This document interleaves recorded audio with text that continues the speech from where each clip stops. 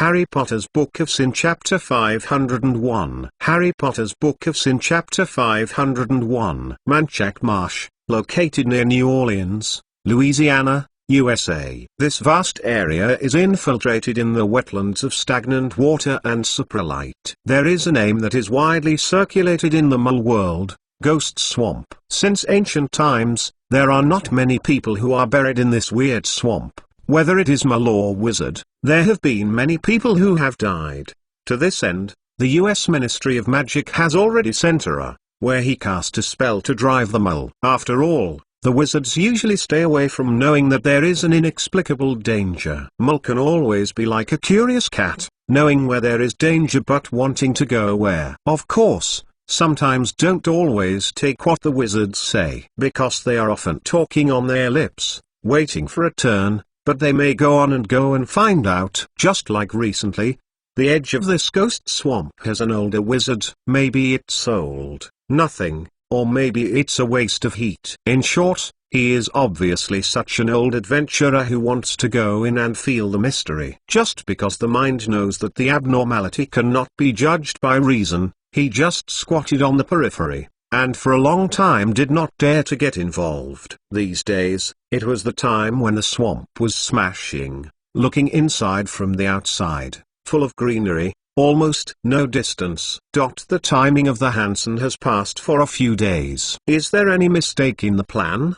The old wizard stood on the edge of the swamp, his eyes staring straight ahead at the suffocating sigh, and the deep, sharp eyes were trying to penetrate through it, going straight to the center of the swamp. This old wizard is not an old adventurer, but the first generation of the Dark Lord, the powerful dark wizard that stirred the entire European magic circle, sky and the earth turning upside down, Mr. Gellert Grindelwald. But now he is not a powerhouse. After losing to his old friend and old rival Dumbledore, his magic power is completely imprisoned by Dumbledore. Even he is imprisoned in the Nurmengard Wizard Prison for more than 50 years. Now, although he left the prison tower, the curse that banned him was automatically lifted. But the magic power can't flow for a long time, and it has lost most of its activity. Even if you can use magic, you only have the ability to burn a fire and make a meal. And this is because of his own innate talent and magic power. For others, now is a squib that magic cannot be used. But his powerful magic can't be used, but his brain is not bad. Like him, a rare male character in the world, the savvy of the mind may be more terrifying than the magic. And looking at Marx, with the strength of not of 1 in 10,000, the brain is still not slow, but still unknowingly in his way. The depth of his wisdom can be seen. This time, his purpose is actually very simple. The long prison life made him understand a lot of things and also knew some mistakes in his past. It's just that he is not repenting for the slaughter and ambition of previous years. He just feels that everything he has done in the past is superfluous and ridiculous. He and Dumbledore, the former best friends, may be somewhat similar in some respects because they all have a firm belief in their pursuit. But among them, more is the opposite idea. When he lost, he rethought after the failure, and even because of his admiration for Dumbledore, he came up with the idea of moving closer to him. But Grindelwald is always Grindelwald, and even if he turns that desire into a desire for a personal magical path, he still walks on his own path. A long time ago, Grindelwald got the residual note of Herpo the Foul and read some information about the swamp. When he knew that he might be able to catch up with Dumbledore's footsteps with the help of the ancient mirror, he chose to leave Nurmengard to pursue Dumbledore's journey with the slightest hesitation. However, the careful planning will also be due to the actual situation of the mutation, which is the irrefutable truth of the world. The original vision did not seem to arrive on time. Just as Grindelwald squinted slightly and had some doubts in his heart, a change that he had been waiting for a long time happened. Just in the depths of the swelled swamp, a slight shock came suddenly, and it was past in a flash. He set foot on the ground. The vibration waved one after another. Every time there was a gap of more than 10 seconds. Beginning. Finally started. Even with the current state of mind of Grindelwald, I can't help but feel happy at the moment. Above his unbelievable heart, with the repeated shocks filled with the waves. There is a growing trend. In fact, if Marx is here, it may be able to sense a strange scene. The surrounding magic power is in a burst of vibration, such as a tsunami, followed by a wave, and the gathering place is more than one place. In this vast swamp in front of Grindelwald, a total of 6 locations are swallowing a lot of magic power. What is even more surprising is that some things that are invisible to the naked eye suddenly popped out of the swamp mire, mixed in the wave of magic power, and swam along in the direction. The little things are like a tiny black smoke, but they seem to be a shackle with a tail. Yes, they are more like some unknown creature than smoke. In normal times, most of them lurk in the swamp underground to choose people, and the change at this moment seems to have spurred them in general. Large swaths gathered in the depths of the swamp. Grindelwald didn't have the ability to sense these strange sights, but he always stayed in place, and did not show a trace of impatience. Herpo's notes are very clear, and I have to wait patiently, but I haven't gotten into the harvest. Just in this moment, there was a faint sound in the depths of the swamp. If the sound seemed to be fleeting, it would not be noticed if you didn't pay attention. With this inconspicuous movement, Grindelwald immediately felt the vibration under his feet became bigger. The astonishing tremor was no longer a burst, but it continued to sway, and Grindelwald quickly held a big tree around him, so that he would not be shaken to the ground. But the shock is coming quickly and going fast. In a twinkling of an eye, I saw 6 light spots in the marshes. They reflected the empty sunlight and turned into 6 arcs together in the middle of the swamp. If you are close, you may be able to see it. It is 6 pieces of mirrors that are as clean as new mirrors. The posture that swells from the sky is like a combination. Almost the moment when the ancient mirror fragments were put together, the small scorpions who had gathered in the depths of the swamp had found the mother, and all of them merged into the misty mirror. The earthquake stopped, and the ancient mirror was also successfully separated from the seal, enough to create a source of disaster for the great disaster, and then reproduce the world. Grindelwald on the edge of the swamp calmly waited in the same place, but did not know when a silver-grey necklace was in the hand, and the black gemstone inlaid on it was a calm atmosphere. Not long after, an invisible ripple swayed from the center of the swamp,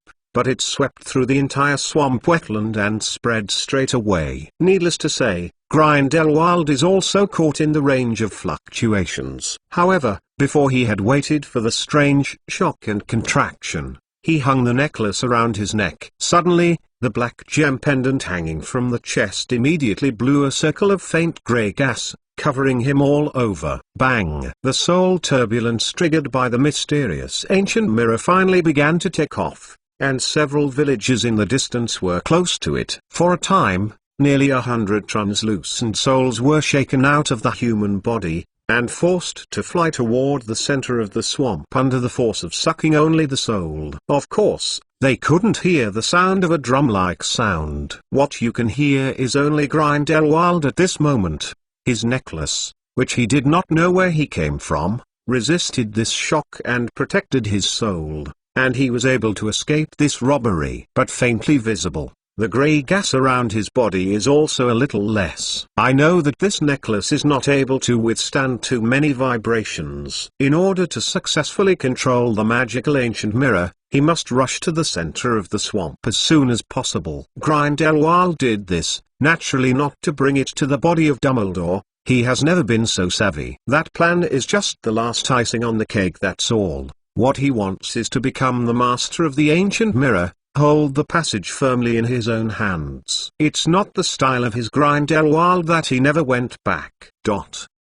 Deep Mountain in Albania, in the Earth Palace stone chamber. Marx stood by and looked at the mirror of Erisd's broken mirror with a thoughtful expression on his face. And his left hand was gently holding Helen, who was fainting past, and placed her on the old blanket. Just now, he took out the mirror of Erisd and then handed the rest to Helen. Although she was still hesitant at the beginning, she soon thought of what it was like, and suddenly made up her mind. I don't know what Grindelwald said to her. Marx only knows that when Helen went to the front of the mirror, it didn't take long for her power to in the body to boil. And just in the mirror, a group of clearly visible black fog is constantly shrinking, tremble, and contract again. In the end, the black mist in the mirror seemed to be blasted, suddenly swelled up, and the mirror was completely blown up. Harry Potter's Book of Sin Chapter 502. Harry Potter's Book of Sin Chapter 502. Marx's time and space journey may change a lot of things in the dark. How can it change?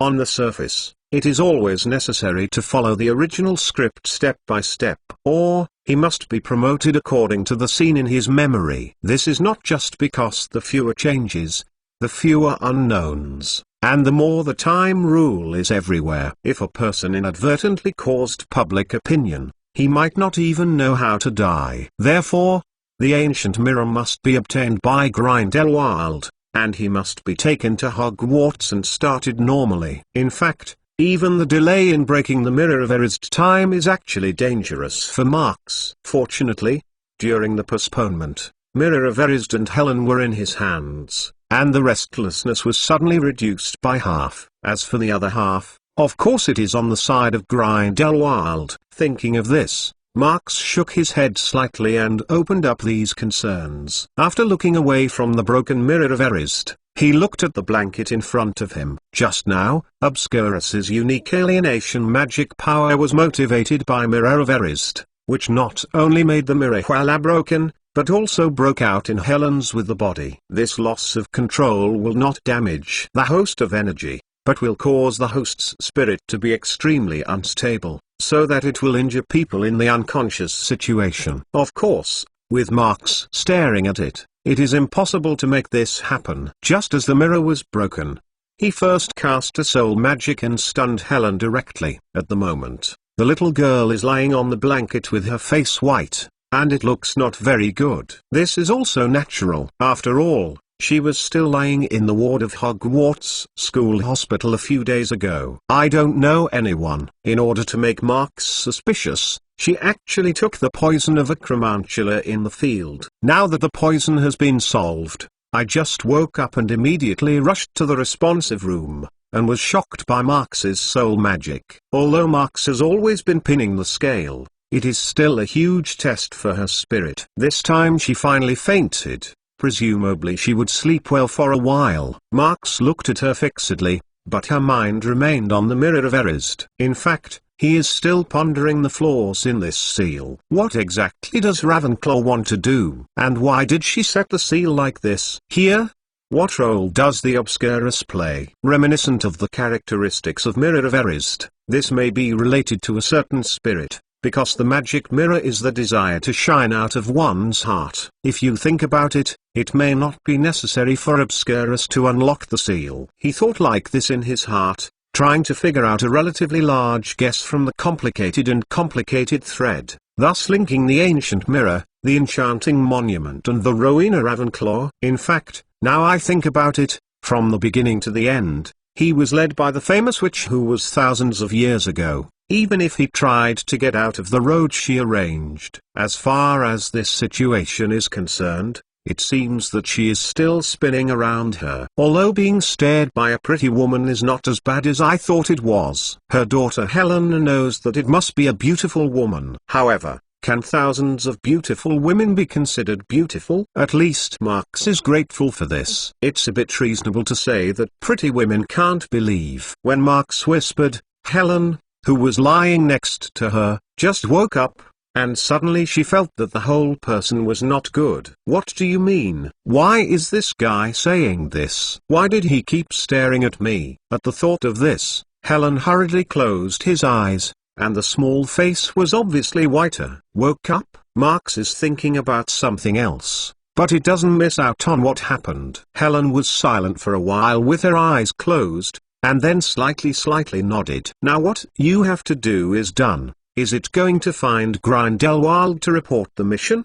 Marx said as he flipped his notes. Do you know where Grindelwald is? Grindelwald? When Marx asked this question, Helen's face showed a clear doubt. Isn't Grindelwald arranging you to get into the Greek refuge? Marx raised his head again and looked at her. Is it a dark wizard called Lenny? See Helen and start the brief remark. He has to shrugged. The whole sequence of events about this female child has nothing to do with the next plan. He is not really urgent to understand. Just because of the normal habit of thinking, he has quickly recalled the words he used to force Joshua to use Veritaserum. For those of Joshua's descriptions, most of the cases in the ward are fake and are memories that have been modified by Snape. But perhaps his views and memories of Helen may be true. Marx looked at Helen and thought about it a bit. In short, wait a few days before you are free. He started talking, but neither Lenny nor Grindelwald will see them in the future. What? Helen suddenly sat up, wondering. It can be seen that she really does not have such a lively performance in Hogwarts, and her expression is not too much. Even so, when she heard Marx say this, she couldn't calm down anymore. Lenny is dead. Just a few days ago, you entered the room of responsibility. Well, it was the room full of gold chamber pots, Marx explained. As for Grindelwald, a few days later. Dead? Old Lenny is dead? How come? He hadn't finished Grindelwald's situation yet. And Helen immediately interrupted him. Really? No, you really don't have to lie. But seeing that the little girl was in chaos, Marx shook his head. I remember that Joshua once said that Helen should be a hate of Lenny. Although he does not know the reason, he can find a lot of sufficient reasons for thinking about it. The means used by the old man to train Obscurus, if you can't make people afraid, can only cause hatred. You don't want to leave that ghost place? Isn't Lenny's death better? Marx asked. No, he can't die. Helen licked his lips and shivered slightly. He can't die. Helen came back and forth to recite this sentence. After a while, she stood up, and the black fog appeared on her body. Obviously, she seems to want to become an Obscurus form. But unfortunately, she can't recover now. Where is the incarnation of black fog? I saw her whole person trembled, and even unable to regain the blanket, even failed to step out. What is he who you are? Seeing Helen so excited, Marx is a bit curious. Could it be said that this Helen and Nani are still not relatives? If it is not a relative, why should she care about Lenny's life and death? Helen fell on the blanket, as if he knew he could do nothing, just shook his head slightly. Chiron. She is like talking to herself, whispering. Then you care about his life and death? The enemy is not going to be like you. Marx calmly turned the note over one page and looked at it. Helen was silent for a while, and this was muttered. He has a human hand. Marx, hearing this, can't help but pick an eyebrow. Hostage? I heard that you were able to control Obscurus before being taken to the monastery. That kind of power, he said. Why don't you save the hostage? But do you help him? I don't know where she is being held. Helen said quietly. He has always been very careful. Marx nodded, thought again. Maybe you can go to the US Magic Congress to ask. After the turmoil in the United States, they will take over the follow-up work. Maybe the person you want to find will be the appear. He spoke and suddenly paused and seemed to think of something else. Well, what is the name you are looking for? At this time, Helen seems to have lost her heart's persistence. The whole person has shown a sorrow. But for Marx's question, she no longer has any concerns. Isra, she is called Isla. Oh, Marx was a glimpse of this. After he described the look of the little girl, Helen's eyes were brightened with some faint haze. Have you seen her? You know where she is? Helen hurriedly asked. What is she who you are? Younger sister?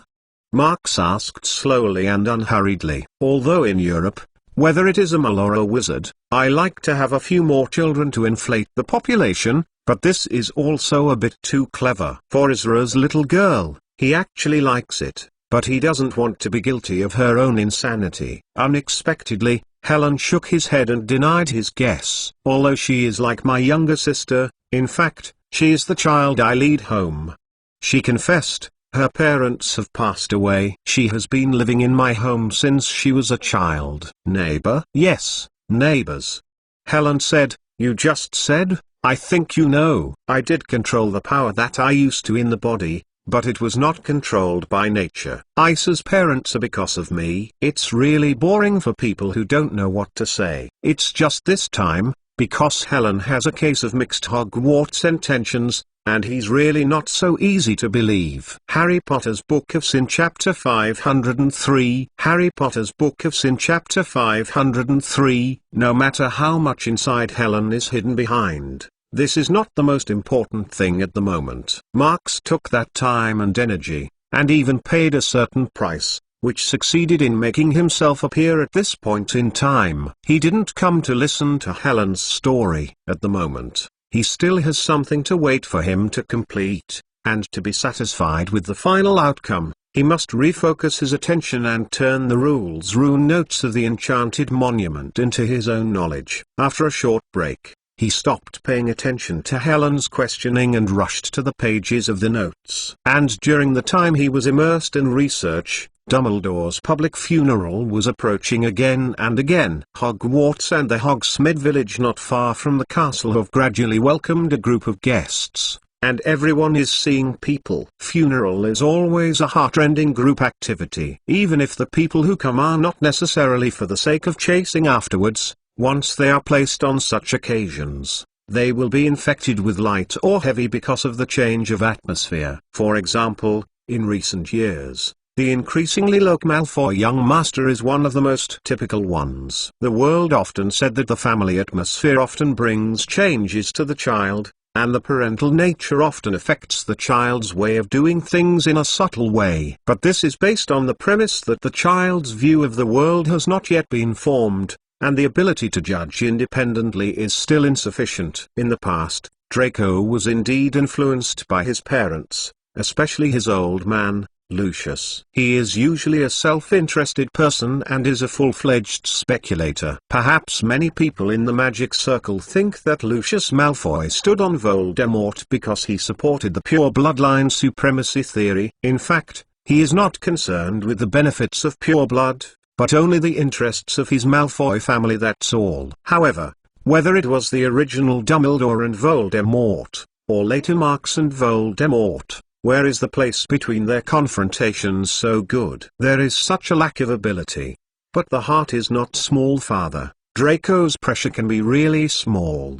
But things like stress can sometimes crush people, and sometimes they can grow. When Voldemort forced Lucius to stand on his side, Malfoy's family had never been peaceful. With the recent fierce battle between Order of the Phoenix and Death Eater, as Voldemort's manpower has been reduced, Lucius has to stand up to the front line of the Order of the Phoenix. Yes, it is true that it is resistance. Voldemort's several defeats to Marx's plan have led to his murderous name, and his original power is not enough. He has been somewhat stretched, and he is not willing to send the Black Deaths easily. After all, if there is no Black Death, he is really afraid to appear in front of Marx. For this reason, Lucius, who was originally a man who has contributed more money, has recently been forced to go to the streets and walk around. Can a character like Lucius, Voldemort, whose mind is not confused, rest assured? So, Draco and his mother Narcissa became a hostage. For example, this Christmas holiday, Draco can see the crazy woman Bellatrix as soon as she returns home. The woman not only consistently characterized the fierceness of the character, but also has a good magic strength. The last time it was almost to use Cruciatus Curse on him. Occasionally, only occasionally, that's all. Occasionally Voldemort will also go to Malfoy's house for a day or two. Voldemort looked handsome, even when he saw him. But Draco is not a fool. Where do you not know this seemingly kind guy? But in fact it is a Dark Lord who kills people without blinking. In this environment, Draco quickly gave the ability to observe the skills to the teacher, and normally became more loque. Of course, he can't go back as much as he can. Not long after Christmas, he picked up his luggage and tried to sneak back to Hogwarts. No, Hogwarts and the McLawn. He better not. It's sorrow to think about it. It's because of his old shackles for a while, so that now his Malfoy family is not human. At school, The students in the other three houses would not give him a good look. At home, Voldemort and Bellatrix made him worry all day. This kind of day is really bad. However, just as he sneaked open his door, he heard a voice suddenly appearing behind him, scaring him to froze. Draco, just after Christmas, the holiday is still growing. Where are you going? Listen to the sound and know that it is the old woman of Bellatrix, Voldemort's most loyal follower. I want to go to Diagon Alley. Look for Mr. Ollivander to check wand. Draco forced himself to calm down and pressed his right hand with the right hand on the box. Since the last time I practiced the spell, it's not always right. Unfortunately, he is now trembled with both hands. No matter which hand pressure is used, it can't be suppressed. Oh, I don't think that's a problem with Cruciatus Curse. Bellatrix is dancing, swaying to Draco's side. Or, in fact, your wand prefers Imperious Curse. The experience of being locked up in Azkaban for a long time makes this crazy witch become more unconventional, and often makes some exaggerated moves. In her own words, this is the dance of the glory of the master, but what to look at is a sign of mental disorder. No, it's not a curse, I think. The curse will be even more wonderful. With their dark wizards together, I understood the words for a long time. With this in mind, Bellatrix seems to feel more comfortable. At least Draco thinks so. Sure enough, the mad woman laughed for a while, and the laughter saw the corpse like a vulture in the wilderness, but with a strange joy in the sharp ears. After Draco had echoed the Bellatrix and smiled for a while, he tightened his suitcase and put a little bit of the so-called smile. That, Miss Black. Can I go now? Draco knew that calling her with Bellatrix's family name would sometimes make her happier, such as when her husband was not present. Wait for me. For a more powerful wand, you can see a more painful expression of others. That feeling must be very sweet. Oh? Bellatrix looked at him up and down with a look that you kid is finally open, and even laughed louder. Yes, ha ha ha. Yes, when we saw the enemy lying in pain at our feet, it was the moment we enjoyed the most. Sweet, really sweet. Waha. Seeing this crazy woman can't stop laughing, Draco secretly looked around and tried to move a step toward the door. The mad woman apparently saw it, but it didn't stop it. It seems that today's escape is hopeful. But who knows, just when he turned and wanted to go, another voice made him stop again, and he didn't dare to move. What happened to Wand? The gentle voice softly said, no better than going to Ollivander. Maybe I can help you, Draco. It is Voldemort. Oh no. Should be. Dark Lord. In an instant, he realized who the owner of the voice was. At the same time, a chill came from the bottom of his soles and slammed his back, and he continued to drill his scalp along the spine. For a time, he couldn't even say the excuses he had prepared. Draco, is it really going to Diagon Alley? Voldemort slowly walked out of the hallway next to the foyer and gently asked, since it is to Diagon Alley, why not use a fireplace? When Draco heard it, his heart suddenly trembled. Yes, why don't he use Floo powder? Even if the line connecting their home to Hogsmead Village has been disconnected, he can go to Diagon Alley first and go there. Now that he is running straight out, isn't it clear that people are suspicious? Draco, who is regretting his own stupidity, will not say a word. Do you want to go back to Hogwarts? Voldemort stepped forward to Draco's body and looked at him calmly. The eyes with hidden black flames stared straight at Draco's eyes. Now it's rare Christmas holiday. You are gone. Your mother will be very sad. Listening to Voldemort's words, Draco slammed his lips and lowered his eyes. His mother Narcissa Malfoy is arrogant normally, but when he is with his son, he is full of love. To be honest, she may not be a qualified mother, but she is still a mother who deeply loves her child. Just a few days ago, when Bellatrix wanted to give Draco a Christmas gift, Narcissa prevented it from happening. Otherwise, a Cruciatus curse goes down. That tastes. I'm afraid Draco can't forget this Christmas this year. Dark Lord, you are right. I don't go anywhere. Draco lowered his head slightly and was dull. However, Voldemort looked at him for a moment, and made Draco's heart lift again. Seeing that the Dark Lord did not speak, he was obviously more flustered, for fear that he would lose this life if he did not pay attention. Just staying at home for a few days, he has witnessed several moments of death. It is already not easy for him to stand here now. No, you can go. Just then, Voldemort suddenly said, "You don't just have to go, but you must also show up at Dumbledore's funeral. Understand?" Harry Potter's Book of Sin Chapter 504. Harry Potter's Book of Sin Chapter 504. After a good start, Draco finally left the house. When he stood on the street, it was greatly relaxed, but after a while it was silently silent. When did you start to make a door feel like a big fight? You know, that's his own door. Draco suddenly felt that since he entered Hogwarts, there has never been a good time. At first, the Potter boy was confronted with him. It was a star of the magic circle. He didn't really be friends with Master Malfoy. Then it was the McClawn. Well, that guy couldn't afford to offend from the beginning, not to mention now. However, at the moment, he is always cautious in his own home, for fear that he will offend the guest if he is not careful. What is this? His Malfoy family is the glory of a pure bloodline. There are also a lot of famous wizards on the ancestors. How can I think that there will be such a grievance now? However,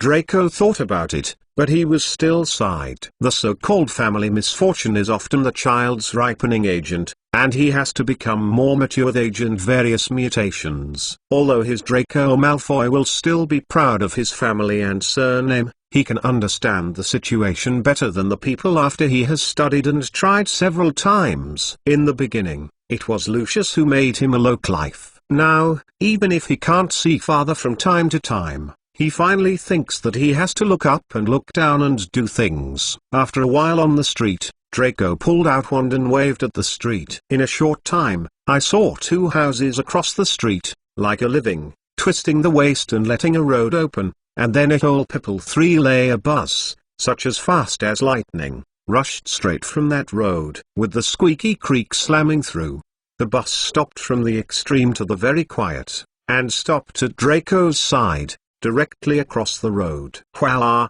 A young ticket seller violently opened the door and leaned against the door, inadvertently reading the lines set by Boss. "Welcome to the night bus. We opened this emergency passenger transport for the troubled male witch. You just need to extend the wand and board the bus." "We will." "Draco, this is the first time I have been sitting on this stuff." He looked at the two cars at random, but he didn't care what the conductor said. Before he finished speaking, he wanted to pull the ticket seller into the car. But when he reached out, he immediately retracted. Yes, the temper of Malfoy little young master has not changed much, but the cruel reality has taught him to think more about his words and deeds. Even if the heart really does not look down on the ticket seller, sometimes, there is no need to care about these people. Fortunately, probably because the lines have been read too many times, the ticket seller's mouth has been trained quite well. A long line of words. He was actually a pause,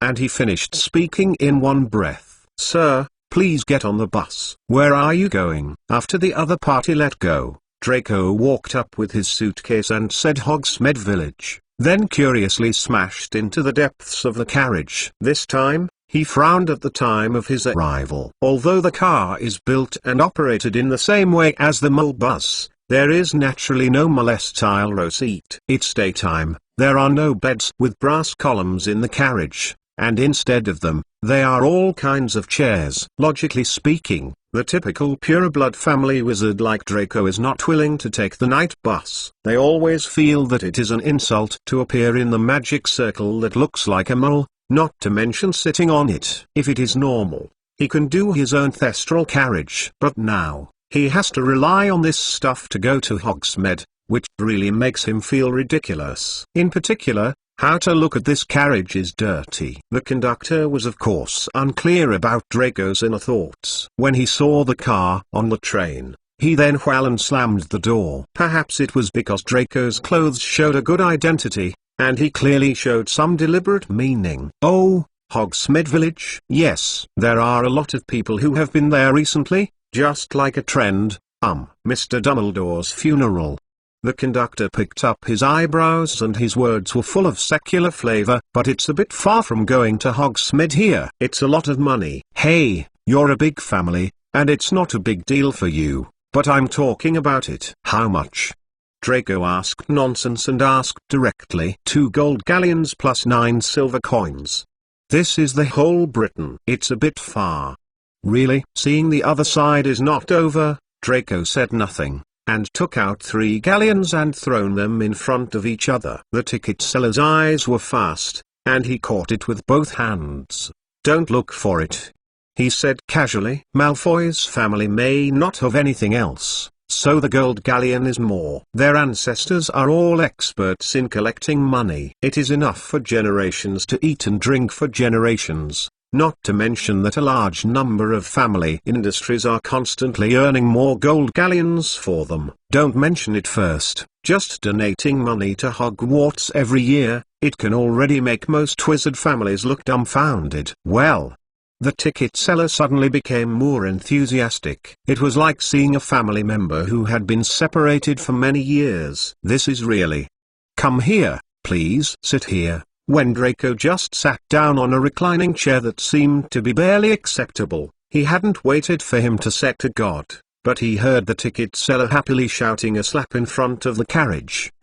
Start the car. The voice did not fall, and as the driver slammed the shift lever, the whole car immediately went out like a wild horse. For a time, there was a good sky and the earth turning upside down in the carriage. Draco felt as if he had been shackled by the back of the chair, and slipped back uncontrollably, and then smashed it into the other chair. But before he could react, the bus was creaked and turned to the left. Peng! Draco was completely unprepared for a while, and in a blink of an eye he was brought to the right side of the carriage with a chair, and a face was tightly attached to the sturdy window glass. Fortunately, there seems to be a magic in the carriage of the night bus, which slammed into it, but did not confuse his handsome face. Damn, it's really curiosity. I won't do this broken car again. Never.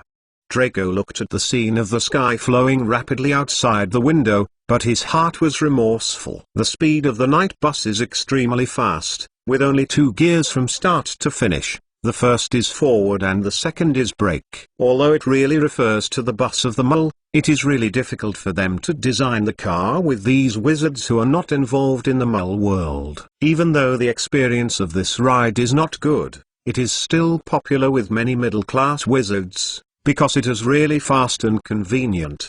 Although it is a bit expensive. Not long after, when the driver pulled the shift lever again, Malfoy swooped out as the bus speed suddenly turned to 0. Soon he heard that the conductor opened the door again, leaning against the door and screaming at his line. How much does it cost to go to Hogsmead? I don't know enough. Before the ticket seller finished the line, another voice rang. Draco listened and felt a little familiar, and when he was worried, he left the anger of his head for a moment, and propped up and looked forward. Is it a big stupid Longbottom?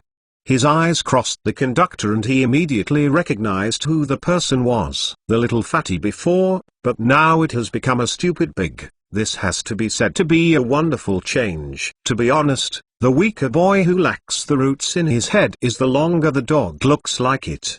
Although it is not as good as half of his Draco Malfoy. From here to Hogsmead, a gold galleon plus 7 silver cans, 1 less will not work. The conductor said loudly, don't look at me like this, this is the price we set for boss, I can't do it. Well, I will look for it again. The two of them had been entangled for a while, and Neville silently moved himself into the car while pouting. Although his Longbottom family was once a big pureblood family, there have been brilliant generations in the past.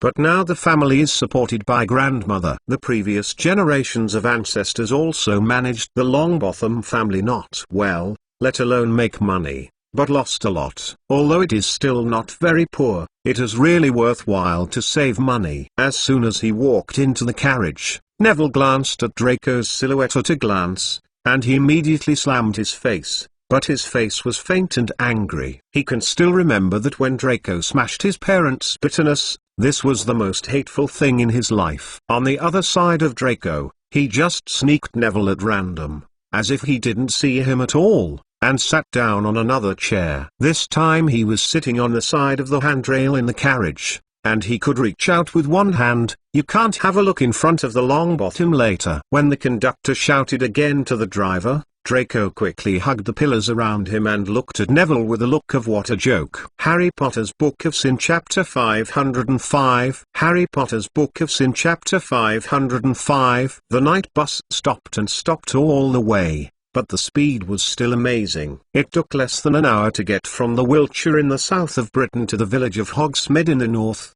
Only when the bus door was just opened, Neville ran out of the inside and twisted, and then managed to hold a big tree by the side of the road. Vomit. I don't know what he had eaten for breakfast today. As he squirmed and squirmed, the ground suddenly appeared a fascinating yellow-white booty. It is also blamed that the Hogsmead Village is located above the mountain range snowline all year round. These pickled cockroaches are conspicuous in the white snow, and even because the temperature is too low, there is a haunt of white fog. It looks like that it is a good scene of steaming. When I saw Draco coming out of behind Neville, I immediately stopped my nose and mouth. Obviously, this snowy scene attracted his own stomach and could not help but sway. Recently, a large number of wizards came from the village of Hogsmead. At this moment, everyone passing by saw it, and they even avoided it. Most people are hiding Neville, but there are a few well-thought-out guys,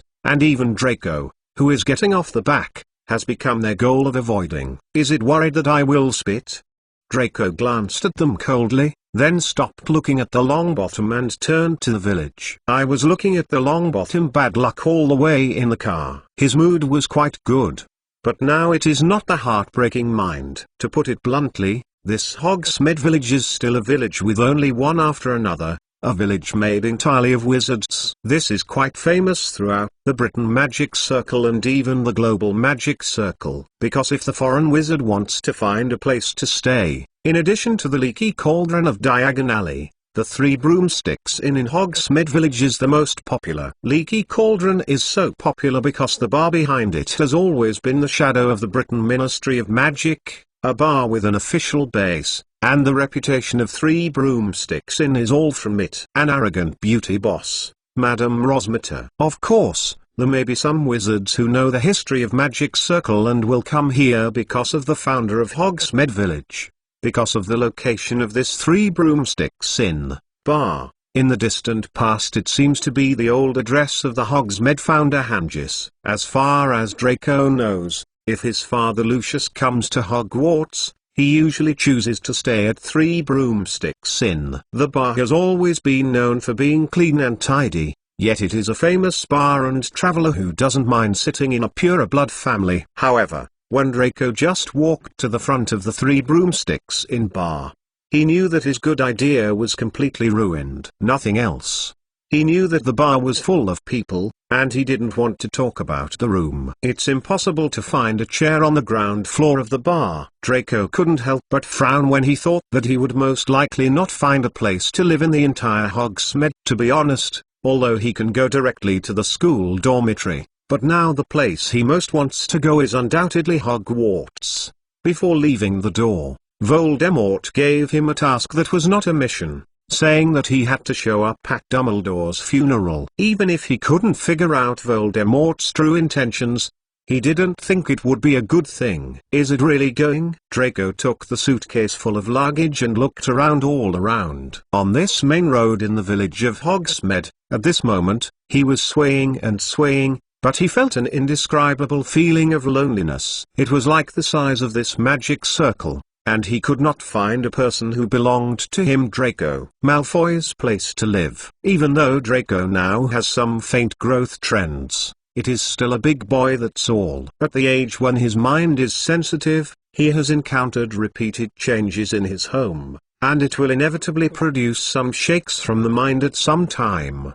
Probably because of the long time in the place, many people around the crowd will look at him. It seems that a teenager is standing in the street and feeling a bit strange. These lines of sight made Draco finally return sobered up, and he raised his left hand and rubbed the neatly tidy golden hair, and spit out a sigh of relief. Perhaps in the end he still had to go to Hogwarts to pay homage. This is for the safety of the family, but also for their own safety. But at least for now, he still doesn't want to go so early. After reorganizing his mood, Draco stepped again and looked up to the other side of the village. He is Draco Malfoy, the sole successor to the Malfoy family. This identity has brought him pride.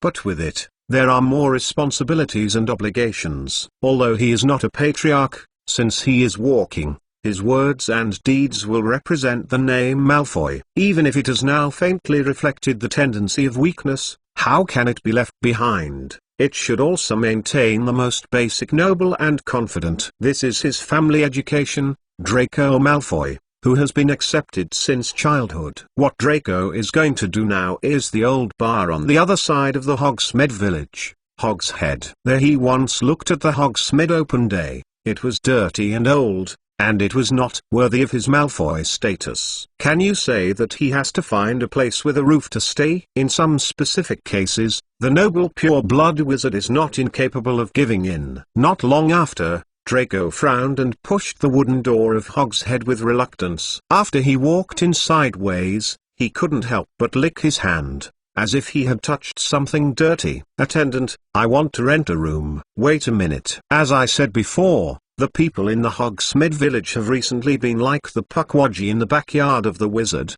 where they can see a large number of people. Even Hogshead, which is very bad in the environment, is now full of people. At the very least, the guests here seem to be a lot less than the 3 broomsticks in bar. Draco came to the bar with a try and crossed the crowd in front of him, shouting at the bar. Although I couldn't see the scene in the bar, he soon heard the response from inside. "How do I hear? Is the waiter at Hogshead not an old man?" "It's both a waiter here and a boss here."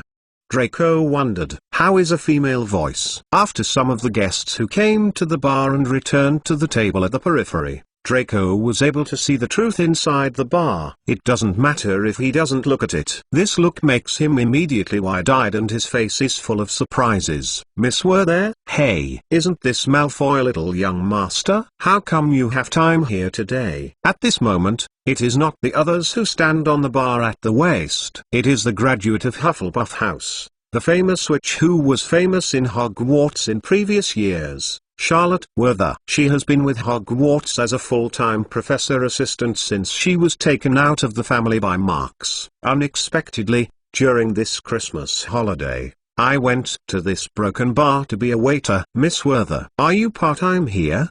Draco asked strangely. Speaking of this, Charlotte may be just a beautiful woman in the middle of a normal young wizard, but a child of a big family like Draco knows a little about it.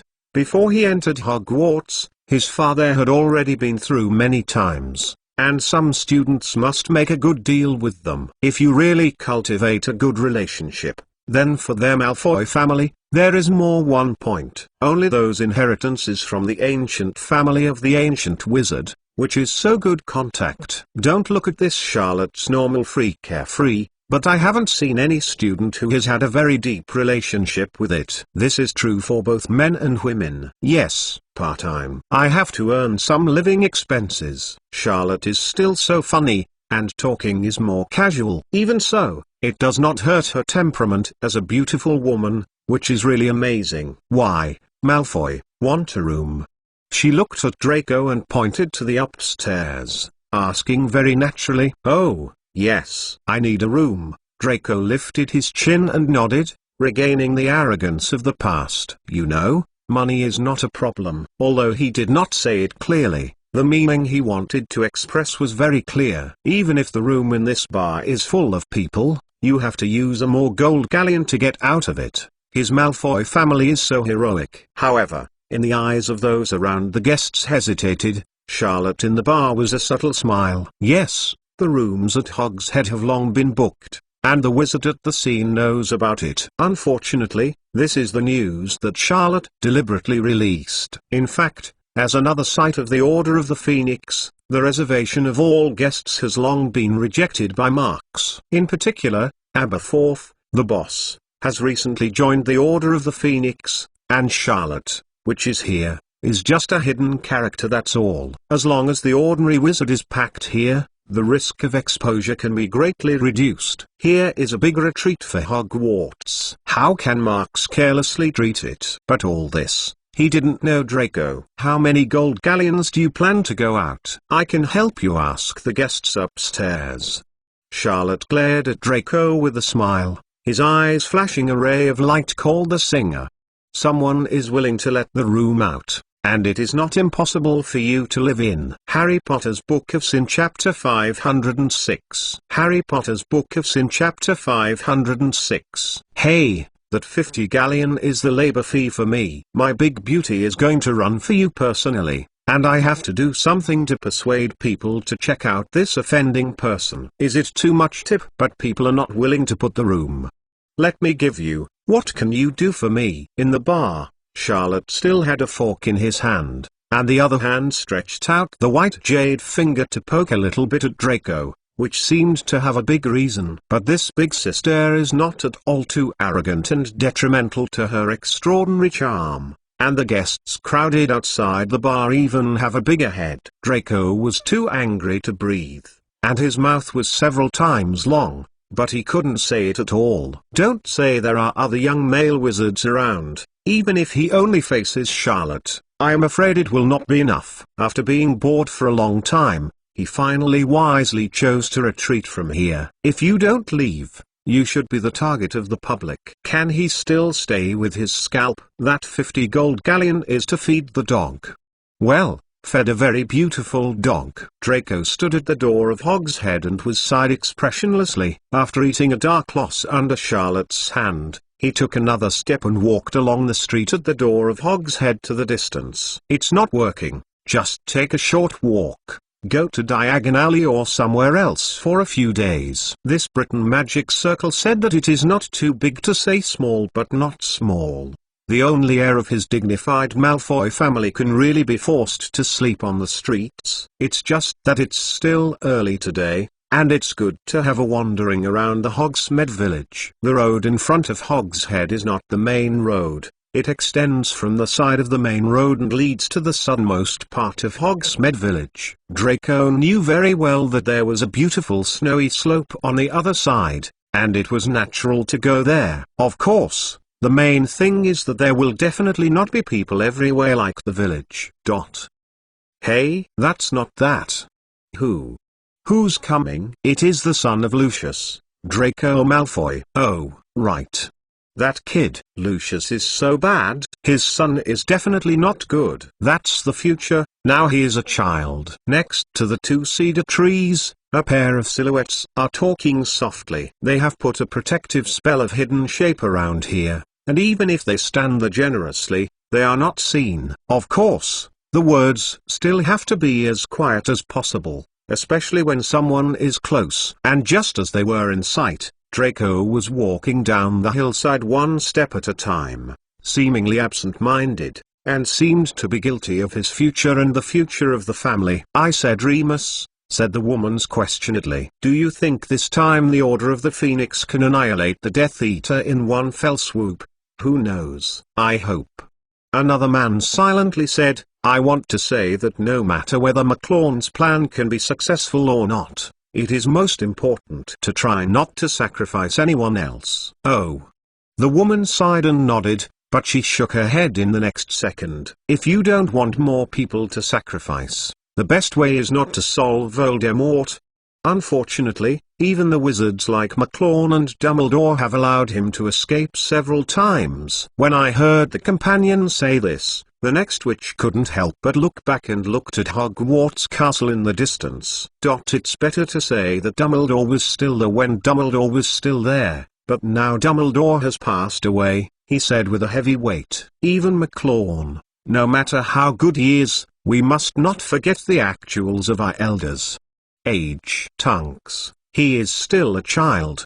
That's right. The man and the woman who are hiding here are the two of Tonks and Lupin. In this operation, they were assigned to stand near the village of Hogsmeade, one to stay in the way to stay, and the other to monitor the wizards who attended the funeral. Their mission can be said to be relatively light, because they don't have to follow the main team of the Order of the Phoenix to face the battle, but their mission can be said to be very heavy, because Hogwarts is mostly the main battlefield against Voldemort. This retreat cannot be lost. More critically, the secret channel in Aberforth's Hogshead may become a secret reinforcement at a particular time. If Hogwarts needs more people to fight, then the remaining combat power of the Order of the Phoenix will enter the castle directly from here as an extremely important backup force. Only no one could have imagined that such a complete plan was completely smashed by a mysterious ancient mirror. "Hey, what are you doing with him?" While the two were silent about the burden of marks,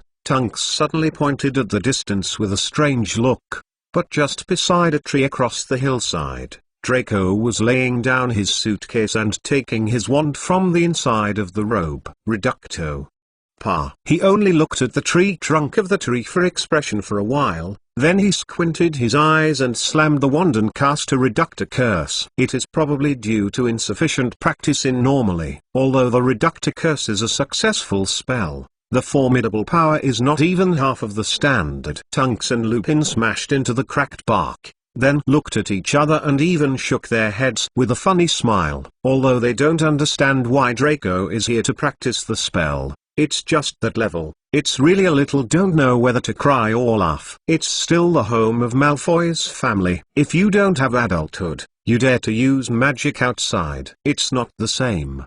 Tunks hooked his mouth and laughed at he. Lupin doesn't know Tunks. It's ironic, but after all he is more calm. He didn't laugh. In the current situation of Ministry of Magic, there is no time to pay attention to this. Lupin looked at Draco, who was still waving wand, and sighed softly. And recently Hogsmead is really too mixed. For individual it is the same for the child to cast a spell here. Since the Ministry of Magic has become the battlefield between the Death Eater and the Order of the Phoenix, the hidden tug-of-war has continued, and both of you have come and gone, and the entire Ministry of Magic has been disturbed. Lupin mentioned these at the moment, and more is still saddened by the chaos of the magic circle. But at this moment, a sigh of anger suddenly brought their thoughts back to reality. Voldemort, return my father to me. Return my home to me.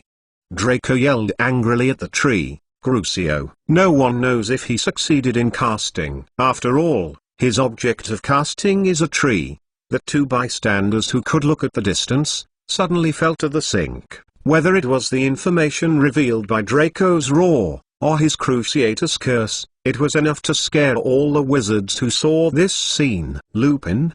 Tunks suddenly turned his head and whispered with a query. Lupin sighed for a moment, but shook his head. I'm staring here. I can't easily shoot it now, or I might have the possibility of alarming Voldemort. He frowned thoughtfully. You tell the Kingsley about the news. Good. You. Be careful, Tunks said, glanced at Draco again, and this disapparition disappeared. Draco certainly didn't know anything about it. He just came here for a walk. But who knows, walking in this deserted little snow forest, the suffocation of the heart is getting more and more prosperous. This is the intention, to put a few magic curses to vent. In fact, although Bellatrix taught him one of the unforgivable curses, Cruciatus curse, no matter who he is, there is a lot of resistance when using these fierce spells. Whether it is because you will find Azkaban once it is discovered, or because of the evil of the spells itself, it will be a rejection. However, just in the last moment, when the hatred of his heart was promoted to the extreme by a Reductor curse, it was used somehow. Draco stared at his hand, and the wand in his hand was still straight and smooth, with a lustrous luster. But he seemed to see something terrible, and the hand holding it began to tremble. Bellatrix used this spell in front of him, afflicting a general staff member of Ministry of Magic. He saw with his own eyes that the wizard was curled up to the ground because of extreme pain. His face was distorted and embarrassed, and his throat was terrifying. I thought again that I had to experience the experience once and for all, and he almost couldn't hold the wand. After a while, he barely calmed down and stabilized his constantly swaying mind. Just the emotion just now, but still lingering in his heart. On the hillside, Lupin's eyes blinked at Draco for a moment, secretly guessing the details of the Malfoy home. This time I got some very useful news. Maybe Kingsley can really get something. This is also a poor child. Suddenly, he seems to be generally sighed with emotion. What the Dark Lord has done has been embarrassed more than once. And what he brought to the entire Britain magic circle is the many deaths. Listening to what Draco said,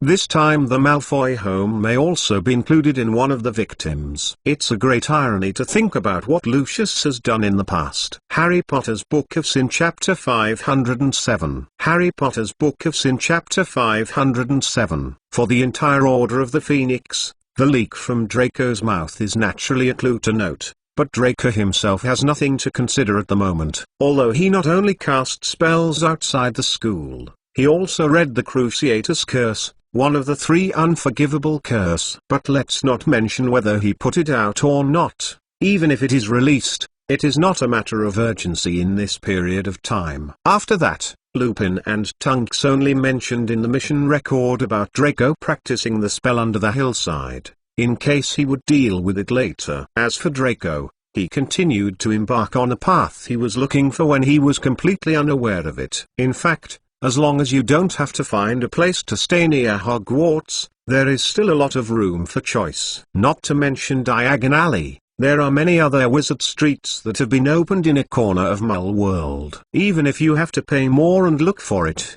you can find it in the wizard store in Muggle World. In this modern magic circle, in addition to some pure bloodline fans, there are actually many ordinary wizards that no longer contradict the existence of Mull. Even some wizards are particularly interested in those Mulls, and it's clear that Hogwarts has a Mull research course. Like Ron's father Arthur, he is the kind of wizard that is particularly interested in the things of Mull. The reason why he is eye-catching because of this is that his pure-blood family is born, that's all. If there is no such thing as a pure-blood traitor, I am afraid there will not be many people who care whether he likes Mull or hate Mull. Hufflepuff's philosophy and actions in the same year and the recruitment of students have gradually formed an unstoppable trend in the centuries of years. Perhaps in the near future, the good view of the Mull and the wizard in harmony will not necessarily be a ridiculous nonsense. Of course, maybe Marx sometimes ponders these seemingly interesting futures, but it's harder for Draco to feel something. This time, after he left the snow slope, he went to find a little unknown wizard alley and spent 2 days in a hostel. During this time, he thought a lot about Voldemort and his family, but the more he thought about him, the less clue he was. Sometimes, strength may not be everything, but it is limited to the premise that the power gap is not big. Now, if Voldemort is compared with Marx, it seems that it is really bad, but it's really hard to think about it. Voldemort is more than a star and a half stronger than in the past. Like his powerful wizard, coupled with his usual temperament, if he wants to erase the entire Malfoy family, I am afraid it will be more no difficulty than he imagined. For this reason, Draco was on his way to Hogwarts, and he licked his lips tightly, not even changing his expression. He now understands the heart of Father Lucius is heart-changing himself. If he is threatened by a murderous great demon, it may be even more unbearable. In the past, he had never been in contact with Voldemort, and he even once worshipped the former Dark Lord. But now, when he was really shrouded in the shadow of Voldemort, he realized how blindly he was when he was young. Whether it is killing or being killed, I am afraid that he is not what Draco Malfoy wants. He could sneak a little in the school, and he was not really convinced when he faced the McClawn. But now he finally understands that it is only because there is no threat of death in the school, and there is no real cruelty. Is it supposed to be? Draco's footsteps were stopped, and there was a struggle on his face. Should you go to McClawn for help? But at this moment, he suddenly felt a hint of coolness rising in the spine, causing him to violently fight a chill. What happened? Draco quickly turned his head back, and his hand immediately reached the wand inside the robe. Who is there? Unfortunately, behind him is just a small street with few people. Although there are several wizards walking on their own, there is nothing suspicious. What happened to it just now? That feeling, It seems that there is a person staring at himself in a cold. Let him have the illusion that the next moment will be swallowed. Although it is already winter, everyone on the road is cold. But Draco has already developed a cold sweat without knowing it. After about 10 minutes, Draco finally arrived at Hogwarts Castle. Today, he got up early. No, he has to say, in fact, he has not slept well in these few days. When he went to the Hogsmead Village, he discovered that today is the public day of the funeral, so there are so many people going to Hogwarts Castle. He is indeed an early batch, but he can walk in the path leading to the school, but still feels a bit crowded. Today Hogwarts prepared a lot of breakfast to entertain a large number of guests who came to the ceremony. So most people went to the auditorium and settled down. If you ask why, this is certainly not as simple as stopping breakfast. Large-scale group activities like today are rare in the entire magic circle. Even those wizards who have nothing to do with Dumbledore will come over and just join in and have a fun. Today is a sad day for people around Dumbledore. For some ordinary wizards, this is still a good time to try to gain somebody's friendship and expand the interpersonal circle. Draco was still sitting on the long table of Slytherin, eating breakfast silently. In fact, he had used the meal before he came, but once he returned to school, his heart suddenly became loose. This school, called Hogwarts, is a place of security for many people, even if it is his Draco. Not long after, Marx also appeared in the auditorium. However, he saw him calmly and from the side gallery, passing the front end of the long table, and then calmly sat down on the teacher's bench. When Marx appeared, Draco suddenly found that many eyes were on the side, and followed. Many of them glanced at him. Maybe someone is watching him just now, but this time the line of sight will be much more obvious. Bathed under these gaze, Draco resisted the uneasiness in his heart and ate breakfast for expressionless. He certainly understands why those people want to see themselves. It is nothing but because of his father Lucius Malfoy. Recently, father was forced to stand on the most fierce front line of the struggle, and several times have been exposed. The well-informed wizard has long been clear. His Draco appeared here today, obviously what Voldemort means. This is both a fact, but it is also a matter that he also wants to know. My heart is naturally bitter. It was at this moment that another line of sight was also directed at Draco. At first he ate himself, but in a short while, the light of his eyes found the owner of the line of sight. When others look at him, he cannot care, but Marx looks at him, but it makes him feel a bit complicated. Subconsciously, Draco stopped the fork in his hand and looked up at the teacher's seat, looking slightly at Marx's eyes. The eyes of both of them were at the touch of a button, and then they each bowed and continued to enjoy the breakfast in front of them. At that time, Marx naturally didn't feel much. He just thought that this might be a signal thrown by Voldemort, either provocative or suggestive, but on Draco's side, he began to shake his heart. He couldn't make up his mind to find Marx, not only because of his pure blood pride in his heart, but also because what is McLawn's reason to help him? Draco? What is the reason to help him? Malfoy family? If the positions of the two sides are easy to live, he will consciously not help a person who has had contradictions. In this case, it is polite to not drop the stone. Draco still remembers that he used the word mudblood to express his contempt for Granger, and even almost smashed McLawn together. As a result, McLawn sent him a full-body curse. What is it? What is McLawn's origin? Draco thought, and looked at Marx, and suddenly fell into a doubt.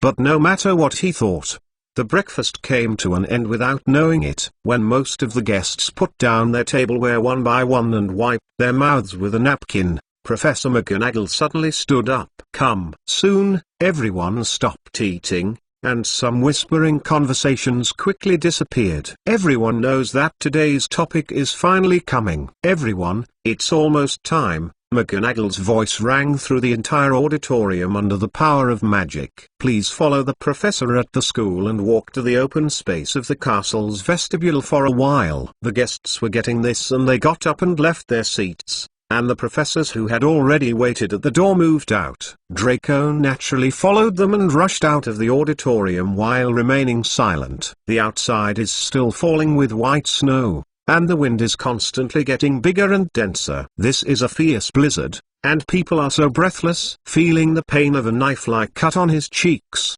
Draco squinted and slammed forward. He had repeatedly considered death before, and he felt the thickness of the name burial ceremony for the first time. Harry Potter's Book of Sin Chapter 508. Harry Potter's Book of Sin Chapter 508. No change. Nothing has changed. Whether it was a funeral in a blizzard or Voldemort's emptiness, there was no change. Even the movements of all guests to withdraw from the castle are exactly the same as those in someone's memory. And Draco, one of those who hurriedly retreated.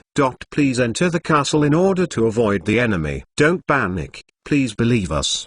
Please believe that Hogwarts can handle. Professor McGonagall just commanded a group of professors to hold up the protective spell, and then quickly turned back to greet those who lost one's head out of fear. Just a few people can really be calm when faced with Voldemort's attack. Draco was squeezed into the crowd and struggled to look back. Over the Hogwarts castle, a semi-transparent magic barrier has emerged, and just outside the barrier, several huge dark marks hang high, indicating a next catastrophe. Voldemort is here. Like everyone else, Draco has only such a single thought head. What is different from others is that his thoughts are more pure. Because who, besides him, has seen Voldemort soon? Draco didn't know what kind of mood he was. He couldn't figure it out. If someone asks him before, he may say that he will be angry, or he may say that he will be afraid. But now, his heart is like a mess, so complicated that he is difficult to interpret himself. It didn't take long for Draco, who was stunned by the crowd, to be squeezed into the castle's gate and into the huge foyer. Please don't stay in the foyer. Everyone goes down. Please go down the stairs. Professor McGonagall is still giving instructions, and most of the guests are out of one's wits. After hearing her words, they seem to have a goal and continue to move. Before that, I was so stunned outside the door. In fact, Draco was already a step slower than many people. At this time, it was only able to squeeze into the last group of people and move forward together. I have to say that the Order of the Wizards is actually good. Although everyone only thought about escaping from the beginning, they could act without the imagination. It didn't take long for Draco to find himself coming to the stairs. The stone pier is out. A clear voice suddenly came from the hall behind him, and Draco stopped his footsteps and looked back. Just then, he saw the amazing scene. I saw the hall all around the towering walls. All the sculptures and armor jumped from their original position, and the heavy hum of the Hong Long Long was heard. Draco could still hear it, and it seemed that the same voice was ringing in the hallway upstairs in the castle. It seems that the statue and armor of the castle are alive. In the middle of the foyer, Professor McGonagall holds the wand, and the whole person is full of energy. Draco could hardly imagine how these spells could be practiced. Hogwarts meets the enemy. You will obey the orders, guard the castle, and defend against the enemy. You will perform the duty and responsibility for the school. With the loud voice of Professor McGonagall, all the knight statues held their hands and swords in their hands, and they were placed on the ground in a uniform manner. Then they turned up the stone swords in their hands and lined up in an orderly manner. At this time, Minerva McGonagall really showed her strength as a Hogwarts headmaster. But she saw her standing in the middle of the Knight Square, like an imposing legion general. But at this moment, there was a loud noise outside the castle. It seemed that something was falling on the ground in the vestibule. Draco even felt a shock at his feet. Professor McGonagall, who stood in the foyer, suddenly became complexion changed, and then the professors who had previously cast spells on the outside of the barriers ran back from the gate. Is Voldemort coming in? Draco heart startled, subconsciously trying to look back. It's too late. Close the castle gate immediately. Professor McGonagall saw that everyone had returned to the hall, and she decisively waved wand. After a series of kaka hinges, the heavy gate Hong Long Long closed. The rest of the knights who have not yet had time to go out, as well as the various stone carvings that are still moving upstairs, are locked in the castle. The professors did not go to the basement. They were attached to the castle and also to the entire campus. For them, here is more than just a place to work, it is more like another home. Most of them have been in Hogwarts for a long time, and even after the death of Professor Binns, they are still teaching. As you can imagine, the charm of Hogwarts is not only for students, but in the minds of most faculty and staff, this is also the most important place. Of course, there are still some people who are not so concerned about Hogwarts. Among all the wizards who are professors of Hogwarts, Slughorn is one of them. Just now, he was also involved in the action of propping up the magic barrier, but when he saw the door closed, he rushed to the stairs. Oh, child, are you a student of Hogwarts? As it should be by rights. Slughorn immediately slammed into Draco, who was still on the stairs. The old man was dressed very brightly today, but the bald hair was still meticulously combed. If he was not known, he might have thought that he was attending a ballroom dance. Ah, hello, sir. Draco raised his chin subconsciously. This is his habitual action. Even if he wants to keep a low profile, he hasn't been able to change it in the past few years. I am Draco Malfoy. You are right, I am a student of Slytherin House. Oh, Malfoy, are you the son of Lucius? Slughorn, eyebrow raised, smiled and nodded. Your father once mentioned you to me. Not bad. Slytherin, good. He was slightly paused, but he was so eloquent. You probably know that most of your Malfoy homes are Slytherin. This is a good house, isn't it? I think you are right, Draco said. First and foremost, mister, please forgive me. I didn't ask you for your identity. I ask you yes. From small to large, Draco accepted the most orthodox pure-blood wizard education, which is naturally lacking in etiquette. It's just the patronage of the parents, but it always makes him a bit arrogant. When he gets along with his peers, he often seems a bit arrogant. Hey, I am Horace Slughorn. I think you must have heard of me. Slughorn's face is thick to the extreme, but in fact he is not arrogant. After all, what he is best at is to run a variety of interpersonal relationships. There are many people who know him. Are you Mr. Slughorn? Draco said with amazement. I really know you. You taught me father that year. Today you are. Oh, you naturally come to the funeral. Slughorn, hearing this, just cleverly laughed. Did not immediately say what he is going to teach in the next school year. Hiding this thing for him is as it should be by rights. After all, Voldemort can be outside now. Who knows if this Hogwarts will have a next school year? If Hogwarts was occupied by Voldemort, he would have to run for the first time. Even if his Slughorn is no longer vain, he doesn't want to work under Voldemort's hands. He knows what it will mean. Well, let's not stand here and talk, let's go first. Slughorn suddenly reached out and grabbed Draco's shoulder, serious and authentic. It's too dangerous for you. Come, I will send you down. There is me. Yes, you have nothing to worry about, aren't you? It is obvious that he wants to sneak into a safe place, avoiding this innocent disaster, but he is said to be helping students. To be honest, this bald old man's face is thick, and it is estimated that no one can compare it under the sun. However, at this moment, everyone in the castle suddenly felt an indescribable sense of coolness, spreading from top to bottom. Draco and Slughorn, as well as a group of professors in the foyer, apparently felt it, and their faces showed a confused look. This feeling is very strange, just like someone has fallen from the top of their head with a cool spring water, so that their originally nervous mind calmed down the time. What's wrong with this? What happened just now?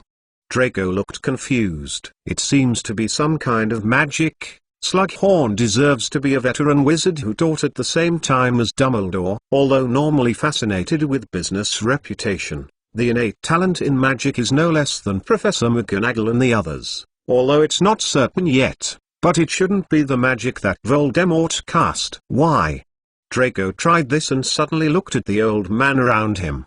Because of the power of magic, I didn't feel cruel and fierce. Yes, there is no negative spirit, Slughorn frowned. That's not the magic type Voldemort is interested in.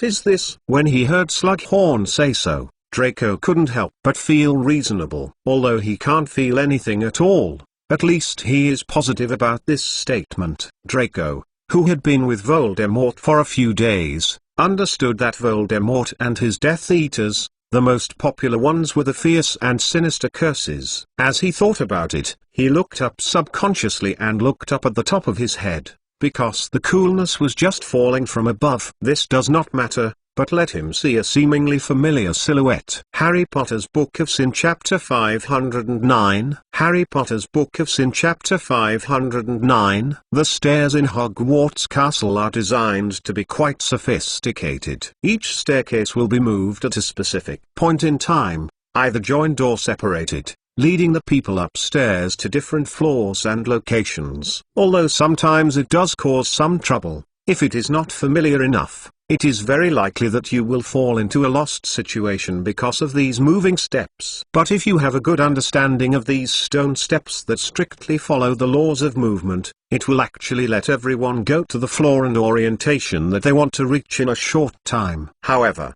it is such a set of interesting stone steps that have caused some trouble to Marks. Because the design of the stairs is moving, in order to give them enough space to change direction and position, the set of stairs that can reach the top of the main fort is basically suspended. For this reason, if you stand up and down, it is very easy to see the people on the stairs. At this moment Marks is standing on a stone step about 3 layer, and the staff in his hand is filled with a faint glow. At the top of his staff, a seemingly vaguely rune is floating up and down, constantly emitting a magic power fluctuation that is invisible to the naked eye. This magic power fluctuation is not the same as the ordinary charm, as if there is a spirit blended into it, with a soft cool. Yes, it is the kind of cool feeling that many people in the castle have felt, like a spring water. The effect of that kind of volatility is still unknown, but it can calm the tension and uneasiness of everyone in this area. But it is already a fact. He still knows about Draco's discovery of himself, because he had seen Draco from the beginning, and even the Slughorn that ran past it was glimpsed. To be honest, this is not a good sign, especially if everyone knows that there is another outside. However, in the current situation, he can't make a better response. Just a few days ago, after a good research experience, he finally understood the initial meaning of the rune with the help of ancient texts, and his final goal of returning to this time is the new rune. Just as the spirit and willpower's magical theory are the way Dumbledore is going, for Marks, matter and rules may be the magic of his own. Any rune can be studied without any difficulty. Therefore, he has only focused on the cooling rule so far, and other rules rune have always been a taste. Only this time, to understand the dilemma of the dead, he finally reached the second rule. In the past, he once did research in front of the Monument of Temptation, and at that time he had discovered traces of the rules of the soul from the evolution of the Black Death. Just a few days ago, part of the secret of the bewildered monument was finally unveiled by him. Although there are still many hidden points that are difficult to tell, no matter what, the interpretation of the rules appearing in the center of the monument has brought him a very big help. Yes, Marks holds the Scroll of Truth, and the Soul rune is naturally also included. He has something that is difficult for others to get from the beginning. So what he wants is not rune, but an empirical method of analyzing and understanding rules. Most of the soul rules are a level 2 rule. The difficulty of parsing is far beyond the cooling rules Marks has mastered. He didn't expect to be able to figure it out in such a short time. In fact, from the time of this retrospective, he planned to use another method to deal with the mysterious ancient mirror. I never thought that the Monument of Confusion that had always only brought him trouble, but sent him a gift in this way,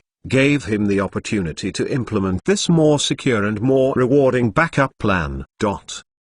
However, a safe plan will inevitably lead to accidents. After all, even if he had sufficient psychological preparation in advance, knowing the difficulty of understanding the rules of the soul is definitely a huge obstacle. After real research, he realized that this thing is beyond his imagination. Even if he has a lot of souls as the basis of magical theory, and the inscription on the monument of incitement is assisted by the side, the result is still a little worse. To put it simply, he is barely able to use it now, but because understanding is still insufficient, it requires not only other magic as an aid, but also not enough to cover the entire Hogwarts castle. In order to stabilize the soul, the effect is not too weak, but also to be able to take care of everyone in the basement, he must stay in the current position, and then move anywhere else, even 1 or 2 steps. If the position is higher, his use spell range will not be enough, but if the position is lower, the other one can stand outside. But in this case, it will inevitably be seen by others, for example, Draco, who has been kneeling on the stairs, and, for example, the bald old man Slughorn, who looked up at Draco's line of sight. Marks subconsciously reached out and licked the hood on the cloak to find out that his body shape and appearance were better when he found that the old fogey was also looking at him. But he himself knows that this long-handled staff in his hand is enough to be recognizable. I knew that Helenskin was brought over. At least it can help me attract attention.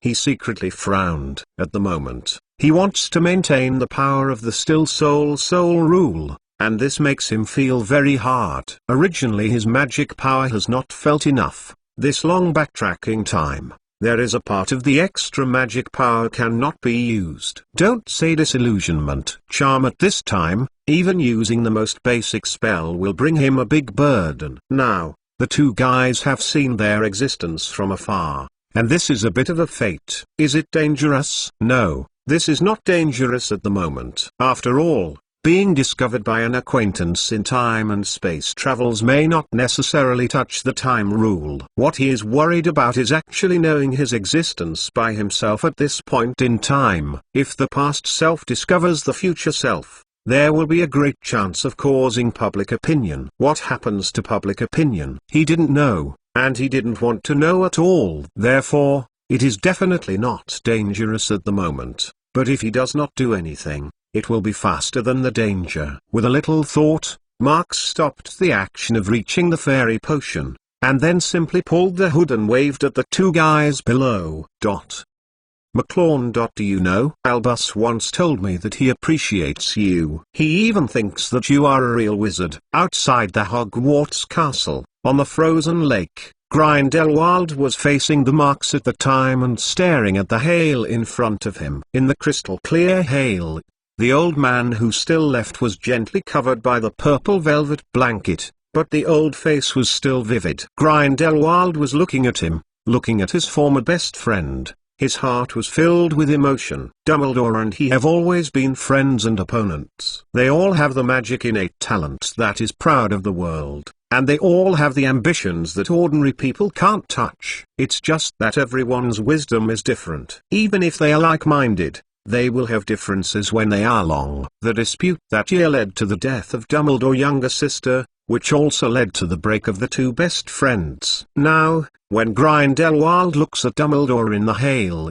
recalling that when they talked about the ancient and modern magic and the whole world together, his old-fashioned heart had rare excitement. That was the excitement that he was about to see his old friend, and he was determined to be able to work with Dumbledore again to touch the excitement of the truth of the world. Grindelwald thought about it and talked freely with Marks behind him. He can feel the faint hostility in Marks's words, and obviously he is not very welcome. Oh, I know, you must be bothered by some of my behavior. Grindelwald at the moment is very relaxed, slightly smiled, whisper, don't care, I can tell you directly, I am from start to finish, just meet Albus and see, that's all. His old friend and opponent have always been optimistic about this boy named Marks McLawn, but he is not sure where it is. Now that he left the Neomenga Tower, he personally felt the talent of this boy, and finally realized that Dumbledore's praise would not be too much. This, however, is more evidence of his current view of Grindelwald. Grindelwald never felt that his past views were completely wrong. He just understood the truth through Dumbledore's victory. In the past, his widowed player was really fine, but he set the standard too low. In addition to geniuses like myself and Dumbledore, other wizards simply don't care about it, let alone the mullered magical creatures. In the past, because his vision was not high enough, he was dragged down by those stupid desires, trying to use power to change world. Now I want to come. It is like a child who is not yet mature is ridiculous. Gelot middle. Grindelwald. Are we not saying that? Why don't you start? Opposite the hail came Voldemort's questioning, cold and fierce. But now how can Grindelwald not hear the anxiety? This is like the one of the year, but not even the self of the year. The ability of a wizard is not limited to combat and life and death, and wisdom is the foundation of the achievement of the wizard. Grindelwald moved a little, and there was a strange smile on the coveted face. Harry Potter's Book of Sin Chapter 510. Harry Potter's Book of Sin Chapter 510. The development outside the castle is continuing along the path in Marx's memory. There will be more than 10 minutes, and the mysterious ancient mirror will reappear in Hogwarts. This scourge is inevitable, at least for Marx. It is inevitable. If this ancient mirror does not appear, it means that everything Marx does is in vain. In vain is not terrifying. Terrifying. The meaning of his long journey back will disappear. Without that mirror,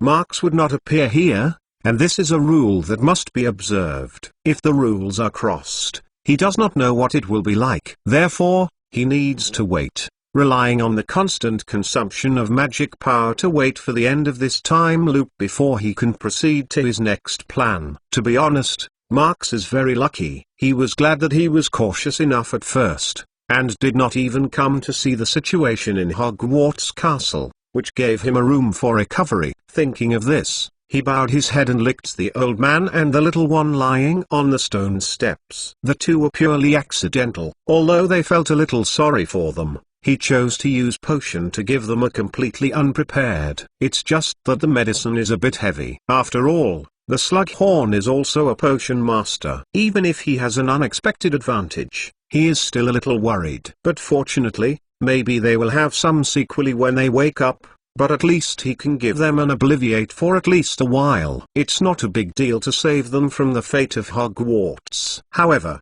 just as Marx intends to sink his heart to stabilize the power of the soul rule, in preparation for the upcoming shocks, a series of gaga screams make him feel a stagnation. The voice just started to sound in the distance, but in the blink of an eye, it suddenly came to his ear. Then, the lingering light in his eyes quickly glimpsed a glimmer of Grey's shadow, and then felt his shoulders sink. Gaga, soul. The breath of the soul rule. Sure enough, your kid. Gaga, you? Question mark.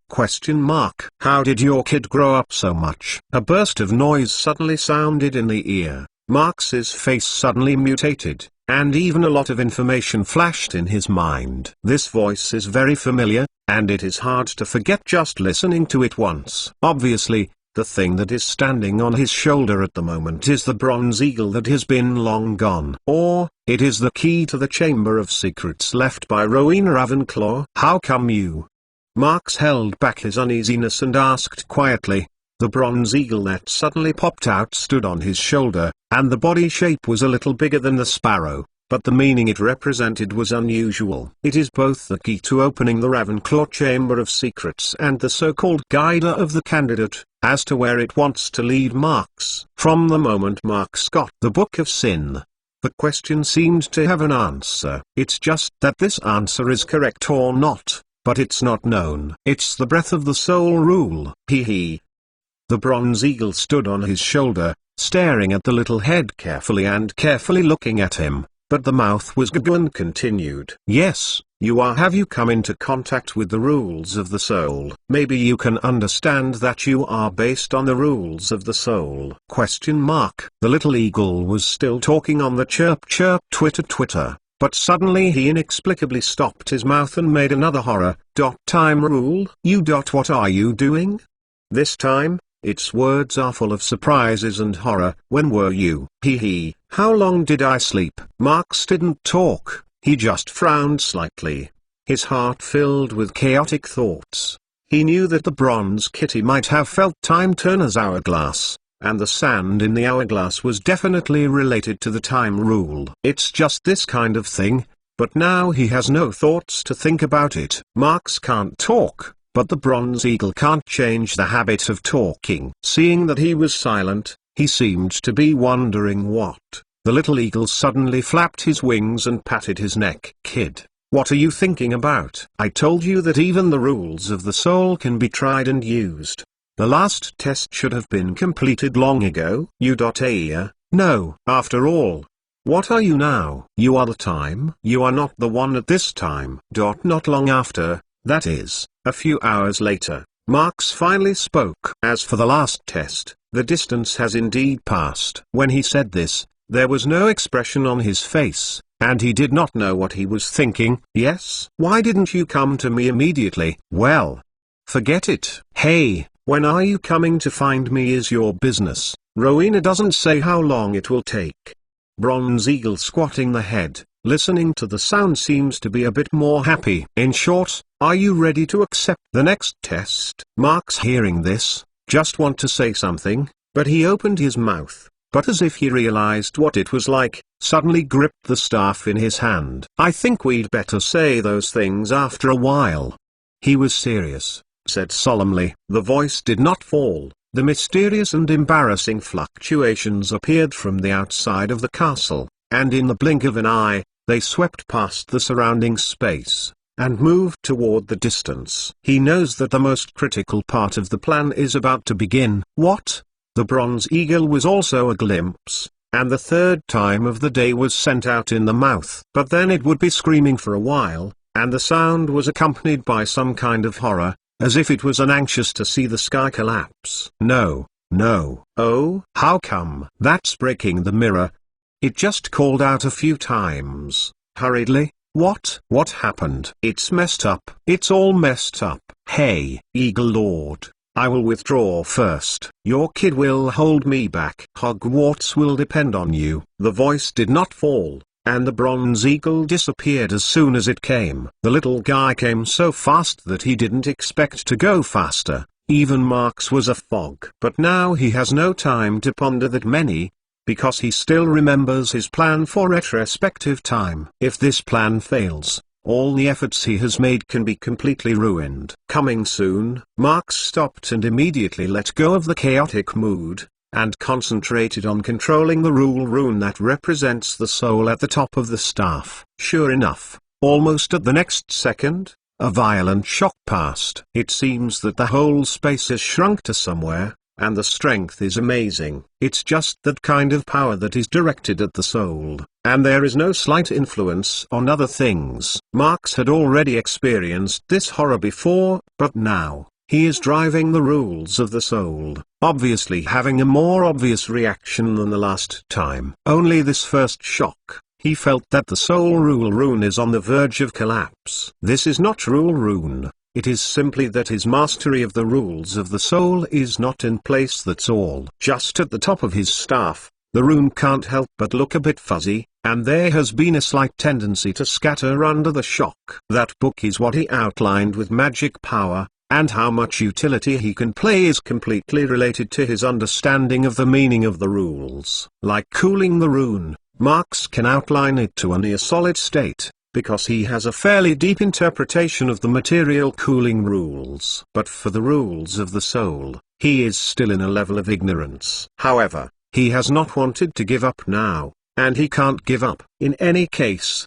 at least this first shock has been resisted by him, and the power of the soul rule has been used by him to stabilize the soul of everyone in the castle, and the results are still there. Before the next shock, Marx didn't hesitate, but gritted his teeth and controlled the magic power again, and the rune at the top of the staff was again depicted. Whether it is a shock, or is it faster to reinforce the soul rune, just look at this hand. Peng. It is not the sound of the soul being shaken out of the body, but the heartbeat of Marx. Just before the second wave of shocks passed, the soul rune was forcibly stabilized by him. Half-time. Although it is barely able to hold it, it must also reinforce rune again and again to prevent it from collapsing in the shock. But he knows that at least until the magic power is exhausted, it should be able to withstand. As long as it can continue, the plan will not fail. And as long as the backtracking time has passed, he can move on to the next step. So, Marx put his left hand into his pocket and quickly pulled out a small gadget shaped like a glass ball, and he slammed it on the steps under his feet. Caca. The glass ball fell on the stone steps and was smashed, and in the glass ball that shattered, there was a lot of translucent apparition, and hurriedly flew away to the south side of the lake. Marx looked at everything in front of him, holding his lips obscures. In his ear, there is still a time-turner ticking sound that keeps ringing. This sound has always been with him since he decided to start the retrospective time, but now it seems to be extraordinarily long. At this moment, Marx stood on the stone steps, and the staff in his hand was completely motionless, just like his body, which was not very strong, but always calm and incomparable. Around his body, the magic ring that is like a secluded blue chain still exists, and the slight rotation is also endless. Kazakh. Ticking, not screaming. Harry Potter's Book of Sin Chapter 511. Harry Potter's Book of Sin Chapter 511. Since Marx's backtracking time, it has always been with him not only the ticking of Time Turner, but also the magic ring that surrounds him. It is because of the existence of this magic ring that he has been able to increase the length of time backtracking. There is still too much unsolved about the spherical rune array that he saw in his future self, but it has inspired him a lot. Although he has not yet understood the time rules with the body, he has made some progress in reducing the damage of the backtracking time. He can stand here now, which is his best proof. Unfortunately, the damage still exists. Even if he has already circulated a ring of magical arrays, he can't let himself complete this trip without any harm. The reason why he coughed a few times from time to time in the past few days was precisely because the long time backtracking still slowly brought his body a weak loss. For this reason, he naturally has more reason to continue to maintain the existence of the magic ring, unless he wants to use his body as a test to study the truth of the loss. Of course, maintaining magic array also requires magic power, and he must keep himself a certain amount of magic power not being used. As a result, he now has no choice but to continue to hold on to the scalp. At the moment, the soul rune is still swaying under the shock, and the fake souls that he prepared in advance with magic imitation have already flowed out from the window of the castle and went straight to the mysterious ancient mirror. Yes, these translucent apparitions are not really souls after all, and they cannot be penetrated through the walls like real souls. Although the plan has gone quite hard, it is good to date that there have been no irreparable omissions. If you have to say something, then only the soul can't wear the wall, which is actually not too eye-catching. But the blizzard at the moment is the biggest cover. Coupled with the horror of the river that was long for the soul, I didn't even look at it so carefully. He just needs to wait a little longer, waiting for the souls to drift to the location of the ancient mirror, and then disappear on their own. Or, after the Marx at the time was deceived by him, everything will come to an end. This kind of waiting is simple to say, but in fact it is definitely a torment. If his remaining magic power is not enough to support the retrospective time, then he will face the choice of whether to remove the magic ring in advance. Undoubtedly, after removing the magic ring, he has more magic power to use. Judging by the current magic power consumption, those magic powers can obviously let him maintain the soul rune for a while. But even if he ignores his own damage for Hogwarts, maybe magic power is enough. Can his body still support the final step of the plan? This world is full of magic. There are a lot of weird things in the world. It is really mysterious and colorful. There is nothing that can make the wizard add magic power. No. Maybe it's actually there, but he hasn't found that soul until now. For this reason, Marx can't help but regret it at the moment, because Dumbledore wanted to give Elder Wand to him. It is said that the wand itself has powerful magic power, which is one of the rare treasures in the world, one of the 3 Deathly Hallows. Even if he doesn't have it, he can take it back and study it. It's just that he regrets, but he doesn't feel that he has done something to miss. The Order of the Phoenix was just in crisis, Voldemort was also secretly peeking, and he had to go out and investigate Winnie. Thus, Dumbledore, who stayed at Hogwarts, obviously needs it more. He just didn't think that Dumbledore would have broken Elder Wand directly, and he also unloaded everything to run the road. Marx understands that Dumbledore must have tried to break all the possibilities of Voldemort robbing Elder Wand. Wand is just a use spell tool. But when the wand arrives at Voldemort, there will be unpredictable changes. As Marx maintains a regular rune, while waiting patiently, time passes slowly. The bad developments in the anticipation did not appear. When Marx found out that the ticking of the ear stopped, he even removed the magic ring that surrounds him. Yes, the last time he used Time Turner, and as in the first 5 hours, Anin waited until everything was over. And this is the key point that determines whether the plan is established. If it is late, his magic power will most likely not reach the end, and if it is early, there will be a great possibility that the person himself will find an abnormality. Soon, another shock and contraction passed again from the outside to the inside, and Marx immediately reinforces the strength of the soul rune. When he finished the reinforcement, he gently swayed the staff and left the rule rune, which represents the soul, in the same place. The next moment, the whole person quickly smashed out.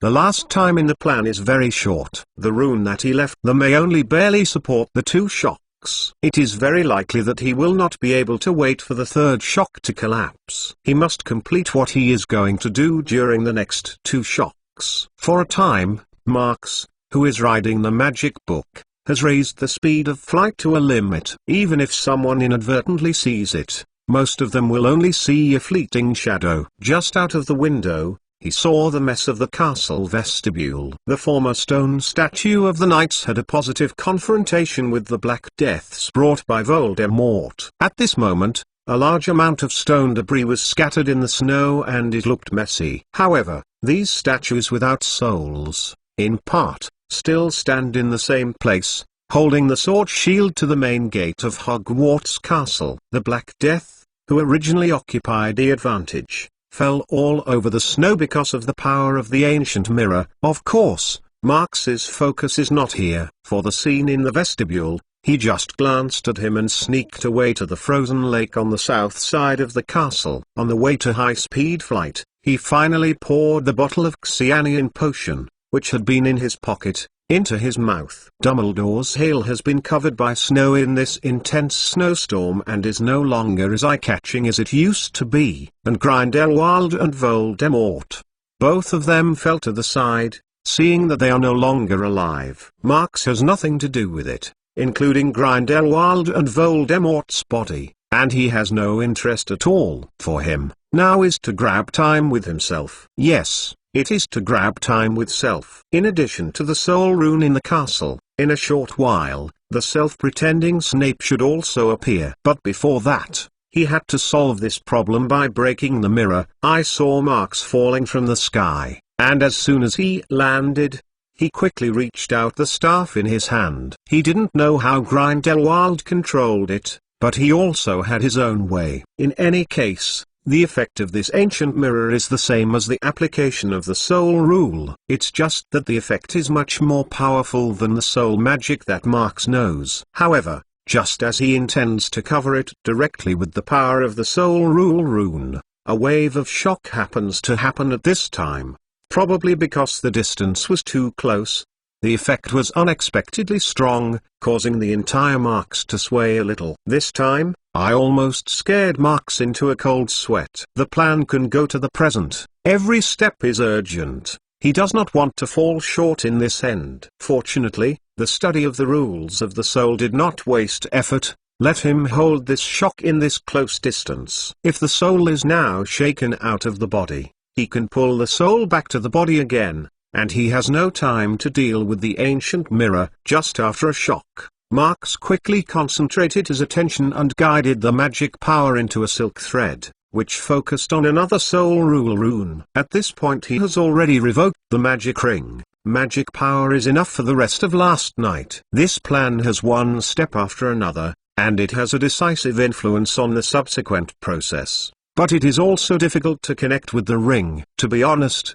Marx's journey of time and space is almost as painful as Merlin's stinky socks. This soul rune is the key to the key. Marx has spent several times more than just the magic power to limit the strange power of this mirror. The magic power wire is still sketching, smashing, and quickly and strictly interlaced among the voids that are not visible to the ordinary person. Not long after, a more stable soul rune in the castle appeared quietly at the top of Marx's staff. Even if the rune has been outlined, Marx still has no sigh of relief. It can be seen through the powerful suction of the soul that this soul rune is indeed effective. But this does not mean that everything can be ended, because this last step has not been completely completed. He glanced quickly at the distance. Although the situation was not visible here because of the school's walls and angles, he can sum up many times for all the time points, knowing that time is almost there. Come on. Marx remains invisible,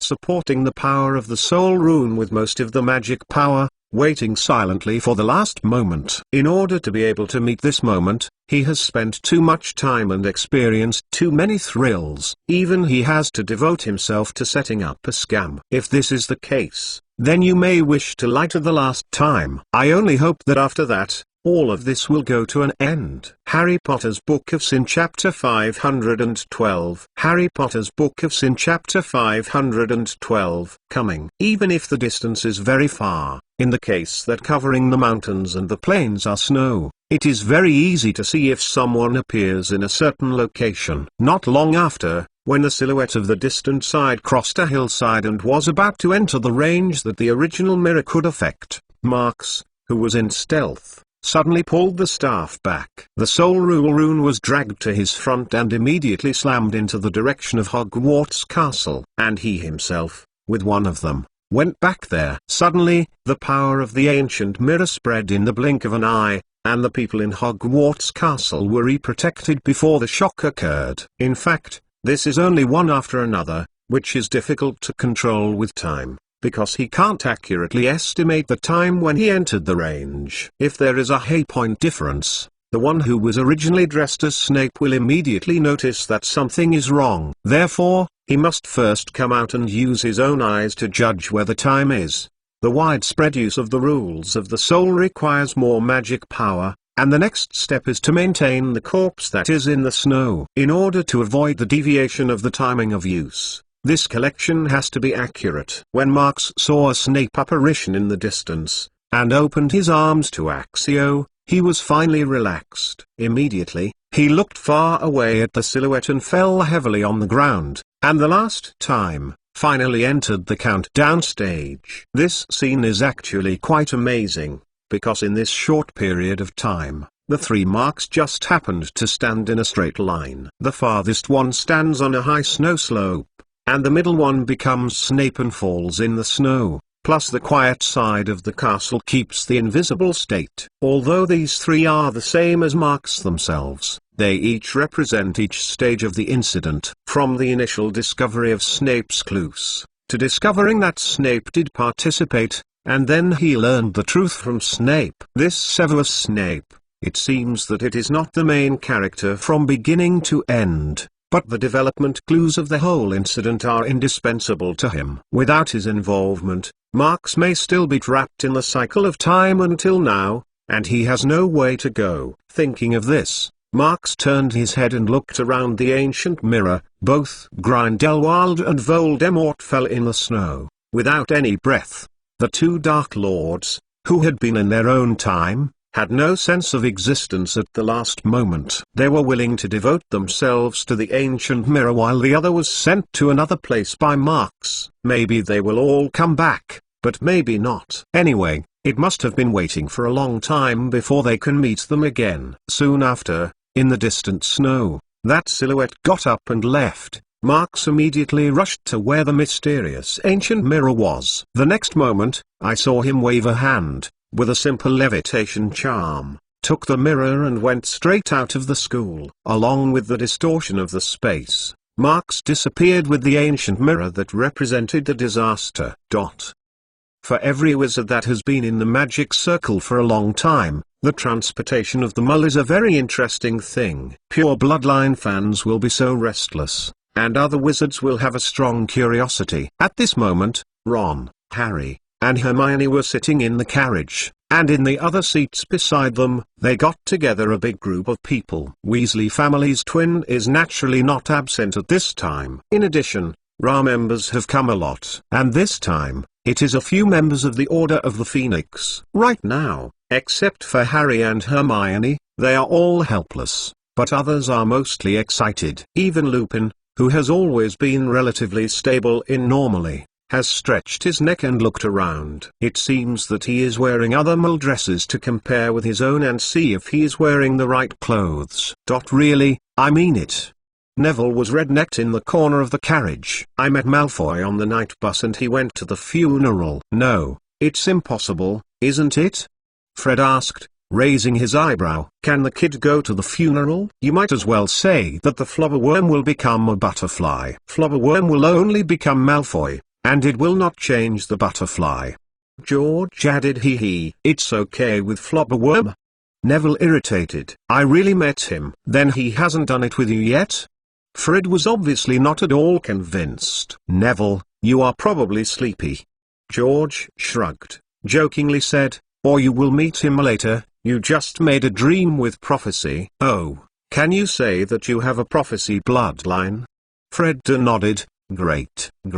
It's always a routine activity for Gryffindor, especially Fred and George, who like to make fun of him. It's just that others know what is right, but the two guys have never had that string in their heads. Neville is obviously not bothered by the two of them, but he has never been good at words, and he has been unable to open his mouth with both of them. Fortunately, it didn't take long before I finally arrived. In the heart of London, everyone was squeezing the car behind the moles. Neville pouted and immediately shrank to Harry's side, leaving the little friends in the middle of him and the twin brother. They all followed a Lupin, who led the way, and boarded the escalator outside the subway station and came outside the station. To say that these people, all dressed in a mole dress, except for Harry and Hermione, other people maybe that Tonks looks more normal. She wore a black lapels jacket with a hole-cut jeans underneath, and the bright purple hair made her look more stylish. However,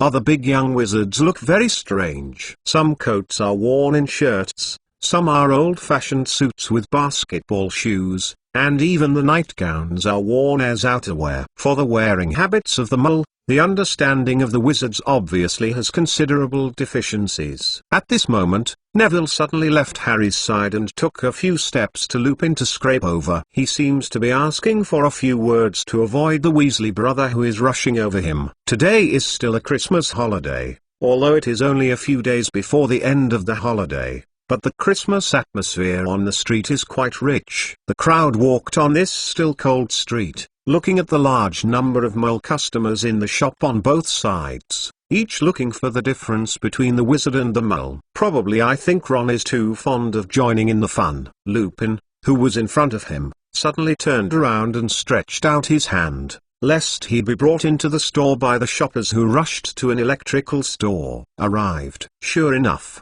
it didn't take long for Lupin to refer to a department store. This is a department store that looks quite historical, and there are still some cracks on the old red brick walls. Because of the relationship with mole-repelling charm, it looks rather deserted than the two stores next to it. And on the threshold of this department store, it is carrying the Tau Tau Go Limited, which is not like the store name of the store. From the outside, you can see that the fake models in the window are mostly lacking in the hands and feet, and the wigs on the head are on one side, each posing an inexplicable styling action on them. The old-fashioned clothing, at least 10 years ago, is also very problematic. Just on the door of this department store, a brand of closed decoration was hung on the door handle, which was full of thick dust. Behind them, is there a mole passing by the roadside, but most people seem to have not noticed this, and go ahead in a hurry. Occasionally, there are one or two people who glance at this side, but then they do not care to take their eyes off. Here, Tonks and Lupin both waved at the first few of them, indicating that they were standing in front of the window. Ready? Everyone is nodded, indicating that they are probably already standing. Tonks shrugged, then turned round and leaned in front of the window and looked inside. There was a fake model that looked quite ugly. "Hello," Tonks said. "Look at Mark's McLawn. The recent weather is really cold," she is speaking, "and the water vapor that is exhaled makes the window glass misty." Then, the dummy in the window seemed to have heard her words, and the head was slightly clicked. Then it lifted his stiff arm and waved a hand inside. "Okay, let's go." Tonks turned back and said, and he pulled Ginny's arm through the glass, as if it had blended into it and disappeared in front of everyone. A few of the friends who had never been here had looked at each other a few times, and this was followed by them, and they ran their heads to the top of the window glass. In a blink of an eye, they found themselves in an unusually crowded waiting room. Here, there are rows of wooden chairs and a large number of male witch divisions. Most of these wizards don't look too normal. They don't have something missing. They just have something more. They are almost the same as the dummy in the window. Is Marx living in this place? Harry couldn't help but think, isn't there anything more in him? Harry Potter's Book of Sin Chapter 513. Harry Potter's Book of Sin Chapter 513. No one expected that the blizzard had been going on for the whole day and stopped the next morning. Today, the thick clouds in the air miraculously moved away, and the sun that had not been seen for a long time sprinkled the earth again, and it was also spilled into the window of the ward. The golden sunshine is especially beautiful indoors. In the light column that penetrates the window, the tiny dust is shining with a little brilliance, which brings a sense of sacredness. Here is the spell damage ward from Street Mungo's Hospital for Magical Maladies and Injuries, just in the 5th layer of the building. The windows in the ward are clear and clean, and people are cleaned every day to maintain the most basic comfort and cleanliness. However, in such a ward that seems to be very enjoyable, there is only one thing missing. That is, the patient. "Miss Lovegood?" Tonks looked around and asked, as the blonde young girl sitting at the window asked strangely, "McLawn. Where did he go?" "Yes, just in the sun and the window." Luna is holding a magic book with keen interest, pleasure reading. Her pale golden hair is bathed in the sun, reflecting the soft luster. Since Marx was sent to Street Mungo's yesterday, she has been here, never leaving. But now she is still here. The Marx of today's protagonist has lost sight of it, and Tonks's expression looks surprised. "Marx?" Luna heard the sound and looked up and glanced at Tonks. But then, as if she could understand what Tonks said, she looked at the bed with her head blank. "Oh. Where is Marx going?" "Hey, Miss Lovegood," Tonks said silently. "I was asking you, didn't you stay with him all the time? Why didn't he know where he was?" "Well."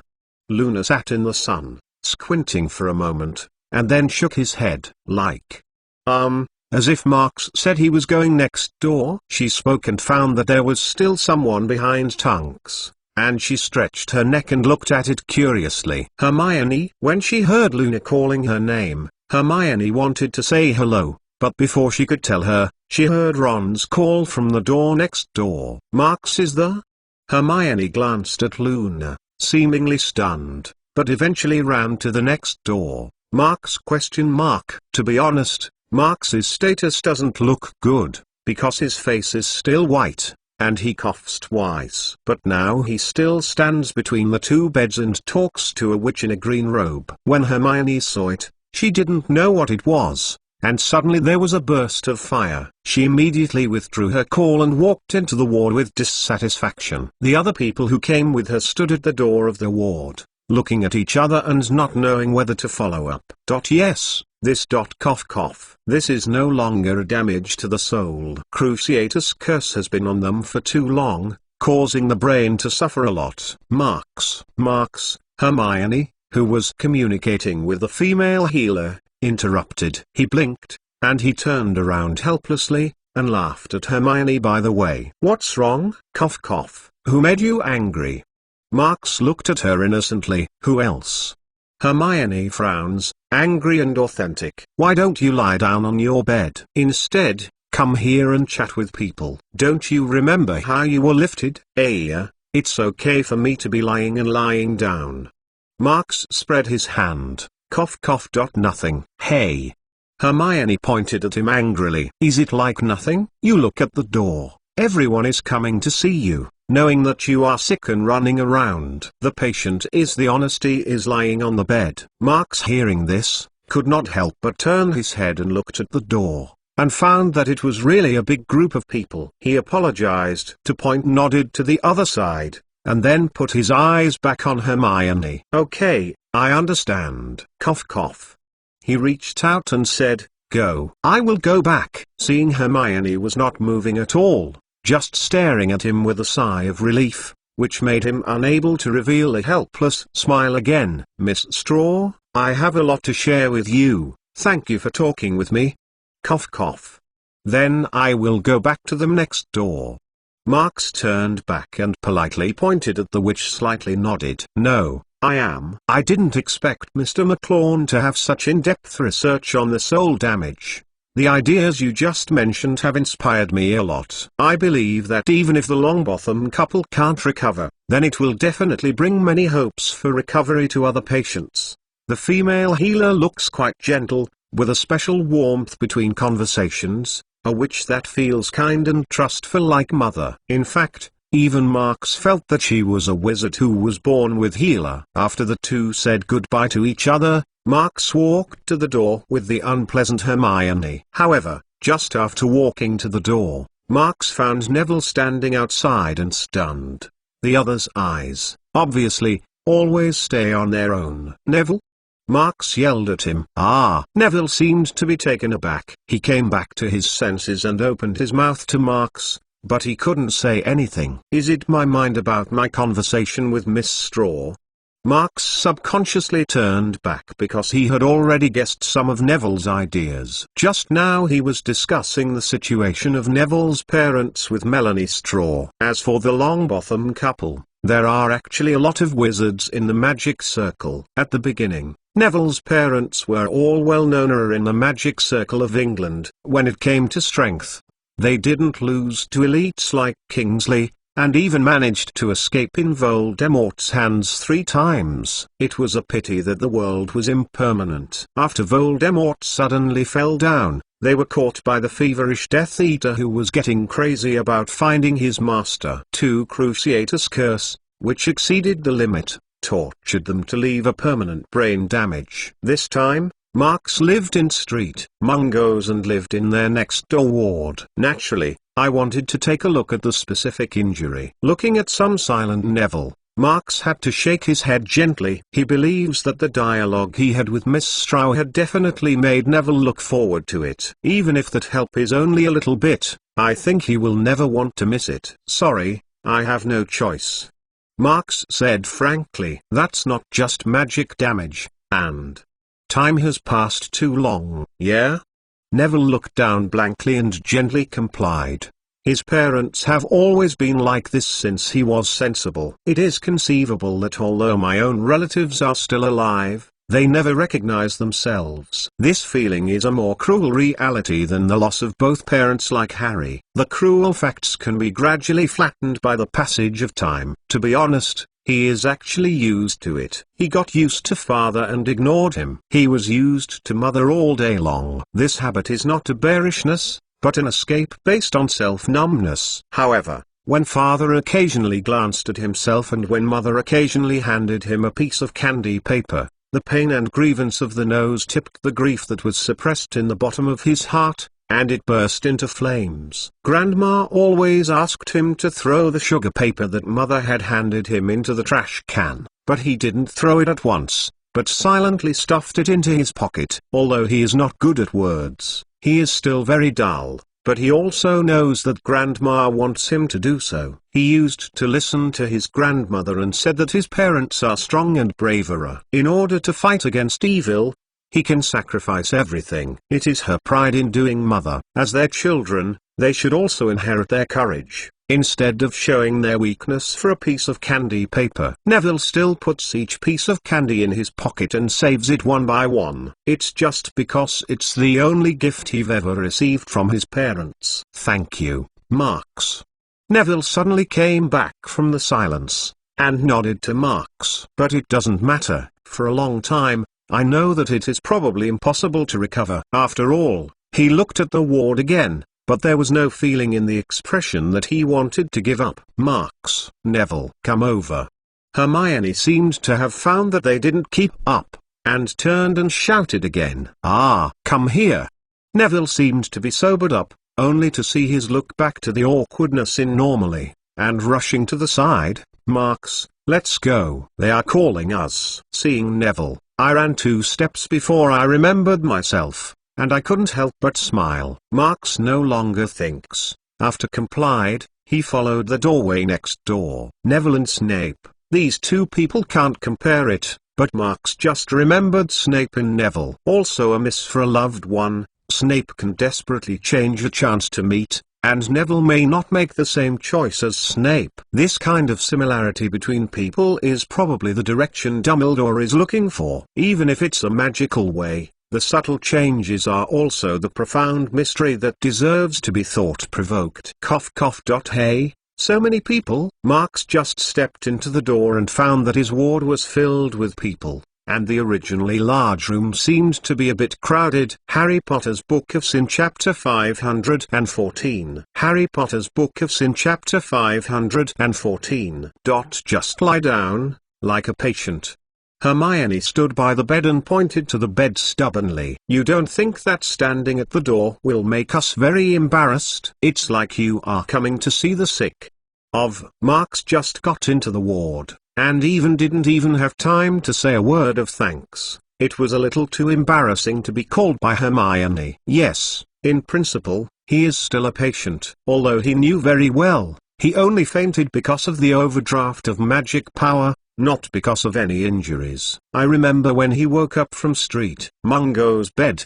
He was once surprised that he was being sent to Street Mungo's hospital for magical maladies and injuries. Because he just fainted. The brain can be no problem. What kind of situation can be all in his mind before fainting? At that time, that is, yesterday, he moved directly to the deep forest of Albania with the ancient mirror deited there. It is naturally appropriate to temporarily place the terrifying item. After that, he used the remaining magic power to lay a rune map in the Earth Palace based on the Soul Rune, and tried to seal the ancient mirror. It was only when he finally began to seal that he realized that this thing was not easily banned. The power of the ancient mirror is very powerful, and the wave of souls after a wave of waves seems to be endless. No matter how strong the seal is, it is impossible to completely seal it. Unfortunately, in order not to take risks, he did not go to the US Ghost Swamp to observe. If you look at it, you might get some inspiration from its original seal. In the end, although he tentatively opened the seal map, how long it can last, but it is not very good to say. It seems that he has to reinforce it again and again before finding the correct and effective means of sealing. Of course,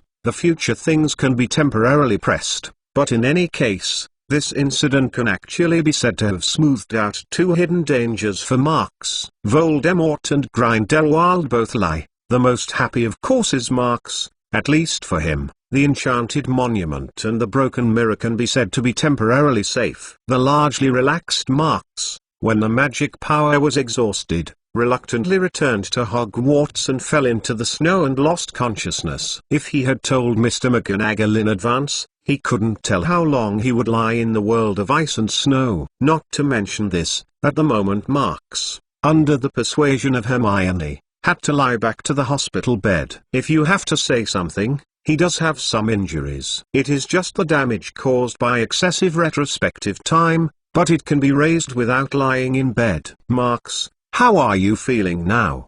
Mrs. Weasley looked no more anxious than Hermione. When Marks was lying down, she asked, although you can run next door, you can't miss you.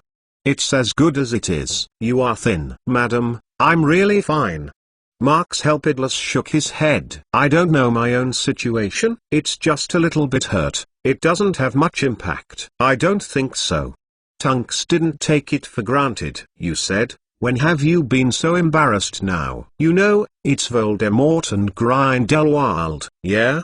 Ron exclaimed exaggeratedly. "The 2 generations of Dark Lord are planted in your hands. If Dumbledore knows, he will be proud of you." Even Lupin couldn't help but sigh. In fact, these words have been privately used many times before Mark's unconscious. At the time, all the wizards in Hogwarts Castle made similar arguments when they came out. Everyone said, "You are Dumbledore of this era."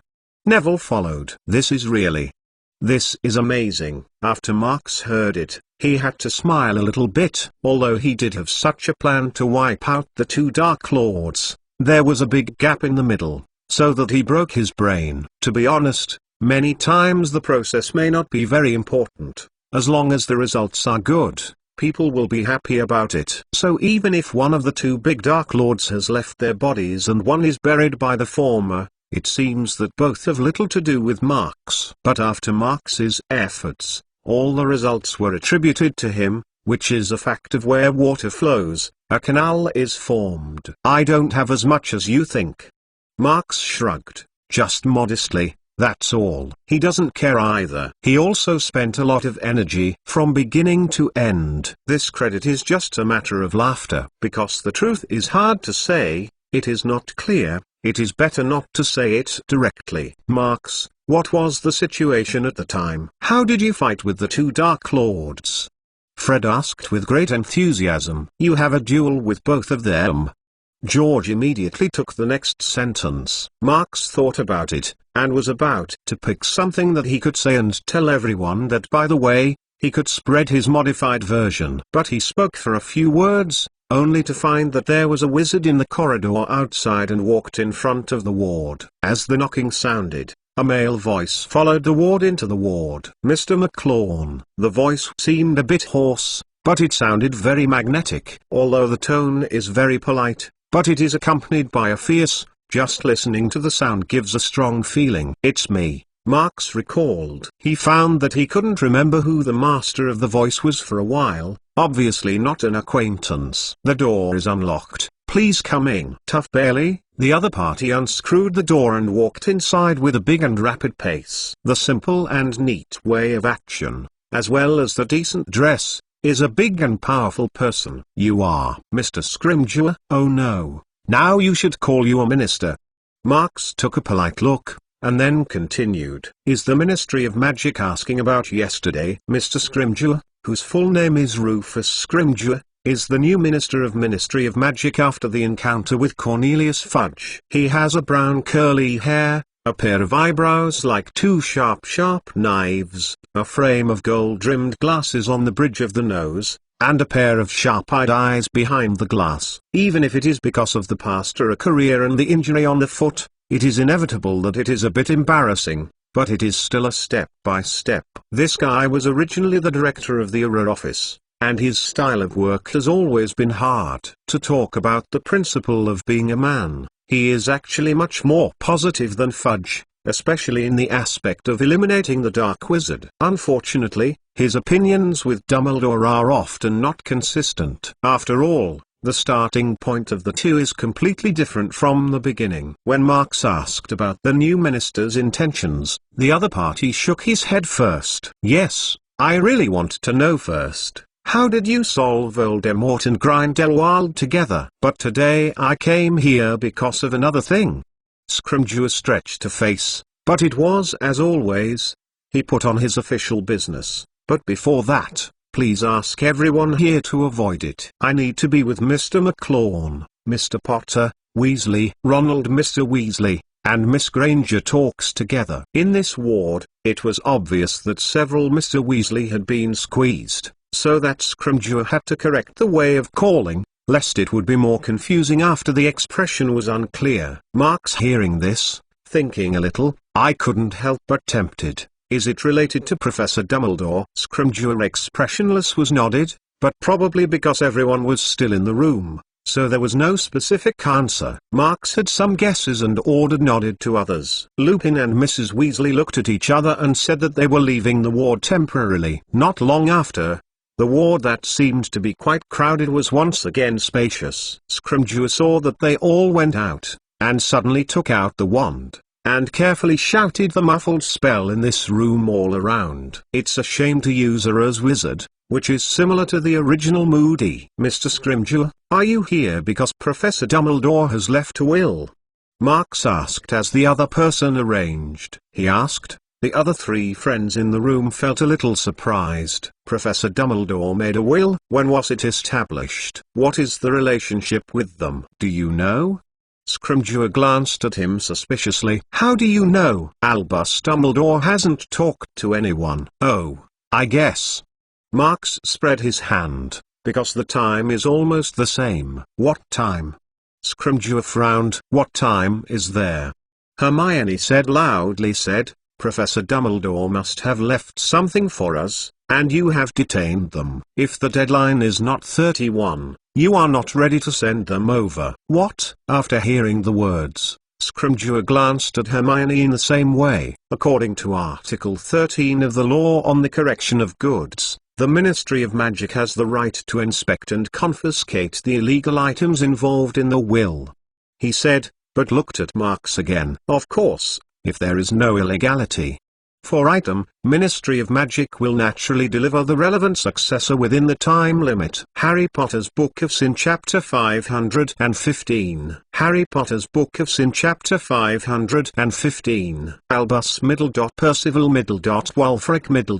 Brian Dumbledore's will. I left the book Griffin from the wilderness to Harry James Potter, hoping that he can find firmness and calmness from the story. Scrimgeour read it here as a parchment. And then he put his hand into the bag of the former testament and took out a book. This dark brown leather cover book doesn't look good. It looks more like a private note than the beautifully bound magic book. Just on the cover of the book, I painted a Gryffindor badge. Harry subconsciously took it to his hand and then carefully looked through it and found that there was nothing unusual. This is a storybook with only a large section of text and graphics. Not what magic he imagined. There are some of the adventures about Godric Gryffindor in this book, Scrimgeour said casually. Obviously, he must have turned it over and checked it several times. Why should the professor send me a book? Harry wondered. I think it's more appropriate to give it to Hermione or Marks than to me. You all like reading, don't you? Seeing him looking at himself, Marks shrugged at him. There is no harm in reading a book, Marks reminded, as he said nothing. Perhaps Professor Dumbledore thinks that you can get something from those stories. Didn't the professor's widow say firm courage? Oh. Harry looked at the nodded face. Scrimgeour obviously lost interest in the book, and when Marks talked a few words, he turned his attention back to the parchment with the will. I left a piece of Dungstone to Hermione Jane Masgranger, hoping it would remind her of the calm and courage of the past. Scrimgeour put his hand into the bag again and then took out a small black ugly lumpy piece. However, this thing is also equipped with a slender silver necklace, which is completely confusing. This is indeed a small piece of cow dung. Even the Scrimgeour of Expressionless can't help but pull their mouth at the moment. The potion division in the ministry is very positive about this. Hermione's hand shrank, but eventually it was taken over. In fact, it was because I had just hosted Dumbledore's funeral before, and now I heard the professor leave something for himself. This made her a bit sore and her eyes red. But when I knew that Dumbledore had left a piece of Dungstone for her, she was so surprised that she even forgot the flow of tears. Why is it a Dungstone? Ron looked at the dark little thing in Hermione's hand. His eyes straightened. How do I feel that I am not expecting anything I will receive? Don't say that. Hermione carefully held the Dungstone and looked strangely. No matter what you receive, this is what Professor Dumbledore has given us. They have real commemorative value. Having said that, she hesitated to look at Marks and lifted the Dungstone in her hand to indicate it. What do you think? What does this mean? Hermione asked hesitantly. The Dungstone can be used for emergency detoxification and has a good alleviation effect on many types of toxins. Marks spread his hand. However, although this is indeed a very practical gift, I think you are best. Think about what the professor left to you in the will. Leave me the words. Hermione thought, thinking hesitantly. the calmness and courage of the past. What does it have to do with the dung stone? I don't know too. Ah, what did you think of? Harry was curious. Scrimgeour smelled and put his attention on Hermione, as if to see what secret Dumbledore had hidden in the will. No, actually, I am not sure whether it is. Hermione said, the left and right sides of the stone in the hand. Remember the year when we first entered school? We stopped the suspect who stole Philosopher's Stone. In the last room, I dropped a fake Philosopher's Stone from Quirrell, and it fell on the ground and was shattered. She looked at the dung stone and could not help but speculated. You said, will that stone be the stone? If that's the case, it's really worth your commemoration. Ron stunned. The professor must have wanted me to remember that failure. Hermione said with annoyance. I almost messed up that time. If it weren't for me, Voldemort would have thought that he was taking fake Philosopher's Stone. It's not like that, Marx said with a smile. Professor has always been superb, and he has considered a lot of things that time. But your courage in a crisis has made the professor miscalculated. This thing is left for you. I must want to tell you that your courage has exceeded his expectations. Yes? But what's the use? Hermione lost a little. It's not a bad thing. There is no plan to make a plan, even if it is the plan of Professor Dumbledore. Marx explained, courage may help you at a critical moment, no matter what time. If I tell now you, the piece you knocked down from Quirrell at the time was actually Philosopher's Stone, would you still think so? Is that piece really true? Hermione said with amazement. Is it because it looks like it's broken? Is it a professor's curse? No, I'm just an example, Marx said, but his expression was a bit ambiguous. Who knows what the truth is? Cough cough. Scrimgeour coughed and interrupted a few of their endless conversations. There is the last item. Oh, sorry, I have kept you waiting. Marx nodded. Please continue. Scrimgeour was dryly nodded dry, then bowed down and read the passages that I had read before. I will leave Ash to Ronald Villiers, Mr. Weasley, hoping that he will get the confidence and happiness that belongs to him, and occasionally think of me. Ron took a small bottle from Scrimgeour, about one thumb. The bottle is transparent and can be seen directly inside with some delicate grey dust. Like Hermione's dung stone, this small bottle is also wearing a silver chain, which is obvious to allow him to hang around his neck. Well. What? Ron shook the vial, and the ash inside it tilted a little, but did not show any reaction. Marx? He also cast a look at Marx. Don't look at me, I can't guess anything. Marx looked at the small bottle and shook his head. In short, you should collect it first. I don't think the professor will give anything that is useless. All. Ron helpless took his head. When Scrimgeour saw it, it seemed that he couldn't get any clues. He raised the parchment in his hand and gently licked it so that he could read the last paragraph. I will. Just started. He paused subconsciously, and his face was inexplicably a strange spectacle. Well, I will share a box of more than a lot of beans to Marx McLawn. Before I hand it over to the Ministry of Magic, I might taste one. I really hope that I can have a delicious multi-flavored bean before I leave this world. After all, Scrimgeour pulled out a candy box and stuffed it directly into Marx's hand. This inexplicable will led to a good look at Hermione and the others. BB more delicious beans? Marx took a look at his hand and found that the box had apparently been opened. It seems that, as stated in the will, Dumbledore tasted one before he handed it out, which was not just in name only, but also in reality. What is the strange thing that the professor left us? Is it strange? Ron blinked and didn't know what to say. Marx, this is what the professor left for you. Can you think of it? Scrimgeour asked in an unusual and straightforward way. Who knows? Marx' indifferent expression authentic, I think. Probably Professor Dumbledore suddenly wanted to eat this more than the beans when writing this will. I remember the professor once mentioned that he would eat in his life. After 2 times of multi-flavored beans, one is vomiting. The other is astringent. I think you can understand his mood. Is it? Scrimgeour shook his head and his mouth was pumping. Well, since that is the case, I mean, the announcement of the will ends here. About the specific situation of yesterday, Later I will send someone to ask you and record it. I have other jobs. I will be lost first. Mr. Scrimgeour, please go slowly. Marks nodded him, indicating that he knew. When Scrimgeour got up and walked to the door, he took another step on the way and then came back again. Oh, yes. Mr. McLawn, I hope that you will recover soon. After leaving such a sentence, he opened the door and left the star in the eyes of everyone outside the door. Marks, this is more than a multi-flavored bean. Is that what you said?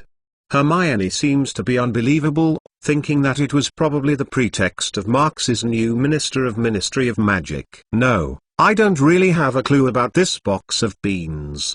Marks shook his head, but then pointed to the small bottle in Ron's hand. But about the bottle of ashes, I have some guesses. Ron, don't you mind showing me? As Marks said, he poured out a multi-flavored bean and threw it into his mouth.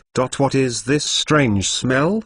He frowned. Speaking, I am really curious how the professor knows that he is eating the ear odor. Harry Potter's Book of Sin Chapter 516. Harry Potter's Book of Sin Chapter 516. Marks carried the silver chain on the small bottle and hanged it in front of his eyes. At such a close distance, he can clearly feel that the ashes in the bottle are emitting a soft but intense magic power fluctuation, which is a force derived from flame and life. This should be the ashes left by Phoenix when it was reborn, he thought, as if he had confirmed it, and nodded gently. And it is a natural reborn, quite rare material. Listening to Marks, everyone around the bed feels a little dazed. For the magical creature, which is extremely rare for individuals, the research of the wizards is not a lot. In addition, every time the natural regeneration of Phoenix is quite long. This kind of ash is rare in rare. What is the use? Ron's simple and straightforward question,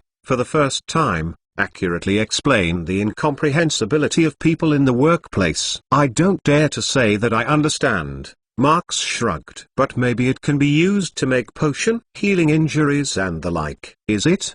Ron heard, just hesitating a little, and he said refreshingly, it's better to give it to you. Can you try it? No, although I am glad you can say that, but I think it's okay. Marks shook his head decisively. It's just a little bit too little, not even enough to do research. Oh. That's okay. Ron reached for it and simply hung it on his neck. If that's the case, then I still wear it. The professor gave it a silver chain. It should be that I want to wear it. On it. After that, everyone in the ward followed the topic of Dumbledore's widow and talked for a while. After a while, the content of their conversation gradually turned to the Order of the Phoenix. Lupin, who first mentioned the Order of the Phoenix, was probably because of Voldemort's death, and they were no longer worried about the children present. For the same reason, he first raised the question about the future direction of the Order of the Phoenix. From the beginning, this secret organization was planned and built by Dumbledore to resist Voldemort and the Death Eaters under his hand. But just yesterday, Voldemort first died in Hogwarts, and not long after, the two elite wizard teams, which were set by Kingsley and Aberforth, respectively, traced directly to Voldemort's nest. Since Voldemort needed to attack Hogwarts, he took most of his combat power together, so the two teams of Order of the Phoenix had a great harvest this time. Perhaps a few days later, Azkaban will usher in a long-lost excitement. Therefore, the Order of the Phoenix, which has all the goals on Voldemort and his party, seems to be able to take advantage of this momentum. Only. Marks, is Voldemort really dead this time? Lupin asked hesitantly. Voldemort certainly didn't die, or that he didn't die through. The guy's Horcrux was held almost entirely in Marks's hand, and each of them contained a soul fragment. As long as Horcrux is not completely destroyed, in theory, Voldemort can resurrect indefinitely. If you follow Hawks's original plan, destroying Horcrux and killing Voldemort is the only way to stop the trouble. But now, the power of the enchanting monument huddles over one of Voldemort's souls. as he calms and wakes up together. If Voldemort really died, those unpredictable forces would bring terrifying disasters to Europe. And even to the whole world. Marx is only initially exposed to the rules of the soul, but does not grasp the monument of confusion for the generation of the Black Death. He has a certain understanding, but the fundamental problem is still in the inexplicable energy. Compared to the soul of a creature, that power is like a skeleton, and he has not figured out a solution. Now, he still relies on Voldemort himself to resist that power. As long as he does not die, the power from the monument of temptation will not be fully awakened, which seems to be the only way to deal with it at present. However, shouldn't these things be revealed? Marx leaned on the soft pillow, meditated for a moment, then shook his head. Among them, Guan Yu is closely linked to the ring, saying that one must say the second, or even if it is squatting, there is no way to explain transparency. But if you say it all, it will be a bit shocking. Do you want to tell them? In fact, Voldemort is nothing at all. If you kill the guy, will you find a more powerful enemy? Not to mention that Marx still clearly remembers that it was mentioned in the Book of Sin, saying that it will be followed by a second and a third after a while. Even if he is strong anymore, I am afraid we'll fall into the situation of taking care of the end. I think Voldemort will still be resurrected, he cautiously said. Maybe it will take another 10 years, maybe even longer. Who knows? Marx's words made the original relaxed atmosphere suddenly become a lot more dignified. But believe me, that's no big deal. He waved his hand and motioned to relax, as everyone's strengths determine how many blocks he can take, and each person's weakness determines how far he can go. Voldemort always thinks that his weakness lies in death, so he managed to turn himself into that ghost. But his weaknesses have not been concealed, but instead become more conspicuous, aren't they? Do you know how to kill him completely? Tunks asked quickly. No, I don't have an answer for the time being. Marx shook his head. I only know that if he is resurrected, it will be a day after a long time. What should I do? Harry squinted. When he returns again, will he have to mess everything up? Even someone will die. What else can I do?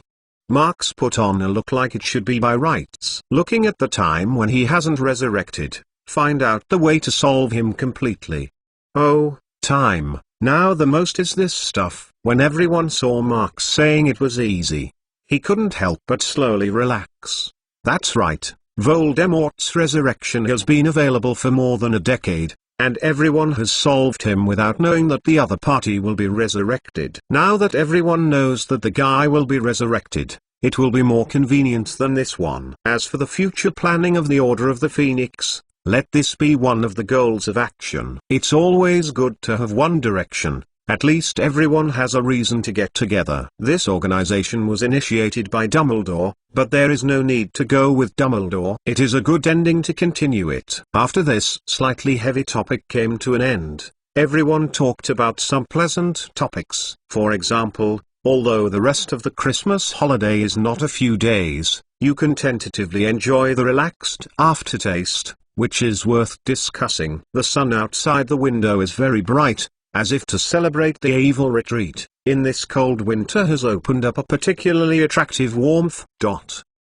In the deep underground of Albania, among the huge catacombs, the darkness still shrouds everything in the Earth Palace, keeping the rays of light on the surface. With a sense of cold shivers down one's spine. The old air slowly flows between the ceremonies of the Earth Palace, and the vents are drilled into the graves, and from the passages to the corners. The dust that is full of ancient atmosphere hides the mystery of ancient times and is the taste of the favorite age of the explorers. If you walk a few steps along the tomb, you will find that you can only hear your footsteps echoing. There are no living people here, and perhaps no dead. Very few people will disturb the silence here. And in the middle of the Earth Palace, a quaint mirror stood silently in the middle of a stone chamber. On the ground surrounding it, a large number of ancient runes and a path of complex staggered lines shimmering with faint blue fluorescence, spreading from the middle to the walls of the stone chamber. As the rune pattern, which is dazzling enough to be seen, is extinguished, there is a magic power wave that spreads faintly, binding the power of the ancient mirror tightly into a small space. If someone can sense magic power like Mark's, you will find that the magic power fluctuations here are amazing. The sly and strange power contracted and swelled a little bit, and each time it expanded its range so little. Marx suppressed this ancient mirror with the rune array, and there was a plan to completely seal it, but unfortunately he could not do it thoroughly. But even so, this is a very good result. In the future, as long as he came to strengthen the rune map in a fixed time, he could continue to suppress the ancient mirror here until he found a way to do it once and for all. But he did not expect it. Just at this moment, the original mirror of the original, suddenly revealed a strange symbol. This rune seems to have some similarity to the soul rule rune of his bewildered monument, but in reality it is not the same. And just as the rune quietly emerged, in the main tomb of the Earth Palace in the deepest part of the Earth Palace, the soul rune in the center of the monumental face of the enchanted monument also appeared. At this moment, the two runes, which are halfway apart from the Earth Palace, echoed in the opposite direction. Between the slight flashes, it seems that the two have some mysterious connection. After a while, the two runes were silently hidden, and the Earth Palace seemed to be calm again. Only the glare of the rune array continues to shine, and every 1 point is working hard every second, and the source of the disaster is firmly banned. Harry Potter's Book of Sin Chapter 517. Harry Potter's Book of Sin Chapter 517. During the rest of the Christmas holiday, Marx spent the night in the ward. Although he also wants to go shopping with everyone before returning to school, but at the unanimous request of everyone, he has to stay in the hospital bed and lick his fingers for the rest of the days past. Fortunately, except for Hermione, 3 of them came out every day. Luna did not go anywhere this time, and he was quietly accompanying him at the window. You know, for this seemingly quiet young girl, it doesn't really sit as well as everyone imagines, and wandering around is one of her favorite things to do. Anyway, on this quiet day, the day he left Street Mungo's finally arrived. This is also the day of return to school at the Hogwarts Magic School. Early in the morning, Marx walked out of the gates of Street Mungo's Hospital for Magical Maladies and Injuries. He found a portkey for someone who didn't have a place. In the twinkling of an eye, he appeared on the hillside in front of Lovegood's house. Yesterday evening, he had already gone through the formalities of retiring, and Luna returned to his home before dinner just like the past few days. Maybe she still wants to pick up Street Mungo's today, but Marx doesn't think it's necessary. The weather is good recently, but the winter in Britain is always late, and Marx is getting up early today. It is still in the dark before dawn, probably because it is special today. Luna seems to have gotten up in order to be late when he arrives at Hogwarts. Marx walked in the snow and squeaked on the snow. As he breathed the cold air, he looked up at the unique chess-shaped lodge of Lovegood's house, and the orange fire and lights were already visible in the window. Winter is the season of biological dormancy, and the cold night seems to be even frozen even if the sound is frozen. Occasionally, there are a gust of wind blowing from a distance. Only a few rustling light sounds. The closer you are to the house, the more you will hear the sound from the house. There are footsteps that seem to be busy, and there are also the sounds of the objects of the cable, and even the sound of firewood burning in the fireplace. Only occasionally, there will be people intertwined, Luna and Xenophilius, the father and daughter who have always been harmonious, seem to be arguing with something rare. Dear, I have to say, you should bring this pair of socks. The Ravenclaw Tower is great, especially with a separate library, but the only bad place there is too cold. Trust me. Bring this pair of thick stockings. No, I don't think it's needed, Father. I would rather bring my new notebook than put a pair of socks. It will let me write more about the magical creature. But, dear, even if you don't put these socks in, you can't stuff a new notebook. Then take off a pair of socks. My child, you must not do this. Your poor feet will be frozen. Marx stood in front of the door and listened to the voice of the conversation coming out of the room. He was a little funny and shook his head with helplessness. He no longer listened, and directly reached out and knocked on the wooden door. "Oh, definitely Marx, he can't wait to come first." Luna's voice is still soft and sweet, as if it's talking to your ear, with a mysterious intimacy. After a while, as the footsteps approached behind the door was opened and slammed. "Good morning, Mr. Lovegood." Marx politely said hello. "Oh, it's Marx." Xenophilius patted him on the shoulder with pleasure. "How come this?" "Luna told me yesterday morning that we are going to pick up your street mungos in a little while." "Come on, come in. Have a breakfast." Marx smiled and said, "Don't pick up," and he followed him in, and took the wooden door behind him. But they just got inside. Xenophilius seemed to have discovered a major event, and rushed to the spiral staircase. Don't take it anymore, dear. Don't forget, you have to wear clothes to go to class, and then you can't wear it if you take off some. The living room and the kitchen are just a little bigger, and Marx has already seen the situation long before standing on the side. He used to give Luna a suitcase with extension charm, but the filial little girl had been transferred to her father some time ago. Now she has used her original suitcase again. Every time I go home or go back to school, I have to think about how much it should be. So, let me add a few stretch spells to your box. He couldn't help but say. In fact, this proposal has already been mentioned once, but I don't know why. Luna did not accept his kindness last time. Now seeing her entangled in a notebook, or even a pair of wool socks, I can't help but make this suggestion again. Luna, who was sitting on the stool next to the stairs and looking at the suitcase, shook her head when she thought about it. When she found out that Marx was coming towards her, she even closed the box. No, Marx. Her tone was still awkward, but her face was very serious. "I have already packed it." "Does this girl want me to see her clothes? Real or fake?" At that time, the little girl, who was pure and white, and even talked with some empty spiritual chi, had already grown up. The closer you are, the more difficult it is to judge a person's change and growth. It has been nearly 5 years since he met Luna. In the past 5 years, for an adult, it may not be as long as imagined, but when the 5 years belong to a thriving child, the change will be very huge. It wasn't until this moment that Marx looked at Luna and suddenly realized that the little young girl who was shining in the cemetery and looking golden had grown taller and unconsciously, and seemed to be more feminine.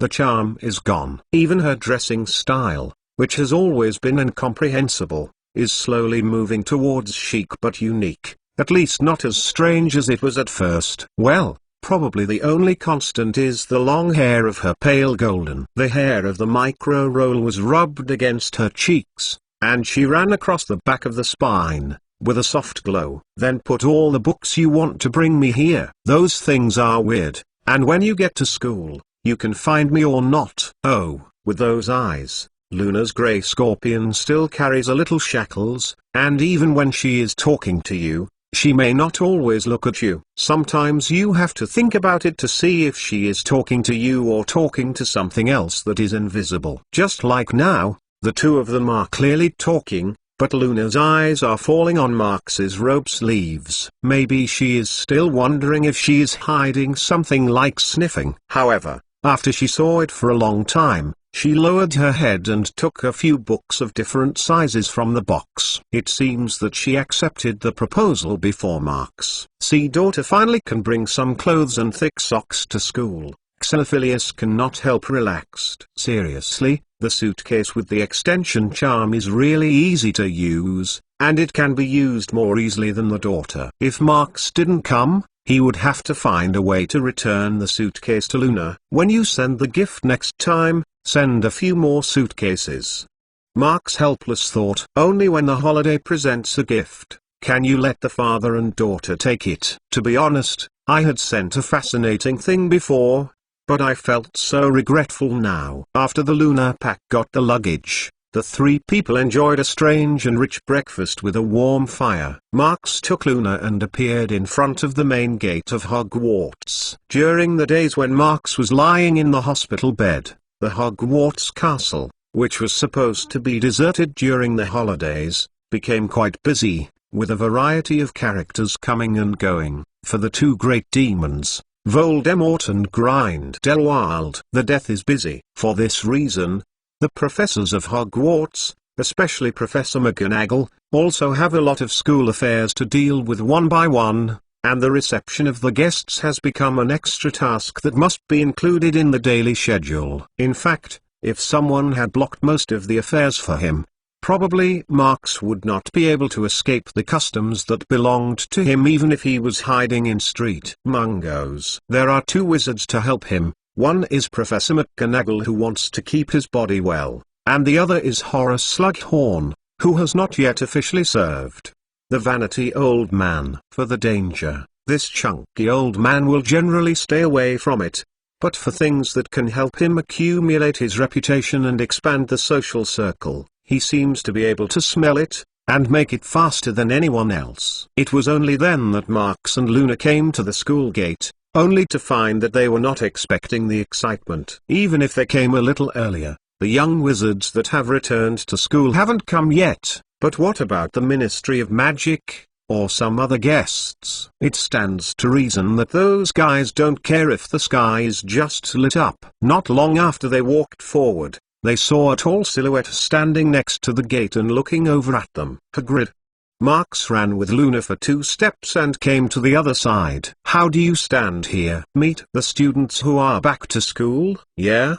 Hagrid was pleased to say, nodded. In addition, today Centaur is planning to start the migration. Professor McGonagall has helped them find a good place, and Ministry of Magic has passed the approval. This is a major event. I have to look at it. Harry Potter's Book of Sin Chapter 518. Harry Potter's Book of Sin Chapter 518. The Centaur family migration in Forbidden Forest is undoubtedly a major event, which can be bigger and bigger, but the Dark Lord is eliminated again. For everyone, the latter is a great celebration for the Magic Circle in the UK. But if it's going to be a big day, Hogwarts is still a magic school. What is the focus of the school? Of course, a lot of young wizards are learning, aren't they? Regardless of what the outsiders think, at least Professor McGonagall is focusing on the students. Today is the day of returning to school. Starting today, Hogwarts prohibits the involuntary entry and exit of unrelated people. Because Marx pointed to some empty vestibule and asked, Hagrid explained to him, this is what Professor McGonagall means, and it is indeed implemented in the field. It turned out to be the case. Marx was nodded in amazement. If he didn't leave Hogwarts at the moment, he should now be like Harry, to make final preparations for the upcoming OWL's exam. But he did not think of it, but now it has become a professor of Hogwarts. Just thinking of it, he was spared a while. In a word, his professor was not actually in the preparation of Hogwarts, but was directly dispatched by the Education Department of the International Wizard Federation. If he had to find out the roots, he was actually an expatriate teacher at Durmstrang House. This so-called expatriate, although not set a fixed term at the time, can be in accordance with the provisions of the 1 to 2 school year of the transfer period. In other words, even if it is delayed, it is just the time to teach Hermione in the 7th year. If you want to talk about the least, in fact, he only needs to stay until next year to leave. At the moment, Marx thought about it, but he couldn't help but think about it. After all, he is now in Hogwarts. In addition to accompanying Luna, there is nothing wrong with it. And just a few of his potion sales points in the black market, it is enough for him to find a place to live, and then an heart to study magic and enjoy life. Perhaps for another 10 years, Voldemort will once again run out to be a disaster. However, at that time, he was completely confident that he could smash the Dark Lord's small head melon with his staff. If this is the case, will he continue to develop his less qualified teacher career at Hogwarts?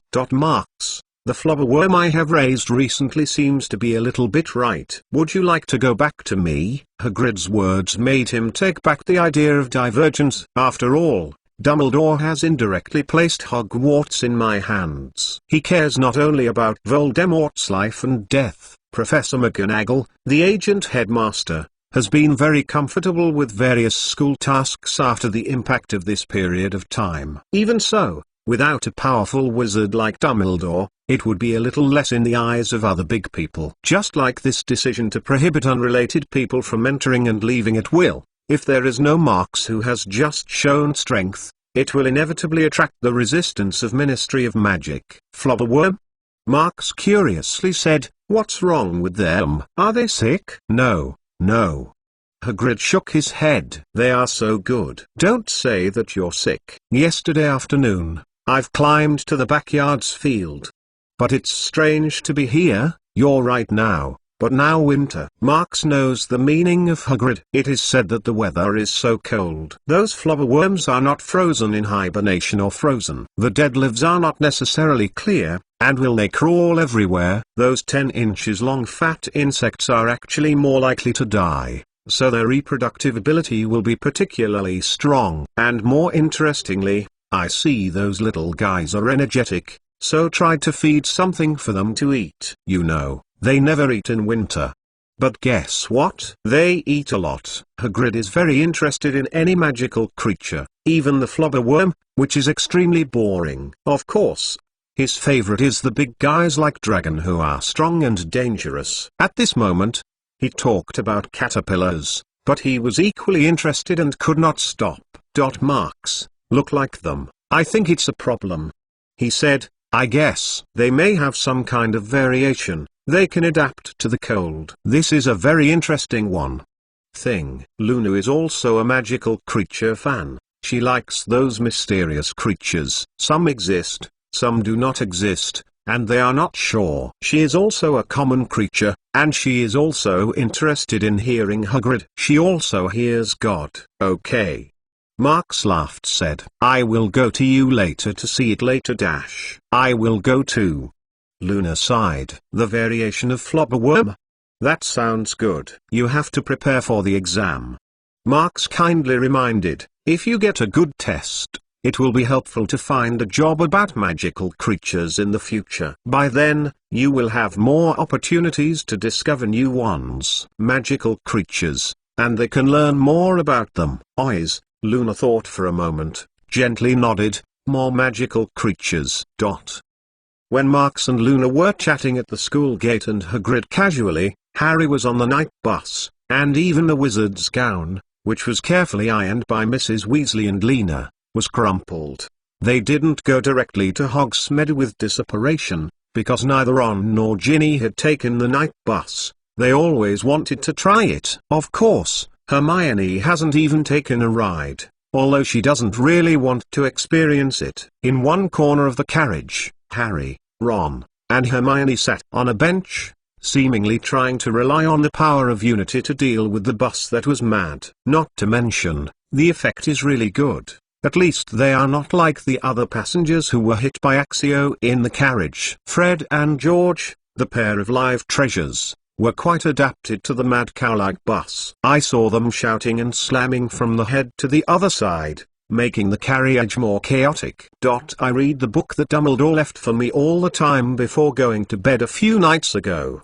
Harry swayed as the carriage swayed, and Ron and Hermione, next to him, said, that is really just a storybook about the 3 adventures of Godric Gryffindor. I heard you said last night, you can tell Hermione.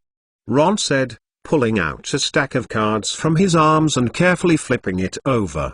Before getting on the bus, he was the most excited one, even more excited than his 2 twin big brothers. But even though Harry had already told him about the car, he still underestimated the terrifying of the night bus. Now he has no interest in this broken car, so he just took out the chocolate frog card he collected and dealt with the famous wizards on the card. Hermione, I never thought that Gryffindor is so powerful. Ron seems to have heard enough, but Harry can still talk to Hermione from the beginning. For the storybook, He was not very curious at first. After a few days of reading, he almost became a Gryffindor fan. "He's too good," Harry said to Hermione. "The first story in the book is about what he got from the Gryffindor sword." "I know, Hermione, as it should be by rights." Godric Gryffindor commissioned the then King Goblin and asked him to forge a magic sword in sterling silver. After King Goblin made it, I liked it. He thought it was the best thing he had forged in his life. So he sent a team of Goblin to steal the sword from Gryffindor. This was the launch of the Goblin Rebellion after 601 of the reasons. The reason for the Goblin Rebellion?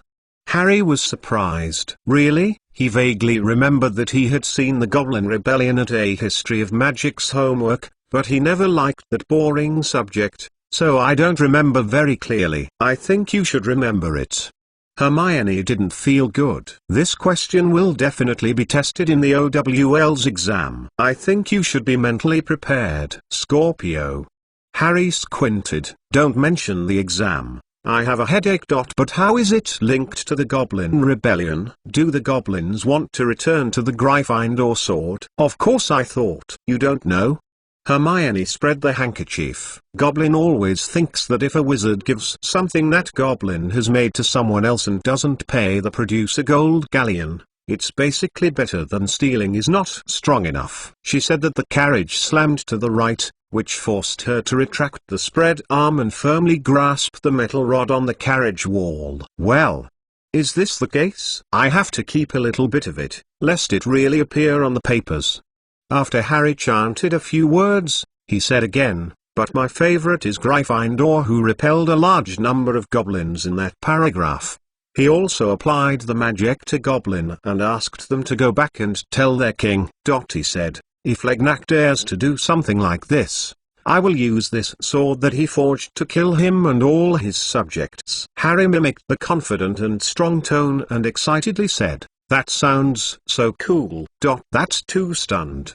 Hermione snorted. "And, all kill what? Don't you feel too much?" Gryffindor really said this. Harry Potter's Book of Sin Chapter 519. Harry Potter's Book of Sin Chapter 519. Harry, they can finally get out of the car. Really, they are simply fed up. The carriage swayed like a roller coaster ride, and it still had no fixed poles and seat belts. They waited for the bulk of their luggage to get off the bus, and they said goodbye to Mr. Weasley and the others who sent them, and dragged the large and small suitcases to Hogwarts Castle. Most of the lanes leading to the school from Hogsmead Village have been cleared and there is no snow cover. From time to time, you will encounter frozen ground on the road.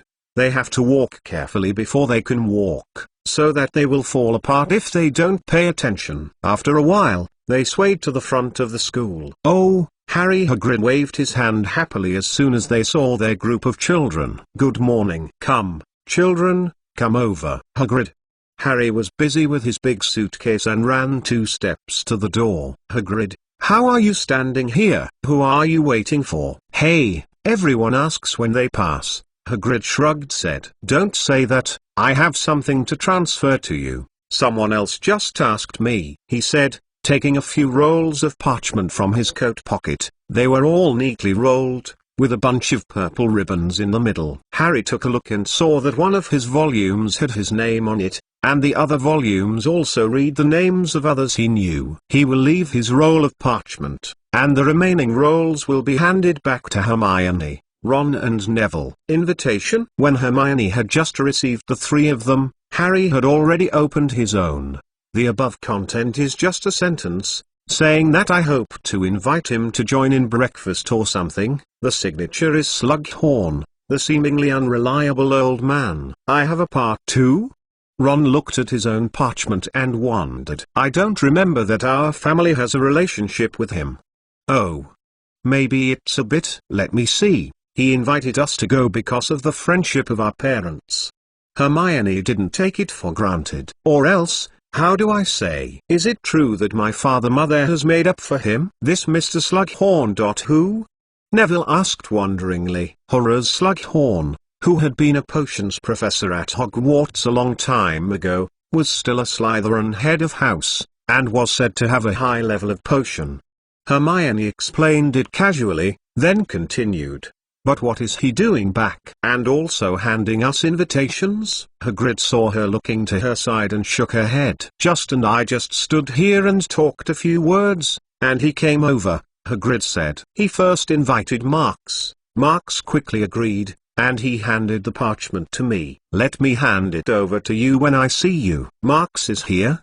Hermione was surprised. I thought he would be late. Today he just came out of the courtyard. He looks like a good head and should be fine, Hagrid said, and he couldn't help but sigh. I didn't expect that the person who couldn't even mention the name would die like this. You can mention it now, Ron said happily. Not. Well, Voldemort. How do you feel like you are talking? I don't think you just adapt to that's all, Hermione said. Let's go first. Doesn't that gentleman invite us to have breakfast? Marks is the two. To be honest, I don't really want to go, Harry said awkwardly. I don't like him very much. Mr. Slughorn is actually a good person and willing to make friends. Hagrid seems to have a somewhat different opinion. There are very few Slytherins who can make friends like him without seeing him. Of course, sometimes he is a bit warm, overdone. Hagrid is a typical old man, and he always relies on intuition to see people. Although this usually makes him ignore a lot of details, watching people often float on the surface, but in fact it is not much worse than those who are smart. After all, everyone's mind is hard to guess. Instead of arguing for the ambiguity of the so-called true face, it is better to rely on the surface to judge a person's character. Be aware that the characters that people display are usually the part they want others to know. In the vast majority of cases, that is the principle that they are human beings, and they will not change easily. If you don't plan to have in-depth contact with someone, you only need to know the surface is more than enough. For the old man of Slughorn, Marks made it to him with this mentality. As long as you don't be too credulous, Slughorn, this person is enough to be a good ordinary friend, especially since he has been fascinated by human relationships in his life. Useful friends can be said to be in the global magic circle. Being a friend with him is generally better than harm. It's just that Marks thinks this way, but Harry won't. Young lions mostly like to act with their instincts and preferences. At this point, sometimes even the clever Hermione is no exception. After saying goodbye to Hagrid, everyone dragged their luggage and went to Gryffindor Tower. Even if they are willing to go to the meeting, then they have to put down their luggage first. Don't you really go? In the bedroom, Ron rapped his bed and asked Harry behind him. Well, I don't know if I should go. Harry didn't stop, but he hesitated in his mouth. Just Marks. He seems to be going. Since Slughorn is an invitation in front of him, I think we should probably check it out. I think so too, Ron said. No matter what, the two are facing back to the pack. They are nodded from their own location. To have breakfast. Hey, it sounds cool. Ron, who has had a bit of shabbiness since childhood, is always curious about this kind of activity that sounds like a Graydon mood. Perhaps in the past, he has always imagined that he was invited to participate in some high-end private banquet scenes. Now there is a similar opportunity, and he really didn't want to miss it. I don't know exactly what Slughorn did. At least he did find a decent place for this meal breakfast plan. Hogwarts had a lot of empty rooms, and Slughorn chose a side room on the first floor that was almost unused. The house elves who live in the kitchen have always been diligent, and even where no one is going, they will work hard to clean every corner and keep them in a state where they can be used at all times. At the moment, when Harry pushed the side door of the side hall, some slightly cluttered vocals came out from inside and got into their ears. Slughorn was the loudest of them, and he seemed to be happily talking to a Slytherin student, and the seemingly straightforward laughter echoed gently in this small side hall. But when Harry followed the voice and sent his gaze to Slughorn, they saw a silhouette that they didn't want to see at all. Malfoy.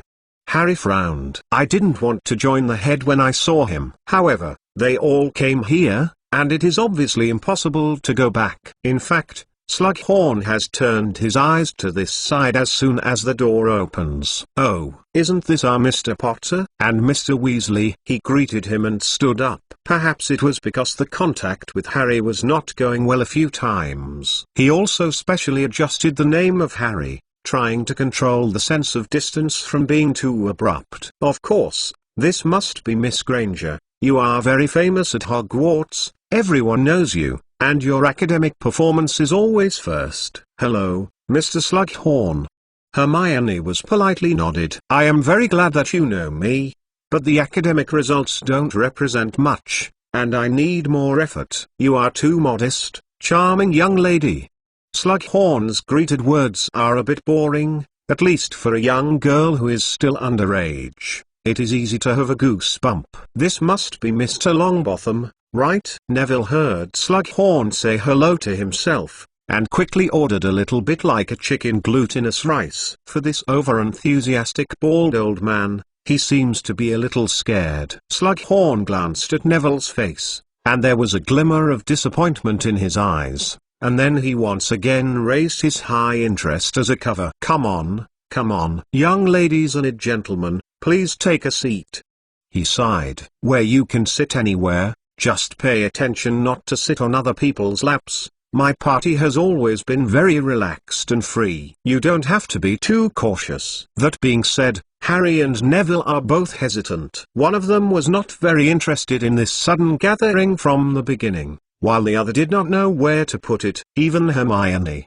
who was still relatively normal at the beginning, saw some of the concerns of the young girl around Marks. As for Ron, he should have been happy in this kind of occasion, but the presence of Malfoy made him feel awkward at once, because he found that today's Malfoy looks very different, and if it is to say, it is too honest, did not make any provocative behavior when they saw them. Even if Marks is there, he won't dare to squint his eyes. In Ron's impression, Draco Malfoy is the kind of guy who has to show his disdain. Harry Potter's Book of Sin Chapter 520. Harry Potter's Book of Sin Chapter 520. As the saying goes, breakfast eats like a king, lunch is like a gentleman, dinner is like a poor man.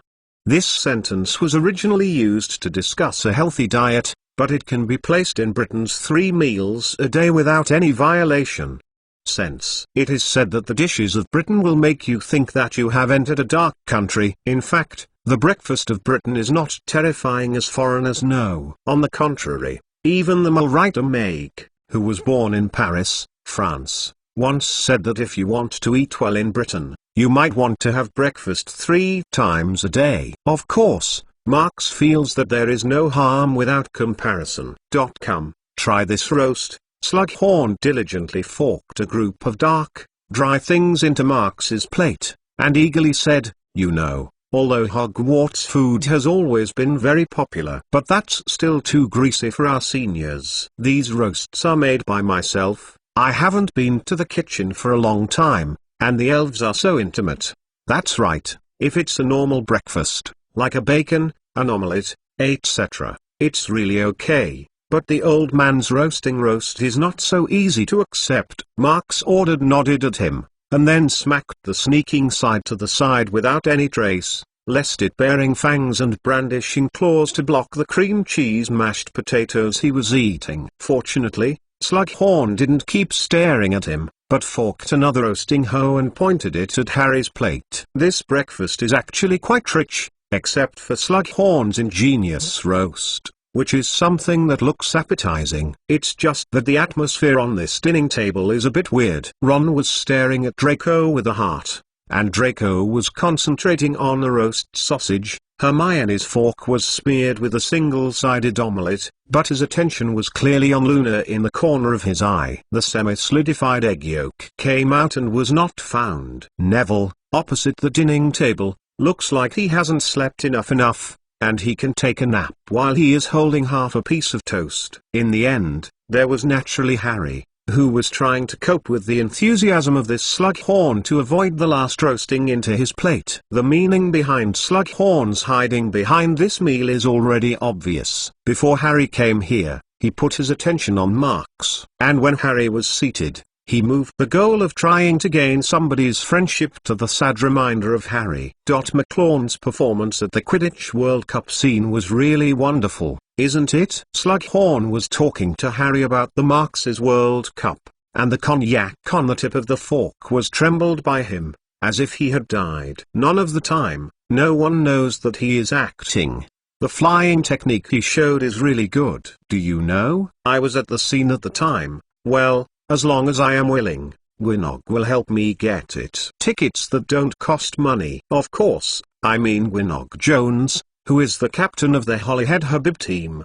He is also a student I have taught before. Show your conversations anytime, anywhere. That is Slughorn's masterpiece. He can put the famous characters he knows into the dialogue, and then naturally tell others to know. Really, I mentioned that in the letter, and Gwynog, the old man, continued to sing highly, regardless of whether Harry had heard it or not. At the time, McLawn had not announced him and Albus the plan, so Gwynog in the reply to McLawn cannot say how much good. Having said that, Slughorn turned his head again and laughed at Marx. Marx, who is chewing on the sausage, doesn't care, shrugged, indicating that he doesn't care about it.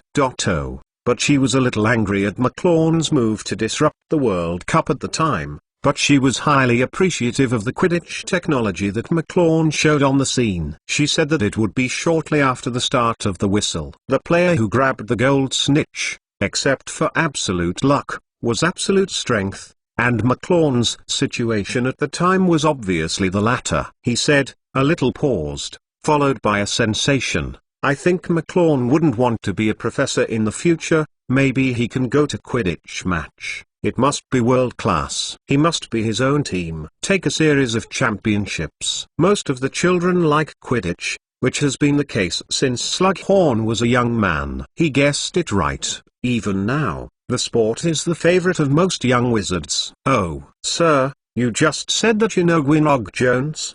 Ron no longer stared at Draco, who was surprisingly silent today. Yes, that's right. Slughorn nodded and pretended to be a reserved figure. You heard, I taught her before, potion class, you know. Ron got his confirmation again, and he was surprised to see Marx. Last time at my house, you and Ginny said that someone can help her get the signature photo of Gwynog. Are you talking about Mr. Slughorn? He said that the 3-3 match that was played in the Burrow before the game, Marx did mention this to Ginny. See Ron at this point, Marx is simply nodded. Signature photo? Slughorn is like finding a breakthrough point, and actively inserting it in a hurry. It's easy, believe me. It's no easier than that. Ginny, is it your little girlfriend, Mr. Weasley? Oh, no. Ron waved again and again. Ginny is my younger sister. Is it? Slughorn didn't care what it was. He only needed to know that the relationship between the two was very close. You let Miss Weasley wait. Next time I can invite him to join my private small activities. I can give her signature to her by hand. Oh, that's really good. Ron looked very happy about everything that made his baby younger sister happy. Ginny, if you know it, will be very happy. But, he said, but asked Marx, why did you say that it was the next school year? I heard it in the broom. You let Ginny look forward to the next school year. Marx, hearing this, looked over Slughorn and signaled if he wanted to announce it himself. Slughorn sees Marx with his eyes to ask himself. When he thinks about it, he directly removes the back chair under his butt and stands up with a smile. McLawn didn't make a mistake. Just because of some circumstances, this time needs to be slightly advanced. Old man pulled his collar and tried to make himself look more solemn. Young people here.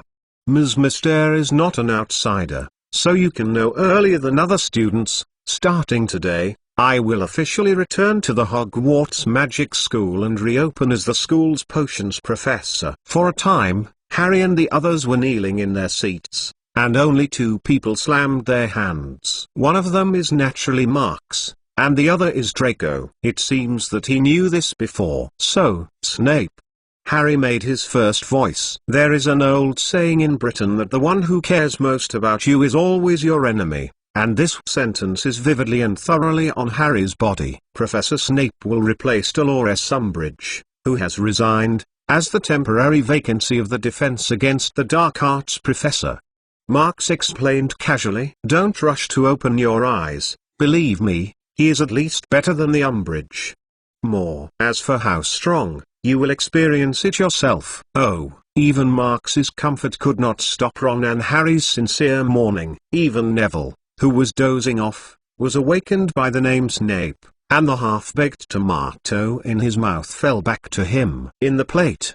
So, I will teach you the wonderful course of potion learning in the future.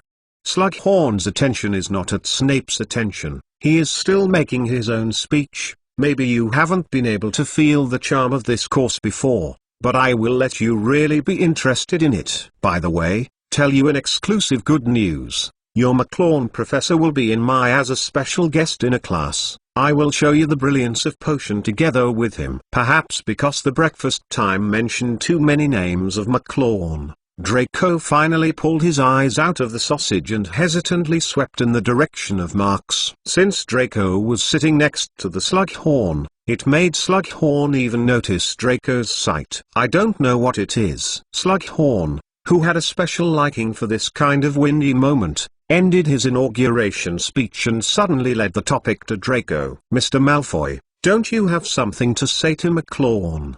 His face showed a kind of good taste, and it seemed like a moment to become a harmonious master. I think it is a good time now. What do you want to say? You can say it now. Look at my face and believe that McLawn will listen to it. Is it? Slughorn's last yes is obviously what Marx said. Not very interested in his face Marx, but what Draco wants to say, he would like to know. Harry Potter's Book of Sin Chapter 521. Harry Potter's Book of Sin Chapter 521. At Hogwarts, the little snakes and the young lions have always been dead. Perhaps because of the character, they are not pleasing to each other, or maybe some of the historical issues between the two founders of Salazar Slytherin and Godric Gryffindor. In short, the students in these two houses are on the same occasion. Next, it's not a noisy quarrel or just turning around. It is very rare to want to sit on the same table for breakfast today. However, combined with the performance of the two people Slughorn and Draco, this time they seem to have discussed what happened before the meal. At this time, everyone saw Slughorn take the initiative to hand over to Draco,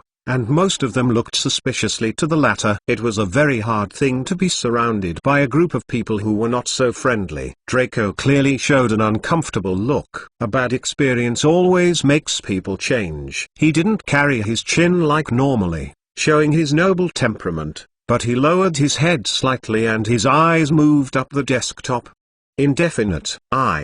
He opened his mouth, but he just opened his mouth, as if he had twisted his body like a wrong one. No, Mr. Slughorn. I think I am still. I don't think I can hesitate anymore, Slughorn said in a rare way. He knows that a sleek old man like him can usually not force others. Think about your parents, child. Draco whispered a few words, and most people didn't understand what he was saying. It seemed that he was trying to convince himself. After waiting for a while, he raised his head with his teeth. McLawn, please. Yes, please. Save my father. Draco closed his eyes and squeezed a sentence from the eyes of his nephew. He was just forced. I can't so watching him be locked into Azkaban. In this sentence, it seems to have exhausted his whole body. After he said it, the tight shoulders slammed hard and collapsed again. Draco's words are like a muffling spell, making the dining table silent. Everyone is thinking about this sentence, some are surprised and doubtful, and as Slughorn is looking at everyone waiting. The next moment, with the exception of Draco, everyone's eyes were focused on Marx. Everyone looked at his face as if to find traces of clues from his expression. Unfortunately, when Marx thinks about things, he never shows up on his face. Especially after experiencing the loss of feelings, this habit of controlling expression becomes more obvious. Of course, Marx was a little surprised, but no one else was so surprised. For Draco's request, it is unexpected, but it is also reasonable. Draco's father Lucius Malfoy has already reached the front line before Voldemort's death, and his Death Eater identity has become a foregone conclusion. When Voldemort first lost power, Lucius could rely on the power of the family to get rid of the accusation, just because he had not revealed his identity outside. But this time it was obviously hard to avoid calamity. Marx didn't know much about their review process of Ministry of Magic, but now that Draco has been forced to come over and ask for himself, I think the new Minister of Ministry of Magic, Rufus Scrimgeour, wants to be mad. After all, the original Office Director is a resolutely popular character. The Dark Wizard has never been soft, even if Marx is willing to pull him. Lucius presumably will encounter no small resistance. You know, for a Ministry of Magic, every other Voldemort party that was arrested is equivalent to a considerable political achievement. It's not so easy to do this in public. But for Marx, the first thing he wants to consider is the benefit, to help Lucius, and to exchange himself and the school for a big favor from his Hogwarts school manager, or just let go of it. There is a little swaying wall grass. Come to him without seeing it. In the case of your father Lucius Malfoy, I probably know some. Marx looked at Draco calmly. No one knows what he thought about this time. I can try. Really?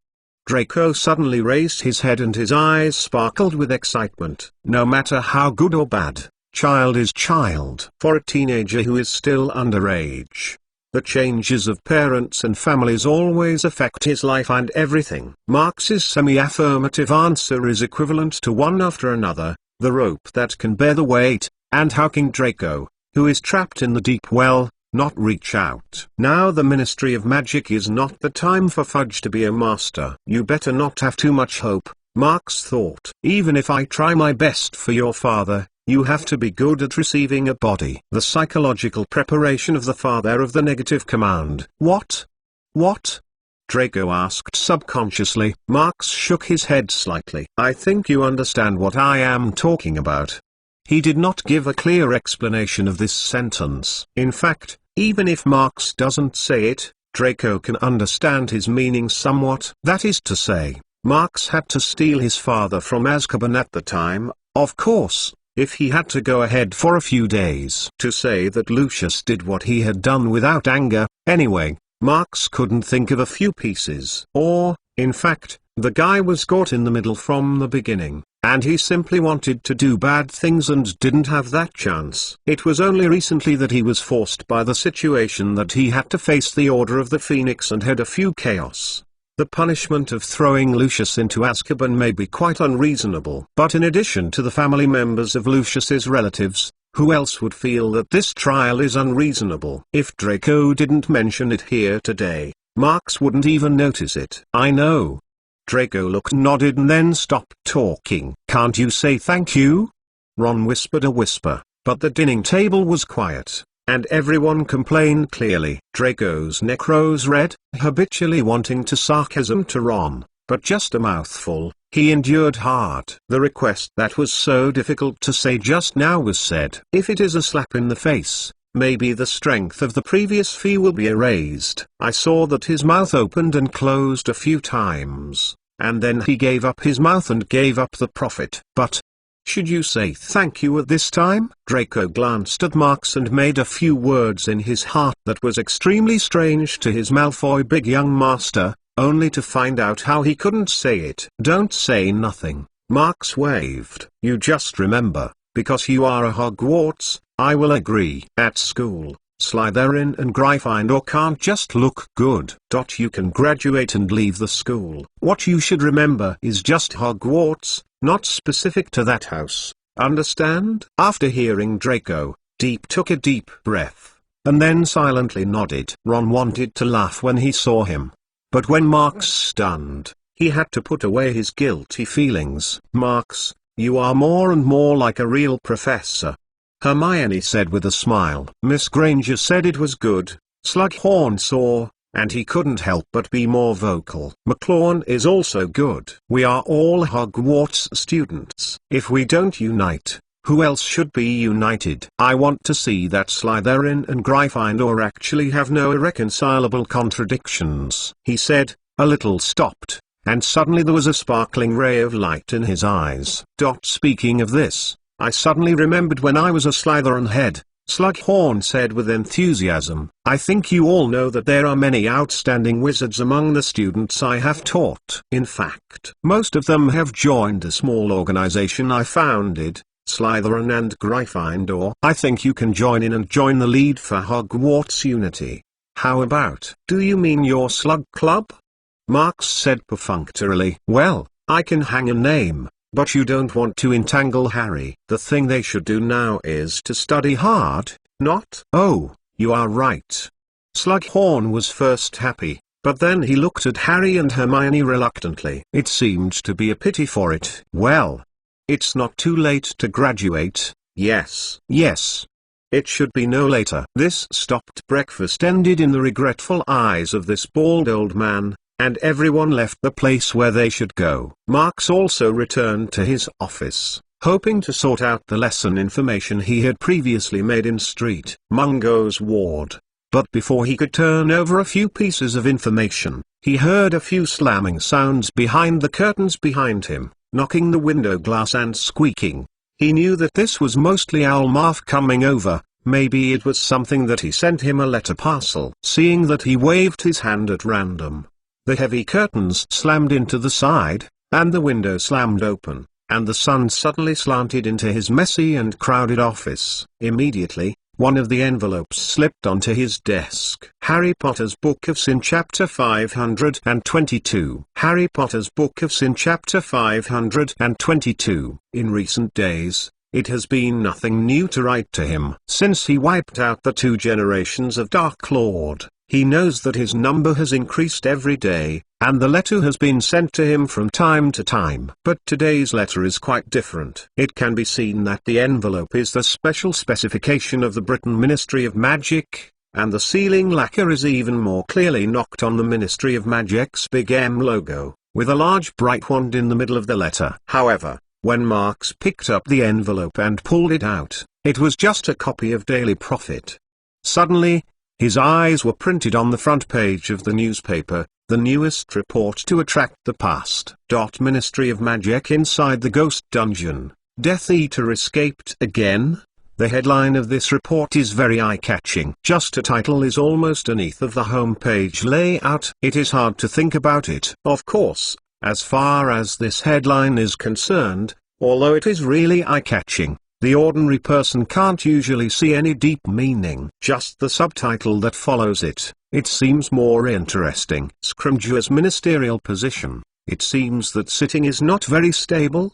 Marx's mouth hangs a trace of smile, completely optimistic attitude. The subtitle is written like this: Amazing Inside the Ghost. Is it a loose part of the Auror office? Or is the overall ministry of the Britain Ministry of Magic? The subtitle is obviously entrained with a lot of private goods, compared to the direct and clear briefing of the title. First of all, the current Minister of Ministry of Magic, Rufus Scrimgeour, was originally the director of the Auror office. Everyone knows this. This subtitle immediately slammed into the old department of Scrimgeour, and the intention was clear. And then the sentence simply included the entire Ministry of Magic, really aiming at no mercy. Just after reading these 2 titles, Marx's heart is a bit more. But after he habitually glanced at the date of the newspaper, his face was a little more thoughtful. This newspaper is not today's news, but tomorrow. In other words, this is a so-called fixed version, which is the original version that has not yet been officially issued. Or, this is simply a sample that has not been proofread by the editor of Daily Prophet. Thinking about it, he even turned over the next few pages, and he saw that several parts were still blank. It can be seen that although Scrimgeour does seem to be a hot thing, he is thick and thin at the moment. Even if someone is still staring at the seat under his ass, he is not so good to deal with it. He also buried his own dark line in this part of the media. In other words, this newspaper was stolen by him. It seems that this is true, otherwise Scrimgeour will not give me this. Marx secretly said, just, as far as he is directly using the Ministry of Magic's letter channel, he is right. The Ministry of Magic's control seems to have a lot of room. The meaning of this letter is actually very clear, that is, to ask Marx to help out and solve this jailbreak. However, if this matter is really related to Scrimgeour's ministerial position, he will not be so blatantly handed over in the name of Ministry of Magic. Marx thought for a moment. His eyes flashed a little, then he shook his head again. Originally is this way. He chewed on the deep meaning and suddenly understood how Dumbledore was his headmaster. If there is no power cell, this is an ordinary help letter for me.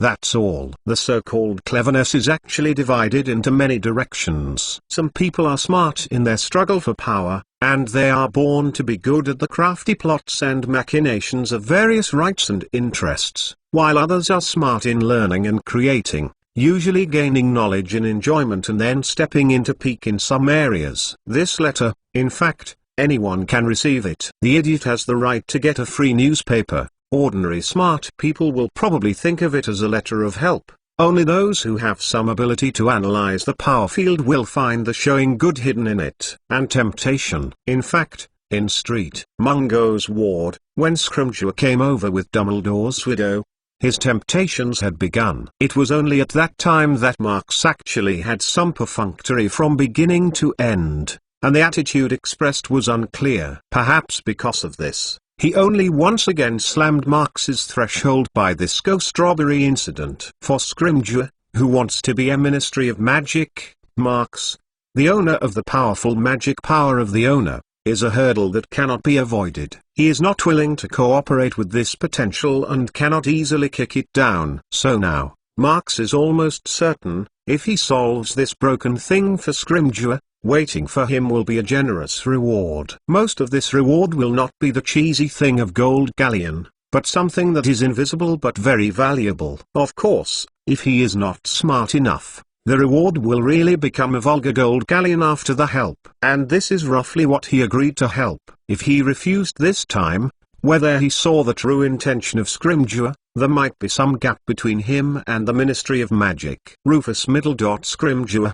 Marx sang the name for a while, then secretly sighed. I can't really see it. Whether he is willing to sign this profound cooperation document, at least for him, helping or not helping has little effect. He was not very interested in the power of the power, and he never had to take over the Hogwarts headmaster. It would not be the life he wanted. These speculations and conjectures are long-standing, but they are actually a matter of minutes. Marx thought about it, and he licked the newspaper and read the article with the body. This is a long and detailed piece of news that covers a whole page. The words are not unreasonable, and the entire incident is added to the background of various involved characters, and they are filled in without bothering. In the middle, a total of 3 magic photos were inserted. The clear and precise reference is accurate and not vivid. Among the articles of this old man, the most frequently appeared is a staff member of the Ministry of Magic Department of Magical Law Enforcement. The name Marx has never heard of it,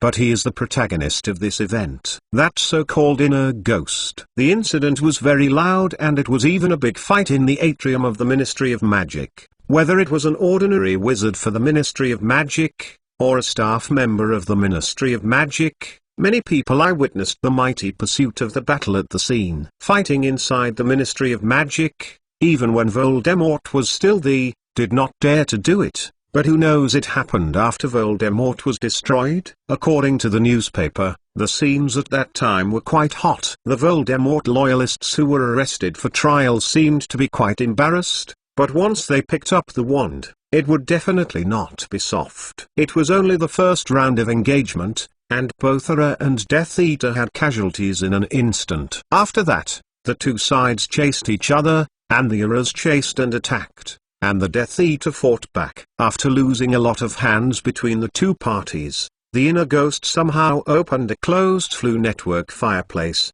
and the remaining Death Eater remnants disappeared into the flames of the tragic green. Throughout the article, the text is interpreting the identity behavior of the ghost, and even some work and life in the past. In the seemingly real information, the spearhead points to the Ministry of Magic Scrimgeour. Marx only roughly swept through the densely packed text, and then his line of sight was drawn to one of the 3 photos. That's the scene where the Death Eaters are playing back in the foyer, and the action in the black and white magic photos is clearly visible. Each Death Eater is holding its own wand and fought hard. A path of grey magic beam pours out to the other side like rain. At close range of the photo, many crowded onlookers stepped back in the loose one's head out of fear, and the fear of the face was revealed. The Death Eaters are not in love. Even one person has no hesitation. Although they are not good at coordinating, they are mostly different, but they can outperform the ordinary team member in terms of individual strength. Under the spell of casting a spell,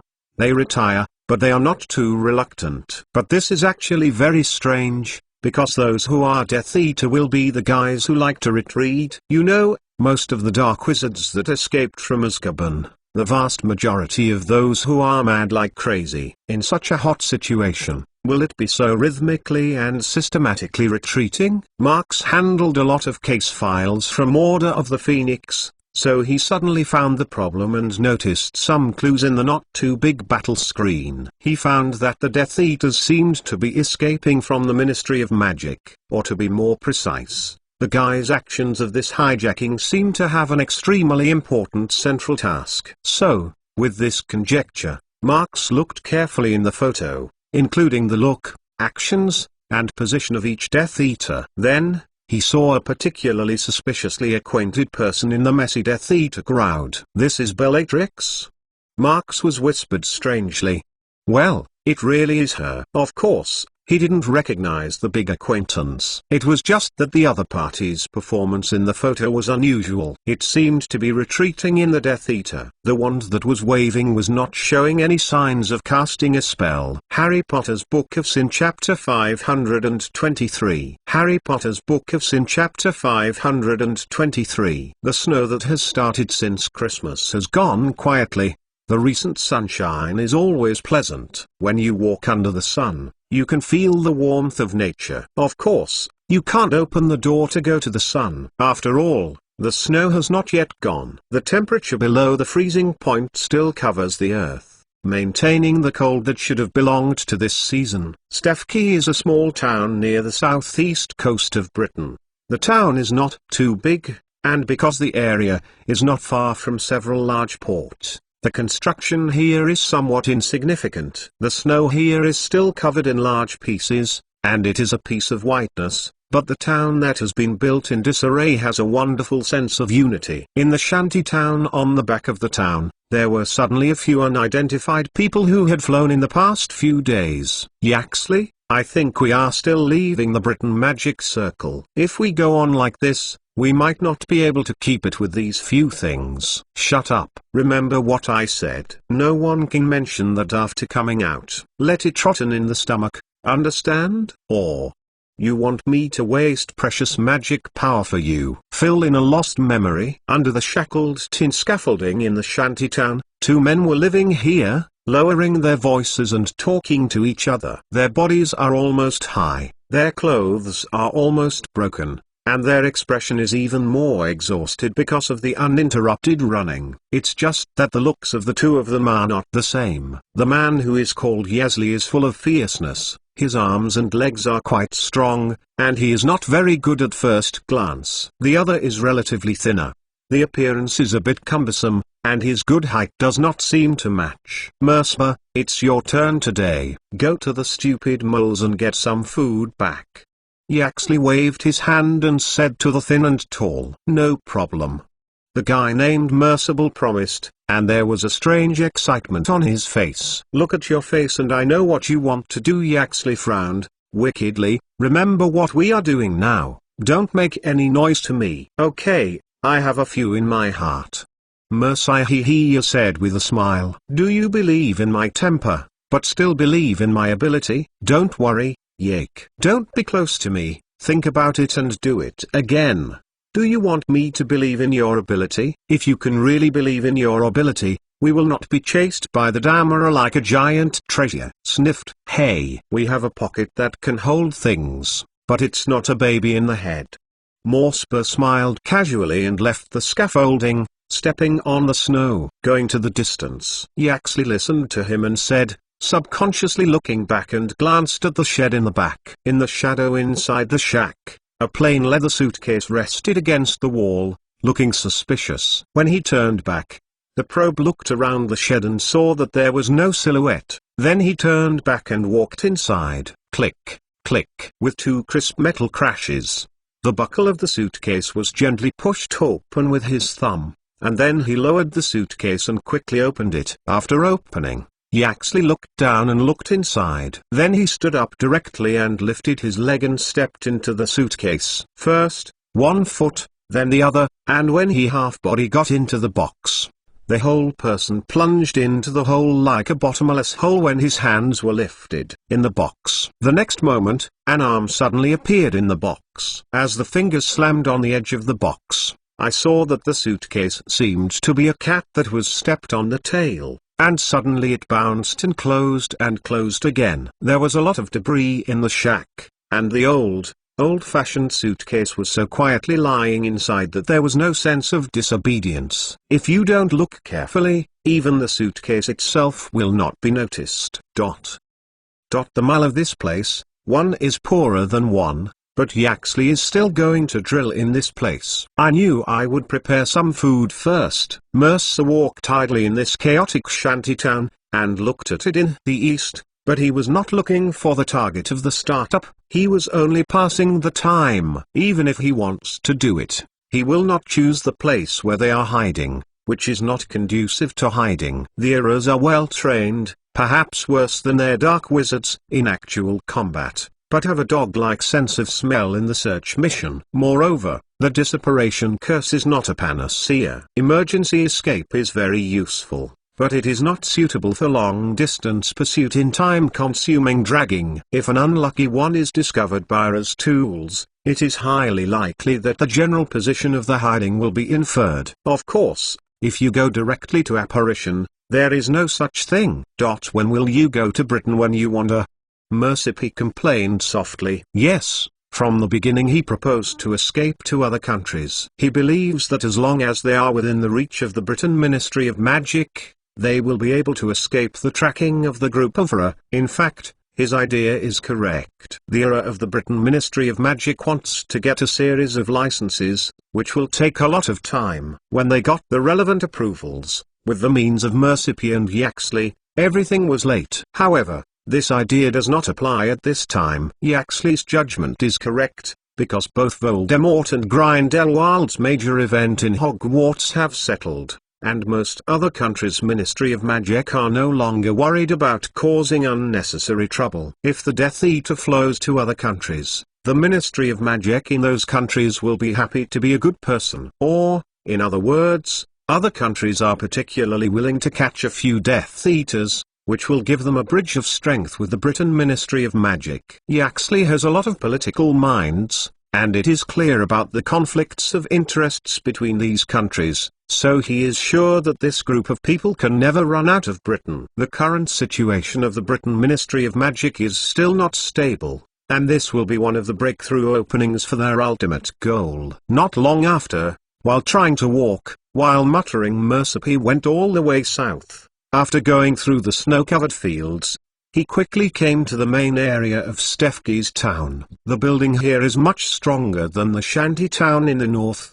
The main body of the house is made up of bright red bricks. There are a lot of neat pebbles embedded in the outer wall. It looks a bit bright under the snow. Fresh and tidy. The town has a small population, and the place is relatively large. Almost every household has a spacious yard. Most of the ground in the yard has been shoveled with snow, and the fine stones make them look quite pleasing. Occasionally, a few elderly people are basking in the sun in the yard, and the newspapers in their hands are screamed by the old fogies. It is a good time in a rural village. Mercer walked on the street like this. The broken wizard robe was obviously a bit squinted. When he passed several families, the old man gave him a curious and weird look. He didn't have a chance to change some less conspicuous costumes. After all, for the Dark Wizard, it's easy to get some mole clothes. Can you be willing to wear a mole costume like a fanatical pure-bloodlinist like them? He would rather have his own robes not to be covered,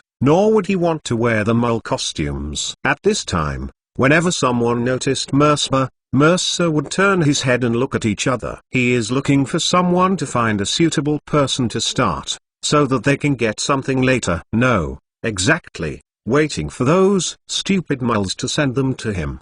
Well, this one is too reluctant to go. There should be some entrance.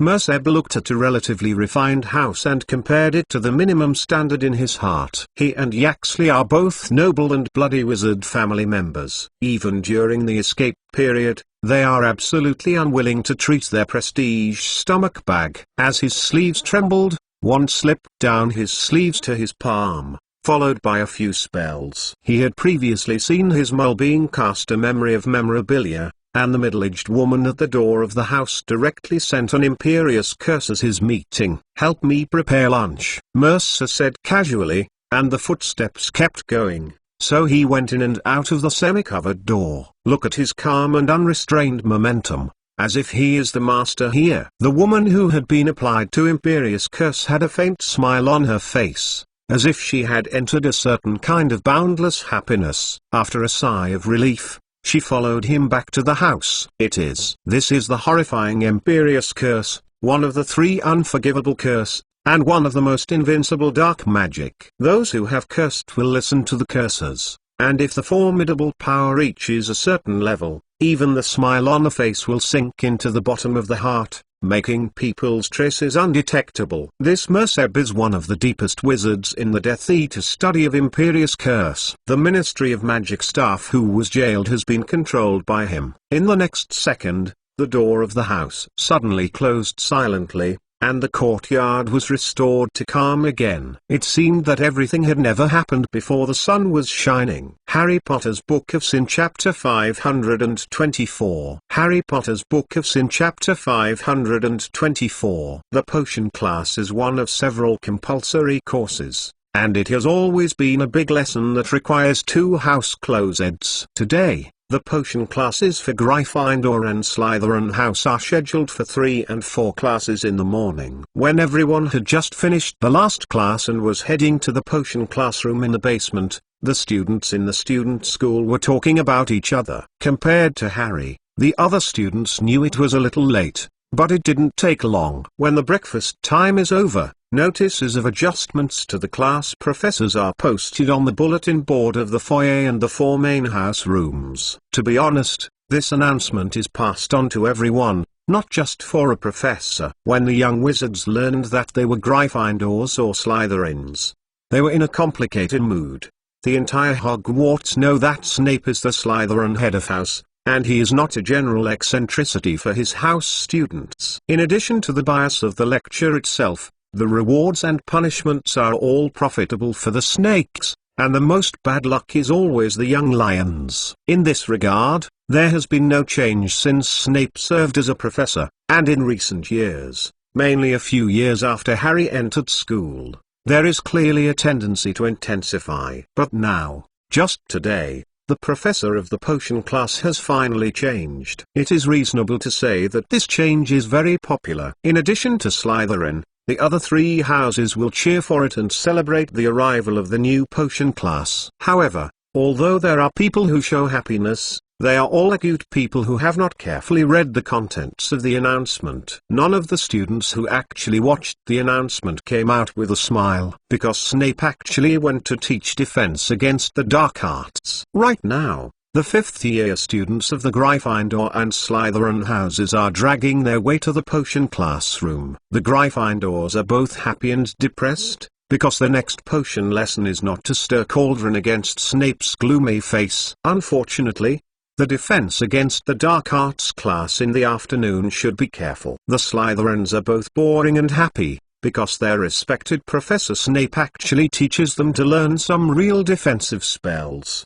Well, probably. I just said that the potion classroom is in the basement of the main fort. This is a corridor with no other entrances, and the 2 houses are bound to meet the 2 when they are down the stairs. As a result, the young lions and the little snakes suddenly looked at each other in the slightly dark corridor of the basement, and neither side had any choice. However, Draco, who has always been the main firepower, did not make any provocative actions this time, which made it difficult for both sides to be awkward. Although Draco's taunting level has been declining over the past 2 years, which has affected the overall level of Slytherin House. Can it not be as squinting as it is now? Draco, what's wrong with you? The female child who was next to her was Pansy Parkinson. She looked confused. You don't be a potions professor, but he has changed to a better defense against the dark arts class. Are you supposed to be happy? But Draco just shook his head, and Golden's hair swayed in front of his eyes, covering his eyes halfway, making people unable to see his eyes at the moment. After a while, they just stepped into the classroom and saw the sight that was never seen in the previous potion class. The neatly arranged rectangular desks disappeared, replaced by each and every one's round potion composition. The chairs in the classroom were basically removed, and only a row of desks for people to use as needed was left behind. After all his potion classroom, it still looks a little dim, because some potion preparation process needs to eliminate the interference of excess light. The beautiful tapestry can be adorned on all four walls of the brick wall. Several magic portraits from the famous potions grandmaster bring considerable vitality. This potion class is finally not as dead as it used to be. What is most worth mentioning is that the new professor did not know where to get a lot of fluorescent white flowers. Planted them in a cluster on the surrounding wall. The little light particles scattered from the stamen replaced the original low-light magic light, which brought a whole mysterious feeling to the whole professor. Children, coming. Slughorn's first lesson, with an amiable gesture, smiled and greeted the students who were coming inside. 4 people or a group of 5 people, all choose the round table that they like, whichever is okay. Yes. Standing on the line, the reason I will say later. What? 3 people? It can also be, I think I better put it on there are enough preparation stations. This first class impression is quite fresh. Of course, in addition to being fresh, the satisfactory degree of freedom creates a very good mood for everyone, whether it is Gryffindor or Slytherin. The point of view is still consistent at this point. However, most of the young lions showed up with laughter, and the little snakes put their happiness on the bottom of their hearts, but on the surface they showed a look of reluctantly qualified. Well, everyone students, I believe you all see the announcement in the bulletin board. Yes, I am your new potions professor, Horace Slughorn. The old man pulled out wand and waved his name on the blackboard behind him. The font is the same as the character he showed, but it is gorgeous and still somewhat playful. It is a beautiful swashbuckle. After that, he smiled and nodded to everyone, and continued, first of all, I have to explain the problem of the chair for everyone, or else the young gentlemen and ladies will probably blame me behind. Slughorn was slightly paused because some of the students at Gryffindor smiled softly. They all think that this old man seems to speak very well, and in fact it is. Actually, he continued, we know that the preparation of potion is complicated. When we need to stay on the cauldron and mix and stir, it's always a little overwhelming because some guys like to create some very tight preparation techniques. Having said that, he smiled and shrugged. So, when we are with cauldron, it's basically not to have time to sit down. Believe me, this is really hard, especially when you don't pay attention to exercise. Because of this, in order for us to have more sufficient strength, I have to let you stand with me during class. Slughorn curled one's lip, made a look of innocence. Yes, I have to stand too. Hey, let us stand together. The voice did not fall, and many students secretly laughed. For a time, the atmosphere in the classroom became more and more harmonious. Professor, a Gryffindor female student suddenly started talking. Is the flowers in the classroom set up? They look so beautiful. Slughorn hearing this, but just shook his head slightly. The smile on his face looked a bit mysterious. You know who laid it out right now, he said. There are special guests who are invited to this class. The youngest professor of Hogwarts, Mr. Marks McLawn. As the words sounded, one could not be said to be a tall silhouette coming in from the door, but his appearance was worthy of excitement. And let's not mention that Marks's level of potion is equally high. What has happened recently makes his reputation in the magic circle higher and higher. For these young wizards who are still in the Age of Stars, Such a celebrity who watches his step-by-step approach to peak is more exciting than other famous wizards. If I decorate the white linings in the classroom to make everyone like it, then it would be better. Marx blinked and walked to the front of the classroom and stood still. But in fact, they also have tasks today. He pointed to those fluorescent white flowers, simply stating, since the student mentioned them first, I will say a little more in advance. The radiance of fluorescent white flowers can make the reaction process more stable when preparing vital tonics. By then, everyone can calmly stir the Ariat blade. It's really a professor of McLawn who is amazed by the entire European magic circle, Slughorn said in a timely manner. Hey, I just introduced a new preparation technique to you. I can explain it first. The book can be no such little knowledge. After all, he suddenly turned around and extended the wand to point to the blackboard. Suddenly, the name that appeared on the blackboard disappeared silently, and then a line of letters emerged. Today we are going to talk about the last potion of this semester. It is called Vibrant Tonic. As its name suggests, this is a way to supplement and enhance the energy of the drinker. Potion. At the same time, this is also a very practical potion. At this time, Slughorn gave up the initial easygoing, and the tone became serious and serious. It can be seen that although he is somewhat embarrassed, he has enough piousness in his professional field. Marx stood sideways, watching the bald old man concentrate on the silhouette of the specific course, and he could see a shadow similar to Dumbledore. Dumbledore also started from a professor and also worked with Slughorn. Perhaps Albus Dumbledore of that year also stood at the blackboard like him, and seriously taught the knowledge of metamorphosis to the young wizards in a classroom. It was natural to be a Slytherin head of house, which is naturally true.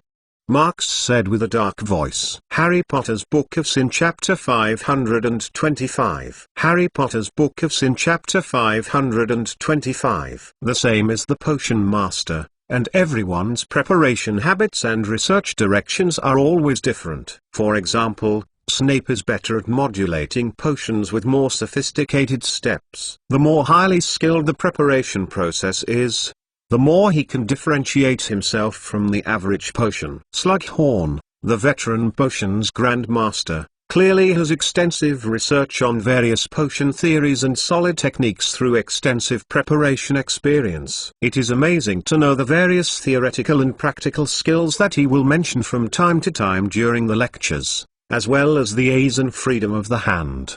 Last point, yes. Professor McLawn also mentioned Ariat blade. I believe everyone has been exposed to it in the past. So, can anyone help me to recall this material?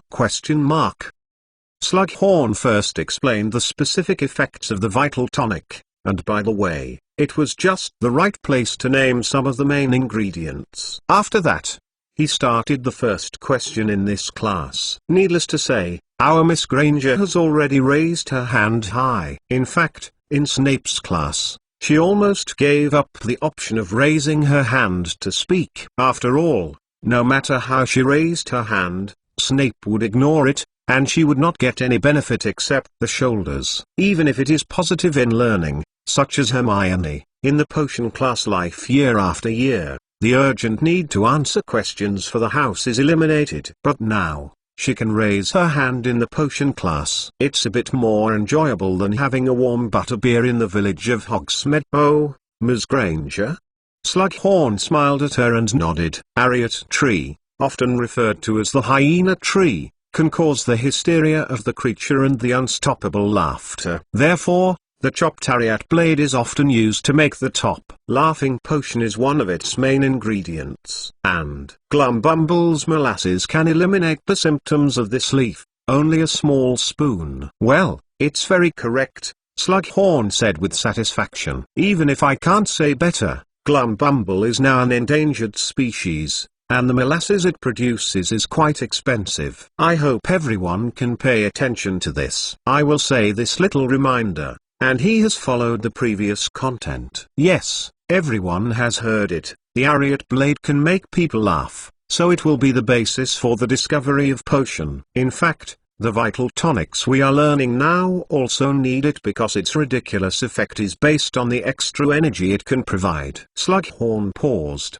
smirked. Severus, Professor Snape, who taught potion lessons for you in the past, is also a famous Circle of Potions Grandmaster. I think he mentioned it in the course of talking about potion, in the preparation process. The chopped chariot leaves should not be too intense during the mixing process, otherwise the ingredients that can cause laughter will be destroyed. But this time, we just want to destroy it, because we will not want to laugh at others when taking the vital tonic. Is it about this? Please put two kinds of potion. The difference is firmly in mind.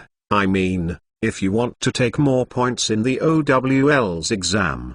He shrugged to show that this is for everyone's sake. So, the preparation of the vital tonic is relatively simple, and the hardest part is the agitation when the chopped chariot leaves are placed. Vigorous agitation will destroy the ridiculous ingredients and also produce a relatively large magic power vortex reaction. Although Professor McLawn has prepared a white flower for you, I hope that you will need to be more careful in the process of modulation. Slughorn's magic power vortex reaction, simply because the stirring speed is too fast, causes the magica liquid with magic power in the cauldron to form a magic power vortex. If this kind of reaction that is more common in the preparation of potion occurs too intensely, there will be a sad frying pan. As can be seen from the death of Luna Mother, the process of studying the curse sometimes implies a danger of being fatal. Similarly, some very terrifying situations can occur during the preparation of the potion. In the many unpredictable accidents, the fry pot can be said to be a baptism that every potion preparer will experience. If you don't have a frying pan, you are even embarrassed to tell others that you will make a potion. However, even if this type of accident will follow your potion preparation career for a lifetime, it will always be a bad accident that can't happen if it doesn't happen. Because the difference in potion you make, its danger cannot be generalized. At the time of the world's eye-catching Magic School Potion Tournament, it was a permanent suspension due to a friar in a final. According to A History of Magic, the scene of the game was particularly fierce, and even left a trace of poisonous swamp that could not be completely eliminated. Okay, then, it's up to you to be Professor McLawn, who is looking forward to it. Slughorn was pleased. Today, he and I will show you a collaborative preparation technique. The name of the technology sounded a bit strange, and even Hermione, who had read a lot of books, shook his head under the watchful eyes of several Gryffindors, indicating that he was not clear. You don't have to worry too much, because this potion preparation technique has not been officially entered into your textbook, so it can't be found in the potion skills list. Slughorn explained specifically, but everyone must remember, yours Professor McLawn has twice won the annual Silver Award for the Practical Academic Journal of Potion, and one of the research papers is about this very clever potion preparation technique. He spoke and said, suddenly leaning forward, pretending to whisper, I think that since you are a Hogwarts student, why not take a step ahead of other school students? Since ancient times, potion preparation is usually just a person's work. Because the toppers and cooperation theoretically will greatly reduce the difficulty of preparation, you can actually find that the interference between each other will be more. Potion is a very fine subject, so this interference is often fatal to a potion. However, Marx has found a lot of detachable preparation techniques in the process of personal preparation, especially those complicated skills that need to be multi-purpose, and he has been split into a simpler toppers and cooperation technology. Undoubtedly, this set of preparation techniques that have been standardized due to splitting and summarization will certainly make some potions easier to prepare and more conducive to popularization. Actually, I didn't expect that the summary paper that was handed to Professor Snape would be submitted by Professor Dumbledore. Marx spread his hand and smiled. If you have any special thoughts in the future, remember to write it down to you. Professor Slughorn can take a look and see if he can get an award. When he finished, he stood side by side with Slughorn's old man on both sides of the cauldron in front of the classroom, and then Slughorn extended out wand and tapped on the edge of the cauldron. On the other hand, Marx reached out and picked up the silver knife on the round table, and quickly and neatly cut a crumpled brown dried fruit. Both of them are very familiar with the less potent potion of vital tonics, and every step and every detail is in the chest. According to the technical splits summarized by Marx, the actions of the two people did not delay at all, and their respective division of labor became quite clear and smooth. Just now, Slughorn's evaluation of Marx's technique is very accurate. It's a clever potion preparation technique, because it's not so advanced. Even the students can easily understand most of the flaws. Sometimes this is the case in academics. Whether it's mug science or wizard's magic, the so-called progress often begins with a less tone-thinking summary of "that's all." Another type of standardization can be created, but it will open up a brand new world for the whole discipline. Everyone looked at the tacit cooperation between Marx and Slughorn. You came to me to make it clear, and it was easy to complete the entire first step, the preparation of the base material. In the case of independent preparation, it can't be so brisk. How to say it is also a potion that can only be learned in 5th year. Professor. When Slughorn puts down the glass rod in his hand and is planning to analyze some of the techniques that have just been shown, a voice allows him to take their words that have come to his lips. Mr. Longbottom. Old man curiously, what's wrong? Neville, who was very introverted from an early age, suddenly raised his hand and said, this is a big news. At present, most of the students turned their heads to look at his table, so that Harry, Ron and Hermione, who were at the same table with him, were also surprising eyes are surrounded.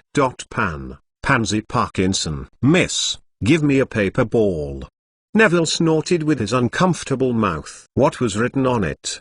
Slughorn picked up his eyebrows, and the chubby old face flashed a bit of doubt. It's a normal thing to pass some small notes in class. This old man is obviously not a strict professor. I don't care much about these little actions. I have an apostrophe T. Not seen.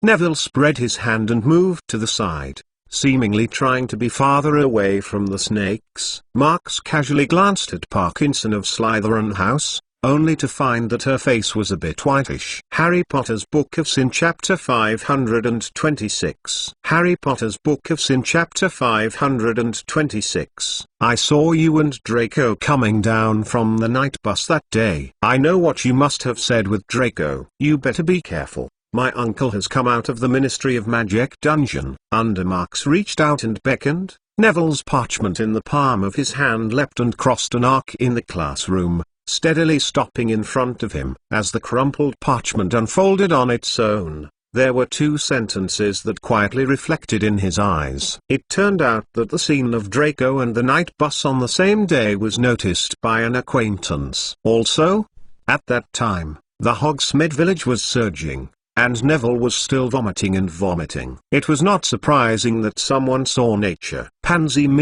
Parkinson's female child, although her appearance is not good, character is also bad to the home, always happy to ridicule the Gryffindors. But the only pure place in her heart, but it was all left to Draco. She saw that Draco had always been exceptionally silent recently, and that the beginning was probably the day, and it was no wonder that she would associate Neville with her. However, if this note is only seen by Neville, it is a threat, that's all. But Miss Parkinson did not even think that Neville, who had never dared to provoke right and wrong, actually raised his hand and complained. Now that this parchment falls into the hands of Marx, the consequences may not be as simple as deducting a house. What was written above? Slughorn curiously came over and Marx didn't care. He waved the wrinkled paper directly to the bald old man. Miss Parkinson, I think, you have to come to my office after lunch, Marx said calmly. You might be able to talk to me about your uncle. No, I was nonsense. Parkinson took a step back and saw Marx's eyes as if he were watching a dementor. I don't know where he is. Now it's class time, leave it to my office and talk about it. Marx waved his hand and then nodded at Slughorn, indicating that he could continue his class. From beginning to end, Marx's performance is quite casual, and he can't see the seriousness of the matter at all. The eyes of the young wizards are fine. Anyone who has glanced at Pansy Parkinson knows that the content on the note may not be as calm as Marx's face. Slughorn is similar to Marx. After reading the text on the paper, he did not show his concern about the matter. What is different from Marx is that his calm is based on the principle of not actively taking trouble. Simply put, this old man is completely only when you don't see it. After returning the piece of paper to Marx, Slughorn cleared his throat and began to talk about the follow-up course content. In addition to Miss Parkinson's, other young wizards gradually turned their attention back to the relaxed and pleasant explanation of Slughorn, and unwittingly put this episode aside. For the rest of the class, Marx and Slughorn worked together to add a lot of eye-catching knowledge to the textbook, making the majority of students have a considerable degree of change in the subject of potion. It's also true, although Snape is definitely one of the very best in potions academic achievements, but his teaching style is really too tasteless. If every class is studied in accordance with the blackboard on the blackboard, even if the book is so fine and accurate, it will always make people feel tired. Listening to the humorous teacher lecture, time is always very fast, and it's time to go to class. This time, the students felt a little sad, because in the second half of the class, Slughorn told a fun story about his preparation of potion, but unfortunately was interrupted by magic ringtones. Okay, I will take some time to finish it in the next class. Slughorn laughed. You can hurry up and pack, and the expected lunch time is about to begin. After saying this, he did not go first, but waited for the young wizards to leave the classroom one after another, which was packed to teach the supplies on the table. It can be seen that Miss Parkinson was still nervous when she left. Perhaps packed Voldemort and Grindelwald's marks in her eyes, is a terrifying monster. Originally Marx didn't intend to get any information from her. I can sway her stocks, and now I have so much expectation. Mr. Lorne, a pretty good lesson, isn't it? Slughorn had picked up his belongings and was very excited as he walked towards Marx. Yeah, I think they like you. Marx paused and thought, and responded with a smile. This time, I also brought a lot of lecture experience.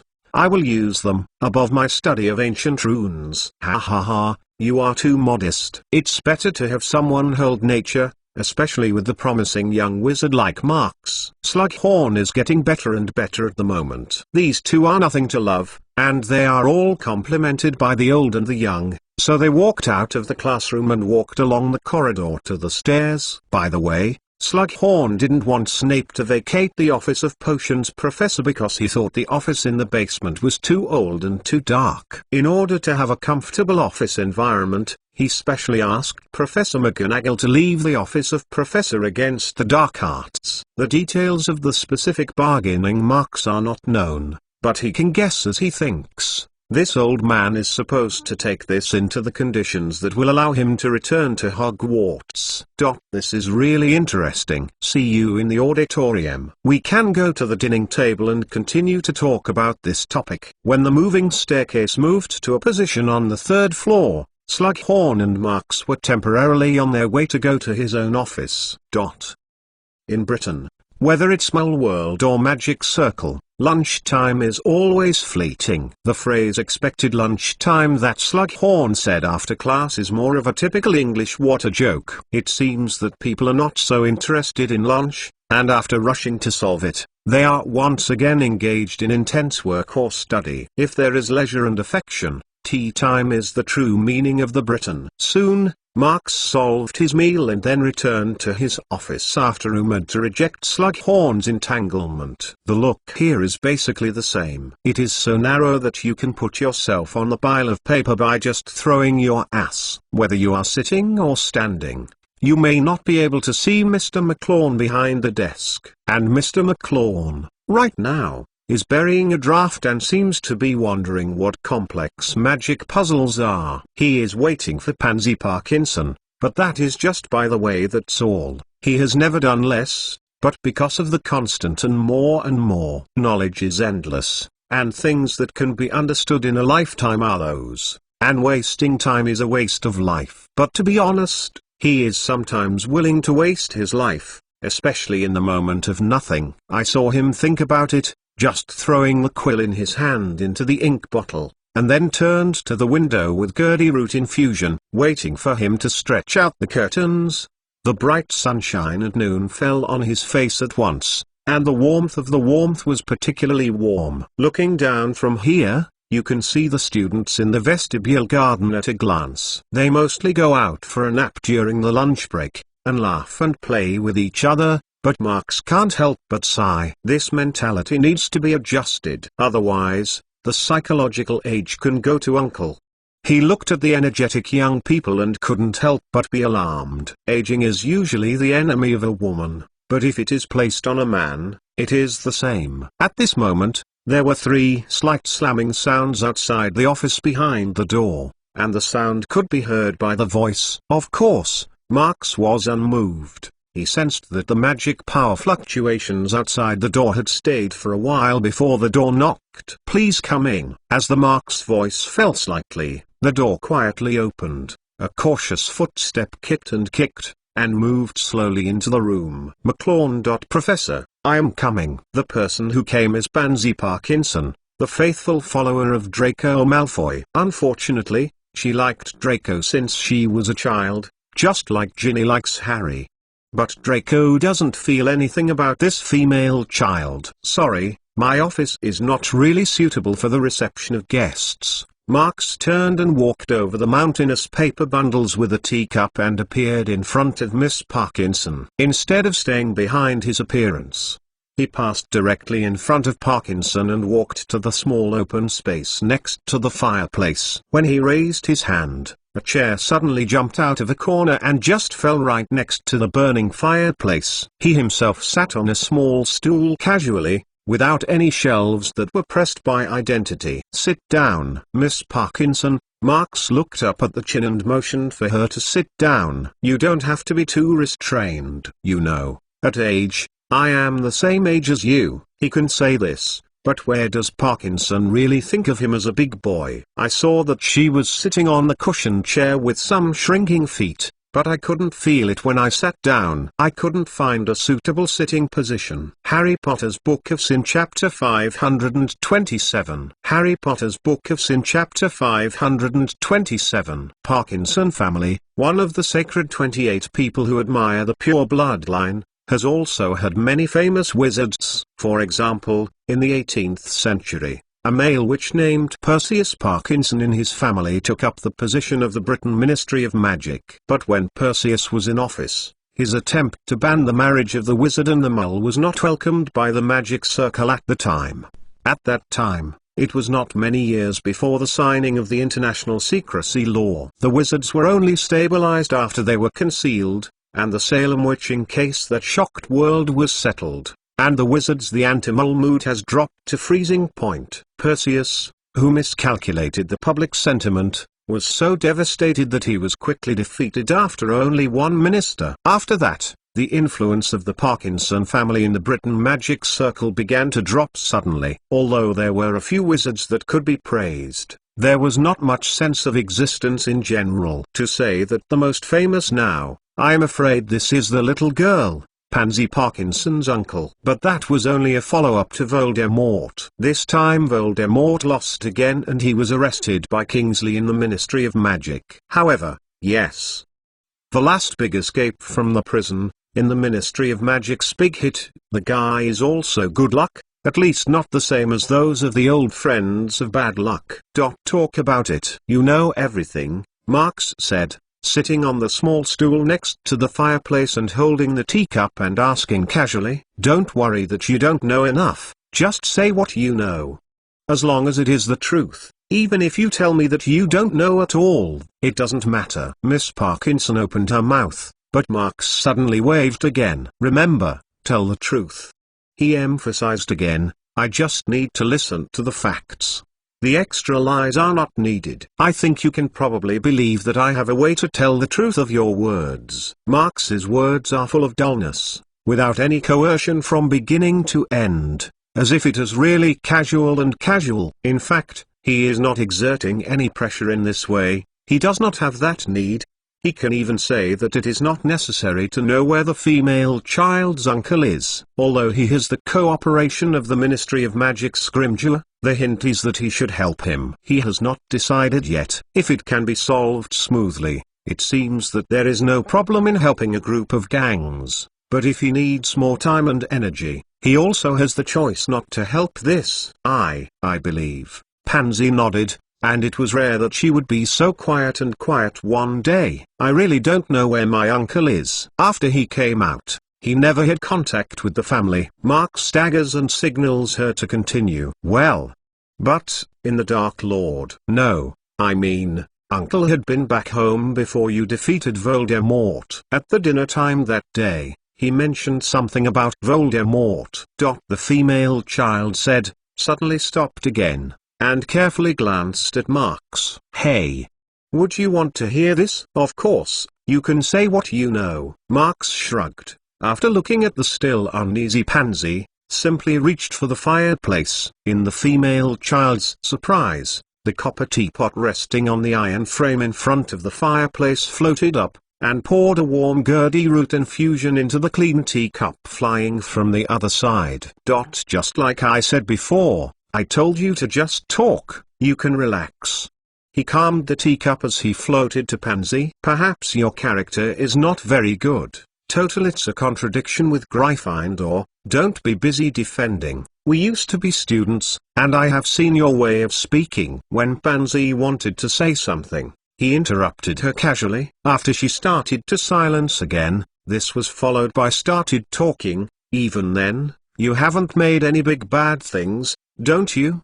I didn't want to pursue anything this time. It was just a normal chat. Yes, just chat honestly. After all, Marx raised her hand to her and said that she could continue to talk. Marx's words are quite frank, and there are no things that are imaginary. Perhaps it was because of his straightforwardness that Miss Parkinson's body was significantly looser and not as tight as it was at the beginning. Well, what did I just say? Well, our Miss Parkinson seems to be a bit slack, and after Marx's openness, I almost forgot what I said.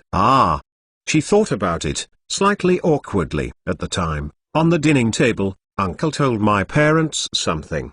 At that time, he didn't fully let go of it, just mentioned it a little bit. He said, Voldemort asked them to perform a secret mission when he attacked the school. Uncle was one of the executors of the mission and would not be involved in the offensive team on the day of the offensive school. Is there any task? Marx asked curiously. At the time, my father asked him too, Pansy said, shaking his head. But he didn't say that, he only said that it was a top-secret mission. They all used unbreakable curses, and Voldemort himself. Unbreakable curse is a special spell that gives magic to the vow, and the wizard that violates the oath will die on the spot. Marx knows that this is also a soul-related spell that is quite powerful and hard to crack. Oh, yes. Pansy thought about it. It seemed to be just a matter of remembering something. Suddenly added, Uncle also mentioned the witness. It is Bellatrix Lestrange. Oh? When Marx heard it, it seemed like a lightning flash through his mind, but unfortunately the inspiration was fleeting and he couldn't capture it. I saw him slightly frowning, sinking his mind and thinking, but never found it. Bellatrix in the magic photo in the newspaper. Of course, he remembers that the crazy woman obviously has some strange places. At the time of her escape, her pretentious curse performance was obviously unreasonable. At least, in the usual time, she will never let go of any time that allows her to display unforgivable curse. This Voldemort, what a ghost idea left. According to Voldemort's character, he does not really believe this Ren personally, even if the object is Bellatrix who is crazy about him. There will be no exceptions. If Bellatrix is really the witness of that secret mission, the mad woman must have a reason enough for Voldemort to fully believe, and that reason must be related to the task itself. From beginning to end, these clues are linked together in the heart of Marx, but there is still a lack of truth in the middle, so that he cannot see the beginning and the end of the whole thing. Is there anything else I want to say? Marx looked up and asked again to Miss Parkinson. But after a while, The other party shook his head and said that he had already said what he said. Also, Pansy Parkinson said that she had a close contact with Voldemort's Death Eater, but she was also a student of Hogwarts. If she is not on vacation, she will not have a chance to go home, and it is even more impossible to know other things about her uncle. When Marks saw it, he put it aside and then put it aside. Pansy watched him stop talking, then took a cup and gently dipped a small sip, and suddenly he was bright. As a descendant of the Parkinson family, who is also a good family, she has also had a lot of different kinds of afternoon drinks. No matter which one is not like the cup of tea that Marks has given her. The mellow tea has a bitter entrance, but soon there is a special scent that overflows the nose and mouth. When the tea slid down the throat and pours it like a stomach bag, it is a warmth that makes people feel like melting. It is intoxicating. "What kind of tea is this?" she asked loudly, but then she realized what it was like, and hurriedly narrowed her neck. "Gurdy root infusion. This is one of the Lovely Good Home products. Of course, the original taste is really so bad. But after 2 improvements from Lena and Marks, it has become a glamorous hot drink, and Marks is now used to drinking 2 or 3 cups a day." "What?" Pansy looked confused. "Oh, don't care." She certainly didn't hear it, because this is the plant that Mr. Lovegood found, and it doesn't really make much use except for making tea. "I remember. Did you like Malfoy?" "What?" Marks's cold words shocked Pansy. After a brief glimpse, she turned into a mouth-to-mouth mode, and even after a few mouthfuls, she could not speak. "Nothing, just a little joke," Marks said as he stood up. "I think about Malfoy. You probably don't want to talk to me. If nothing happens, you can go back now. Remember to talk to others today if we don't want to get into trouble again." Oh. Pansy hadn't come back from his senses from the shock. She only stumbled and stood up from the chair, letting go of the cup and the dew to the door. "So, goodbye, Professor McLawn." "Okay, goodbye."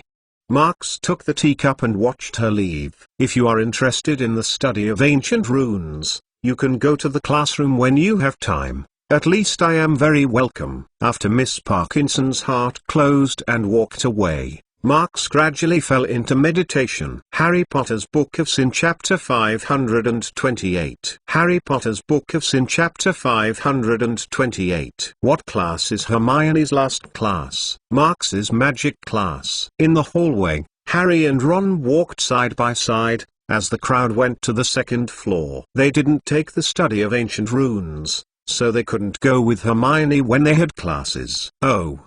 Ron hearing this, it seems to be a bit of emotion. Although Marks's class is always very interesting, the disadvantage is that there are too many homework. Seriously, can't he relieve the burden of the students? "We haven't chosen a magic lesson. You don't have to worry about others." Harry shook his head. "I think we have to worry about the next lesson. I didn't expect it. It was originally my favorite class." "Yeah?"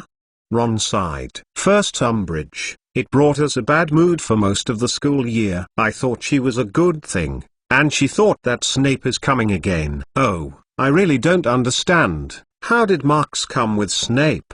Harry was bored. "Maybe as Marks said, is Snape not as bad as we thought?" Ron thought for a moment and quickly slammed the idea far. "No, how is it possible?" "Oh." Harry grinned dryly. "Has Marks said this?" "I don't know. I can't remember." Ron shrugged. "I just thought that if Marks would say that." As the two men complained to each other, the crowds that flocked to the defense against the dark arts classroom had quickly moved beyond the familiar threshold. And at this time, with the light sound, the teacher's door was opened from the inside. Then, the big bat-like silhouette came out of the door and stood a little in the hallway. It was Snape.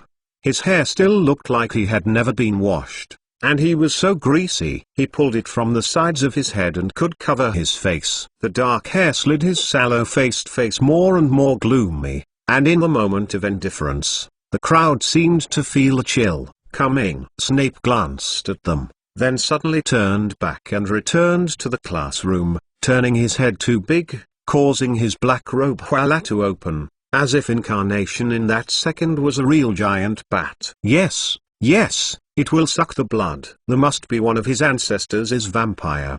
Ron leaned around Harry, whispered with a very small voice. I don't think that's unusual. Listen to Hermione. In the past, Hogwarts had a history of vampire as a professor of defense against the dark arts.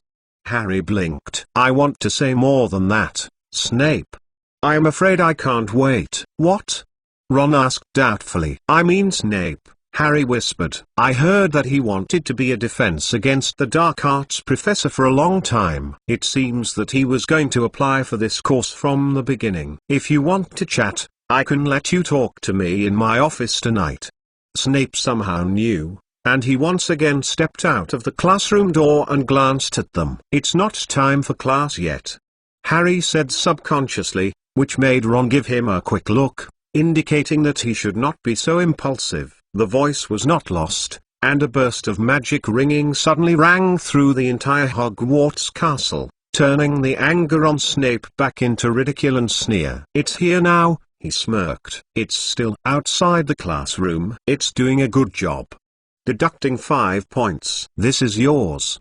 Harry yelled his neck and yelled. Each person deducts 5 points. Snape smirked and added, and it was once again in the classroom. Ron knew he couldn't stay here, so he pulled Harry and followed him. Let him and Snape go against it. I am afraid I will go to the guy's office tonight in the middle of the night. As soon as he entered the classroom, Harry and Ron discovered that Snape had been branded with his vivid traces. The windows that were originally well lit were covered with thick curtains, and a trace of natural light could not be seen. In the classroom, only the small candles ignited by magic exude a faint rays of light, making it as gloomy as the previous potion class. Unlike the previous potion classrooms, there are a few portraits that have been hanged here, but those portraits also have a strong Snape style. Most of the paintings are characters, but they all seem to be suffering from terrifying torture, showing their pain with distorted limbs and sly expressions. Some of those paintings are silently screaming,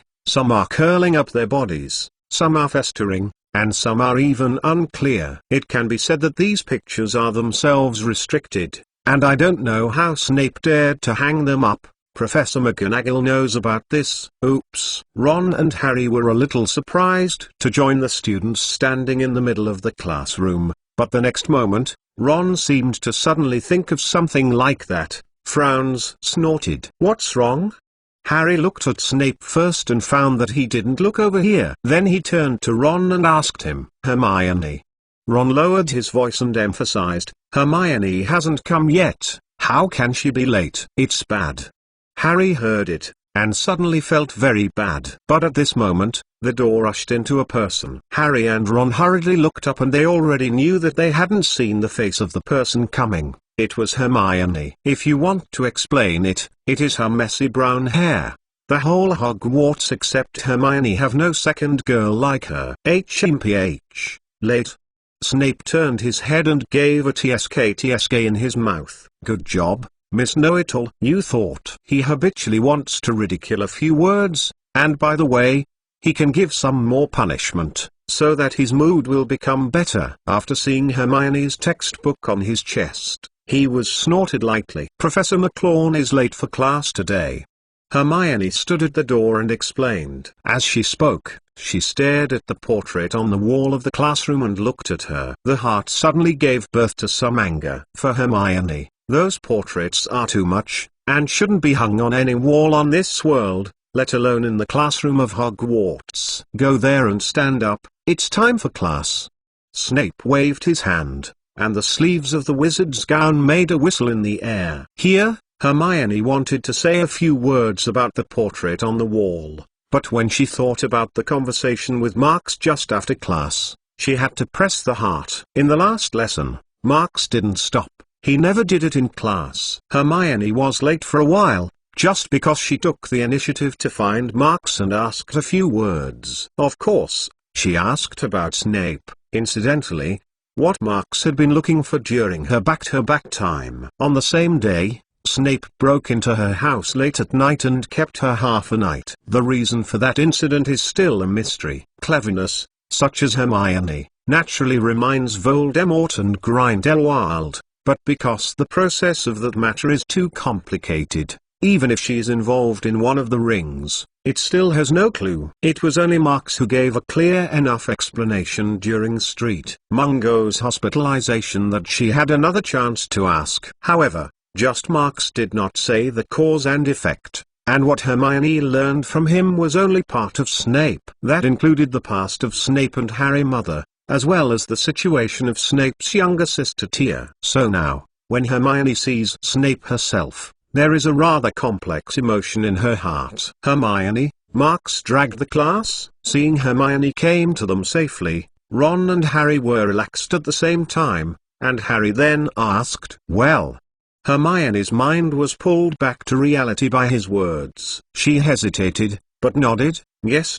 Yes. Perhaps in the subconscious, I felt that I shouldn't tell Harry about the conversation I had just had with Marx. After all, she wouldn't even know where to start talking about it. From Harry's anecdote, "Do not be silly." While answering, she stuffed the magic textbook in her arms into a bulging bag, and turned it over and took another thick magic book.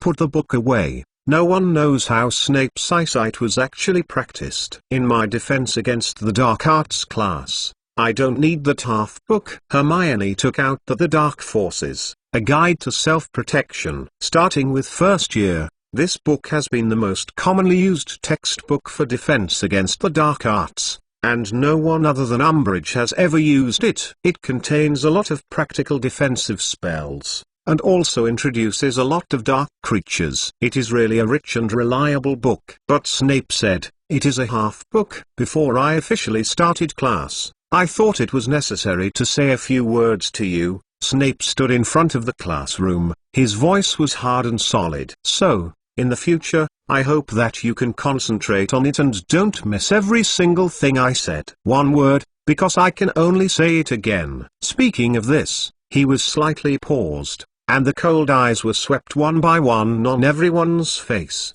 bringing inexplicable pressure to everyone. Harry Potter's Book of Sin Chapter 529. Harry Potter's Book of Sin Chapter 529.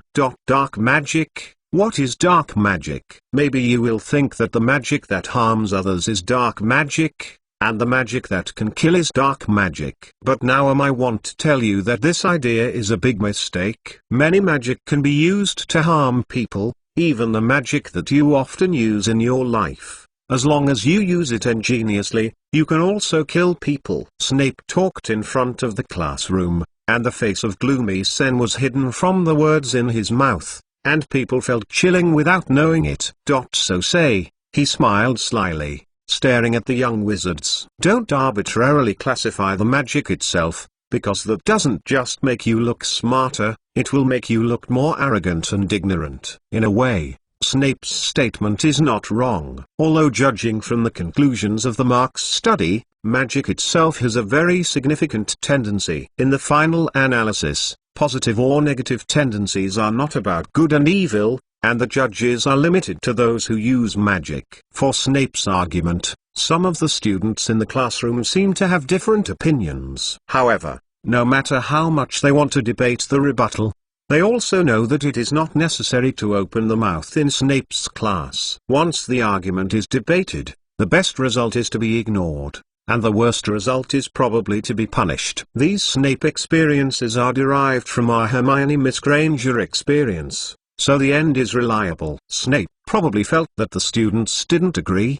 but he didn't react at all, but continued to talk about it. The so-called dark magic refers not to magic itself, but to the malicious use of magic that wants to harm you.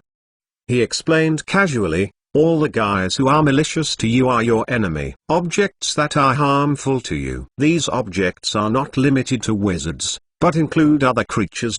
And even some dead objects. Having said that, Snape reached out to the wall on the left side of the classroom, and the students mostly looked at his finger and looked at the portrait hanging there. Just like it, Snape said, "Inferius." On the canvas of the painting, 3 pale humanoid bodies are leaning around a wizard, constantly licking the neck and chest and abdomen of the person. The blood is like a donkey. I can't see the young girl. That. Is there really Inferius now? Gryffindor, The beautiful female child Parvati Patil asked with a sharp voice, with a horrified voice. I mean, it must be a very complicated curse, isn't it? It's not easy, Snape said. Voldemort has been used in the past, and that's enough for us to include it in the scope that should be considered. Perhaps it was because these magics filled with danger and darkness made Snape feel excited, and he rarely blamed Patil for even a sigh, but even answered with pleasure. But, well, even when this mood is very good, he doesn't want to answer the next question. Although many students still want to ask something, Snape did not give them a chance to speak. As I said earlier, dark magic refers not to themselves. But why isn't this class simply called Dark Wizard Defense? He squinted slightly, but it was awesome. The smile makes him look even more sinister. The human heart is hard to figure out. Even the most experienced juror is often deceived by some of the city's deep dark wizards. So, what you have to learn is not how to deal with the dark wizards, even if they are evil. All you have to learn is magic itself. Compared to the speculations, the magic without wisdom itself is obviously better to deal with, at least under repeated training and practice. Even if some of you are stupid, you can learn the ability to be self-protected, Snape said as he glanced at the students at Gryffindor, and stared at Harry and Neville twice. His words are obviously meant to be pointed out, and who is referring to it is obviously self-evident. Harry didn't wait for him to go back, but he only had a slap in the air, because Snape didn't give him a chance. He took his eyes away before he counter-attacked. Of course, Snape continued. Stupid people are stupid people, and they can never do the same with smart people. You know, magic itself is equally diverse, and it is a derivative of the ever-changing myriad transformations. Learning magic also the same is never-ending. All you can do is to study step by step, and ultimately what you can do depends on whether you are diligent and smart enough. Fighting with magic doesn't be deceived by others as you wrestle with others. There is at least one benchmark for how to change it. But the same, there is no longer any place to be taken. You have to really overcome it. Difficulties. After finishing these words, Snape suddenly turned and took a big step back to the back of the podium, then extended the wand and knocked on the blackboard. Reductor Curse, recorded in the Standard Book of Spells Level 5, he said. This curse, Professor Flitwick has taught you, but I think... Hey, I don't expect you to just tell me that you have mastered it well. Today's class, all you have to do is to appreciate its features and strength in actual use, said Snape, again, laughing at the corner. I hope that at least one of you will understand this soon. How to use it? The voice did not fall. He burst into the wand, and with the sound of Whalla's swaying sound, a grey blanket suddenly flew in the corner of the classroom. Because the classroom was too dim, the young wizards couldn't notice that there was something left there. At this moment, the cloth covering it fell to the ground, and they found out the strange. It was a statue, or it looked like a statue-like thing. The thing has thick, long, strong limbs, sharp claws, and two curved long horns on its seemingly head, and the wings behind the bat are more than the whole body big. It is worth mentioning that the whole thing is covered with a layer of lime and the same statue. But it has already opened its bat wing, and it will fly to the eye. Ishiga Ghost. Hermione screamed because she recognized what it was like at a glance. For a time, whether it was Gryffindor or Slytherin, most students will lose one's head out of fear. They are crowded and want to retire, but the gargoyle is obviously much faster than them. I saw the sturdy and powerful lower limbs slamming the ground, and suddenly flew into the air. The classroom of defense against the dark arts is large enough, but not enough to let it fly freely, but it is more than enough to gliding. With a muffled sound, the gargoyle rushed toward the place where the middleman in the classroom was the most. Seeing that it was too late to escape, everyone was too busy to lean over and squat on the ground, perhaps because of the soft legs, take care of him. In short, a group of young wizards immediately fell to the ground, escaping the terrifying blow. It's just that I have escaped once, but it's still far from being thankful. Everyone understands this truth. Soon, the gargoyles swept past them, slid in the air and adjusted their postures. Their feet were once again forced on the opposite wall, creating a second attack. Impedimenta. It was Harry, who seemed to be the first student to have a reaction. But seeing him straight out of the wand, an invisible magic power wall blocked the fast-moving gargoyle, although the other side broke away from the obstacles like a muddy pool, but also lost the dive. The speed of the land fell heavily on the ground. Hermione, Ron, Neville. He glanced at several small partners in turn, and made a wink at them. Several of them quickly grasped his intentions and gave him a little nodded. Of course, just a single eye can't always convey too much information. Except for the young wizard who is often with him, other people can't understand what he meant. But even a few people may be enough. Stupefy. Almost at the same time, Harry and other people read the mantra in unison. Not only the tone adjustments were uniform, but even the swinging action was the same standard. Seeing a few red fires flashing through the air, these stunning spell all hit the gargoyle chest that just fluttered. Bang! With a dull impact, the gargoyle flew out like a sack of sacks and slammed on the walls of the classroom. Its body has already suffered serious defects, and until now many young wizards discovered that it turned out to be a statue. Needless to say, this is the first actual combat of RA members, and it looks very good. Actually, you should use Reductor Curse. A little paused, Hermione whispered softly. In fact, Hermione is doing a good job. Whether it's a real gargoyle or a fake gargoyle apparently manipulated by Voldemort, it's a rock-like thing. And it is the hard solids that can make the most of the Reductor Curse.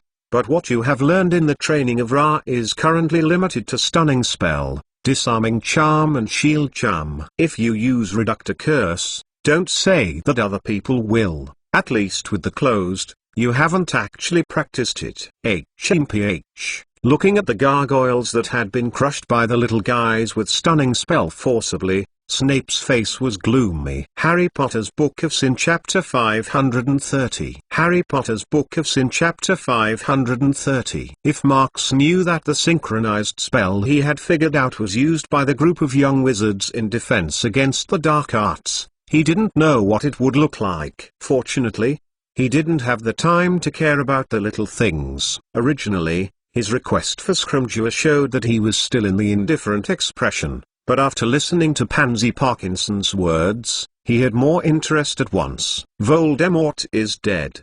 Or at least half dead, but he obviously left some small backs. In Voldemort's secret plan, the most important role seems to be the Bellatrix madwoman. Perhaps the so-called secret always causes curiosity of others. Anyway, Marks has some idea of what it is, and if the things behind it are irrelevant, it is not impossible to treat it as a smooth person. Now that the afternoon class is over, Marks has a little thought about it and plans to check it out. So, when Harry was still in the defense against the dark arts classroom, there was a slight flash of light between the trees at the school gate, and they disappeared.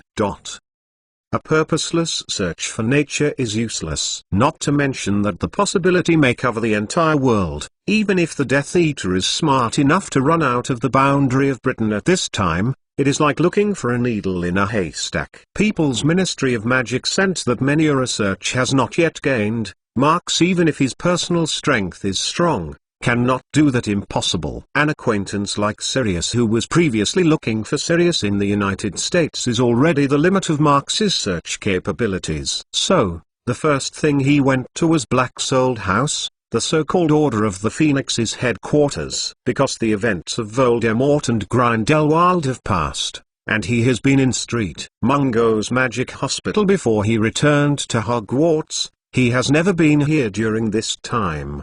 But even if he doesn't come, the situation here will be summed up as a daily report and sent to his hands at regular intervals. Of course, things are no longer the day, and the members of the Order of the Phoenix are mostly beginning to return to ordinary life. Only those who have nowhere to go can be regarded as their home. As the real master of Black's old house, Sirius is also happy. If all the people in the old house are gone now, do you want him to go with House Elf Cretcher Big Eyes staring at Small Eyes? It's really the way to go. Sirius is afraid that he will be mad at every day, and when he will leave home again. Grimmauld Place is still the same, and a ridiculous scene is really good for avoiding people. But now it seems that there is no need to abuse himself. Marx stands between the front yards of 11 and 13, and looks at this deadly street from the left and right. He said that he might be able to transform it here. As he thought about it, he waved his hand at the back. Suddenly,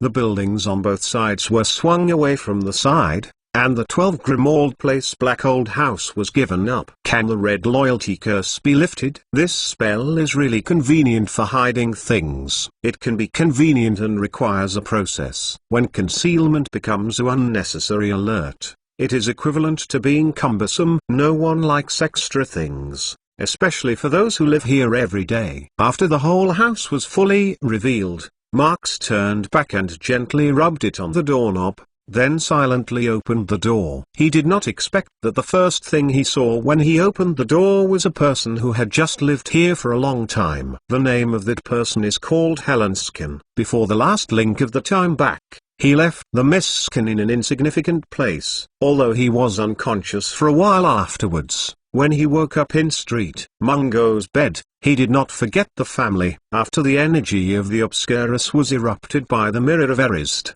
her spirit was always weak. At that time, Marx slammed the energy into her within the body just in case. Now it seems that her spirit has become a lot better, and now she is carrying a feather duster, like a normal mole, gently licking the dust on the wall decorations. Mr. Lawn.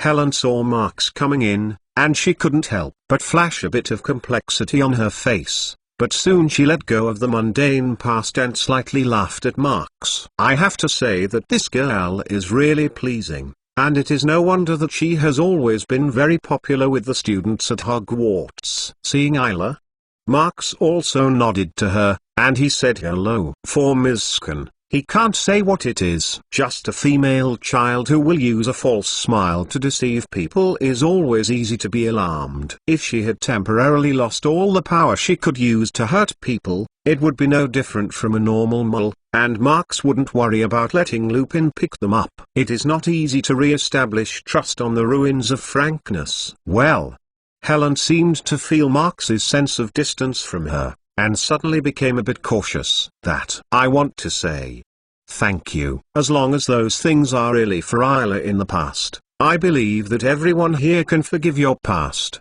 Marx said, passing her by and walking deep into the hall. Including you? Helen's voice came from behind his back as Marx approached the door in the innermost hall. He who has been practicing Legilimens for a long time can feel the expectation contained in it. Of course, including me. When a liar wants to gain the approval of others, one sentence is definitely a great encouragement. When Marx got a redemption in the innocent Luna, if it really worked, he didn't mind passing the pure redemption. After leaving this sentence, Marx stepped back and left the increasingly tidy black old foyer. Lupin, how have you been recently? And which step did Tunks develop? As soon as he entered the reception room, Marx saw Lupin, who was looking through the documents at the desk. He might have been used to it. If he didn't do anything every day, he would be very uncomfortable. For Lupin and Tunks, the couple who came together inexplicably, Marx is thinking about it. After all, the age difference between the two is indeed a bit large, and the age difference of 13 is enough to form a generation gap that is difficult to cross. It is not necessarily easy to want a good trip. Marx? Lupin, hearing this, looked up. All said, I am impossible with her. How come you? The group of Hogwarts is not so good to teach. Now it's okay. You don't. How do you make a good preparation for a lesson? If you know it, Miss McGonagall, you have no good days. Get it? Professor McGonagall is going to be officially promoted to the headmaster. She is so busy. Where can I manage? Where I am? Marx said with a smile and sat down with a chair. I am this time. Running out is actually for her, or for the stability of Hogwarts. How do you say that? Lupin heard, but he couldn't help but think about it. But he thought about what he thought. Is it related to the death of Death Eater? Everything is at the end of the day, and even the small commotions such as vampire, Gringotts goblin, etc. that need more time to appease have not been related to Hogwarts and Marks. Now most likely, isn't there just the sudden death of Death Eater? Therefore, although Lupin does not understand why Marks cares about it, how to think about it is limited to this. Scrimgeour sent me a copy of Daily Prophet, Marks said in a clear and concise manner. It's tomorrow. Newspaper. Lupin's first feeling was strange. The death of the Death Eater is not small. The entire office has been overwhelmed in the past few days. Kingsley is too busy.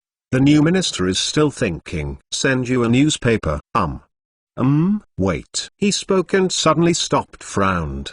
Tomorrow? What did the newspaper say? Lupin has Kingsley's real-time news, which is much more detailed than Marks in terms of information collection. Plus he has been dealing with intelligence for a while and is already sensitive to certain things. Marks saw that he had noticed something wrong and understood that he was guessing something. It's the news about the Death Eater's escape, Marks said directly.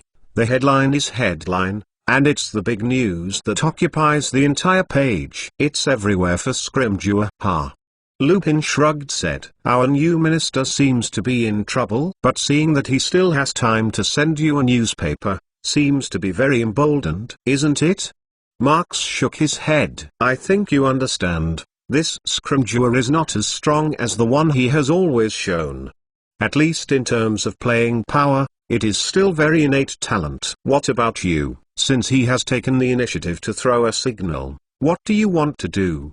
Lupin asked with interest. If you can get in touch with this new minister who seems to be quite capable, now the position of Hogwarts in the magic circle will probably be more stable. I didn't care about it. Actually, Marks thought a little more, and then he said frankly, before noon today, I didn't want to actively blend in, but after that I accidentally got a message, but I have an idea to find out. Harry Potter's Book of Sin Chapter 531. Harry Potter's Book of Sin Chapter 531. Want to know where the Death Eaters are going to escape? The best way is naturally to ask the person concerned. In addition to the Death Eater itself, the era of Ministry of Magic is also the experience of the escape event, and now it is responsible for the search. Marks this time, I came to Black House. The main purpose is to get in touch with our elite Kingsley. After Lupin sent a piece of paper to Kingsley, he and Marks continued to chat with each other for a while. The conversations between the two were almost concentrated on the development of the Order of the Phoenix. In the direction, to be honest,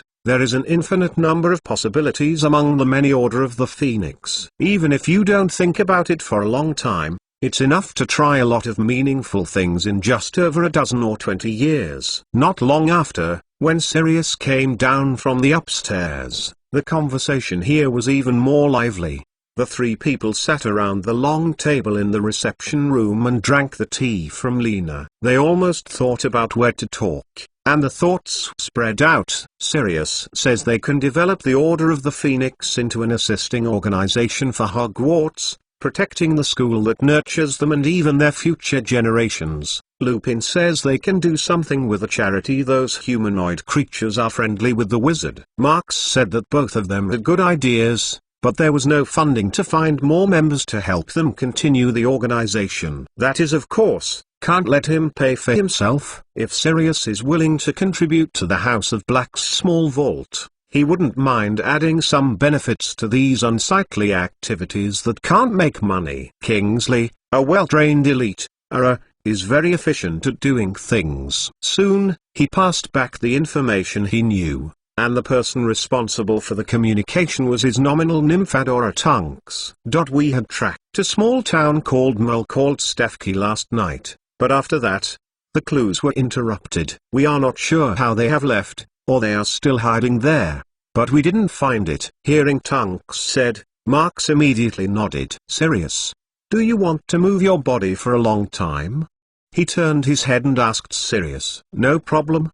Sirius glanced. If I can, I am very willing to take a trip with you, but I am not very good to go there. I think, now the town is probably although no one now remembers the trouble of finding him, his wanted order has not been eliminated, and he has been hung in a corner of the office. After all, He said that he was also the first prisoner to escape from Azkaban. This is no small matter. I think it should be fine if you are careful. Marx shrugged said, if possible, I will count the credit on your head. By then, I have reason to find Scrimgeour to relieve the Ministry of Magic. It is. Ha, it's a good idea. Sirius was excited. Really, always stay here, every joint of Miss will rust. Looking at Sirius, who is full of energy, Marx can't figure out where he is rusting. This guy is a master who can't be idle, and has been like this since he was young. On this point, it is already obvious that he saw the last time he went to the United States. Marx can make a temporary break, but he doesn't really want to let him go out. Although I can finally find a way to get rid of the wanted order, this time I called Sirius. But for the suspicious Bellatrix. Speaking of it, they are still a cousin. I don't know if this is a family, and how can I give birth to two people with such a strange character? Stefki's air is slightly damp. Standing in the woods on the edge of the town, you can smell the sea breeze that Marx is familiar with. The air is flowing between the nose and mouth, with a hint of salty taste. The daytime of Britain is always very short. At the moment, it is almost approaching evening, and the sun is gradually sloping, and the entire snow-covered town is illuminated by golden light. The mole-repelling charm has been applied to the streets of the town. From the higher places, there is basically no normal mole activity in the whole town. Only Euron conducts intense searches and patrols during overtime work. This is the center of Stefki's town. Tunks reached out and shook the piece in front of him. Then he pointed to the far left and left. Go along that road, northwest. The direction is Steve's shantytown, where the ones living in the mall are not very wealthy. Let's go the first. Marx said, the shantytowns are generally chaotic. It's more convenient for Tibetans or Tibetans. I remember to put the Xianian potion at any time, place. It depends on it at the crucial time. They came over this time, after all is to avoid the ears. Ministry of Magic is not completely under the control of Scrimgeour. They have to be careful. If it was discovered by Scrimgeour's political enemies, he would not be able to throw the grass to scare the snake. He did not have the habit of throwing the vested interests into the trash. The rare Ministry of Magic took the initiative to show that this person deserves Marx to stay. When the three men looked at each other, Marx lifted the staff and put a disillusionment charm on the three, which quietly went northwest toward the town. On the way through the town center, they bumped into several Ura squads, and Marx even glimpsed Kingsley's silhouette. If the non-Tunks is just a new Ura who doesn't have a sense of existence, I'm afraid she is not so convenient to sneak out to lead Marx. In any place in the town, there is no small sea breeze, and the townspeople are very clean, making the town look very clean. I have to say that although Steveki is only a small seaside village, the environment of the red tile and white walls is quite pleasing. The three did not stop at the town, and followed the main road that extended northwest. When they passed the path that was welcomed by two woods, the shantytown in Tunk's mouth was gradually reflected in Marx's eyes. The house here, well, at least there is a wall with a ceiling. Can you call it a house? Yes, most of the houses here are very simple. The wooden boards, iron wires and old metal pipes that are everywhere can be erected horizontally and built against trees. The roofs that were bolted together with tarpaulins and various wooden strips were thick with snow, and it seemed as if they could crush them all at once. However, these shoddy houses are still crowded with each other, gathered together one by one, and there is a dense grove between each gathering area. Maybe they are trying to be warmer, but it is undoubtedly to make this place more chaotic. This place is even worse than what Marx expected, even more confusing than the Torpent he used to live in. Think about it too. At least Torpent is still a port town. Even if it is not as rich as those big ports, it still has the quality conditions of money circulation and profit creation. And here, nothing. It's just a refugee concentration. Sirius whispered. There are too many people in Mole World, and Britain is still good. I heard that in some countries, this scene can be seen everywhere. Maybe one day, when the wizard and the mole can live together in harmony, this kind of scene will be less and less.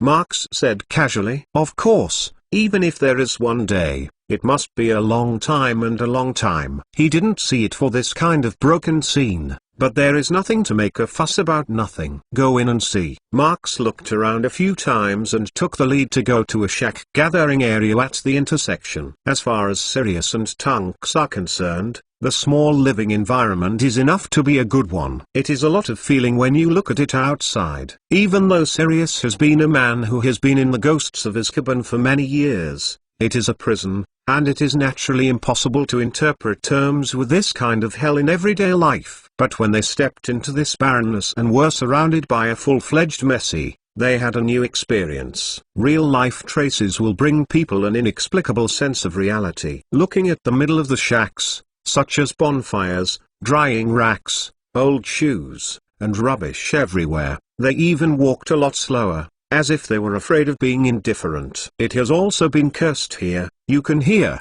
the Mulslums are hiding in their house. No one still stays outside. Marx knows that if it is in normally, the evening here should still be very lively. Tunks, haven't you seen the sight of the Mulslums living here?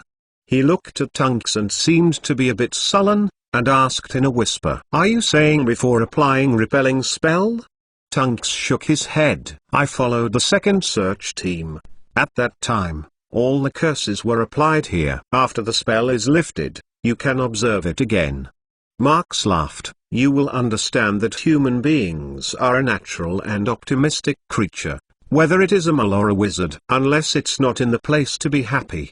Sirius seems to be reminiscent of some unpleasant experiences. He sighed, added, At this moment, Marx looked around and looked over in a certain direction. Harry Potter's Book of Sin Chapter 532. Harry Potter's Book of Sin Chapter 532. Extension Charm is a high-level spell that expands the space that is considered to be closed. According to the curator's proficiency and depth of understanding, this spells can be superimposed and the effect is extraordinary. Of course, every time you stack it, the difficulty of continuing to stack will increase dramatically. Therefore, although this spell has no upper limit in theory, manpower is sometimes poor and poor. No one has ever discovered whether there is a so-called limit in this spell. By the way, because this curse is likely to be used by the minded to do something bad, the International Wizard Federation has set up a series of clear laws from the beginning, and individuals are forbidden to use it at will. However,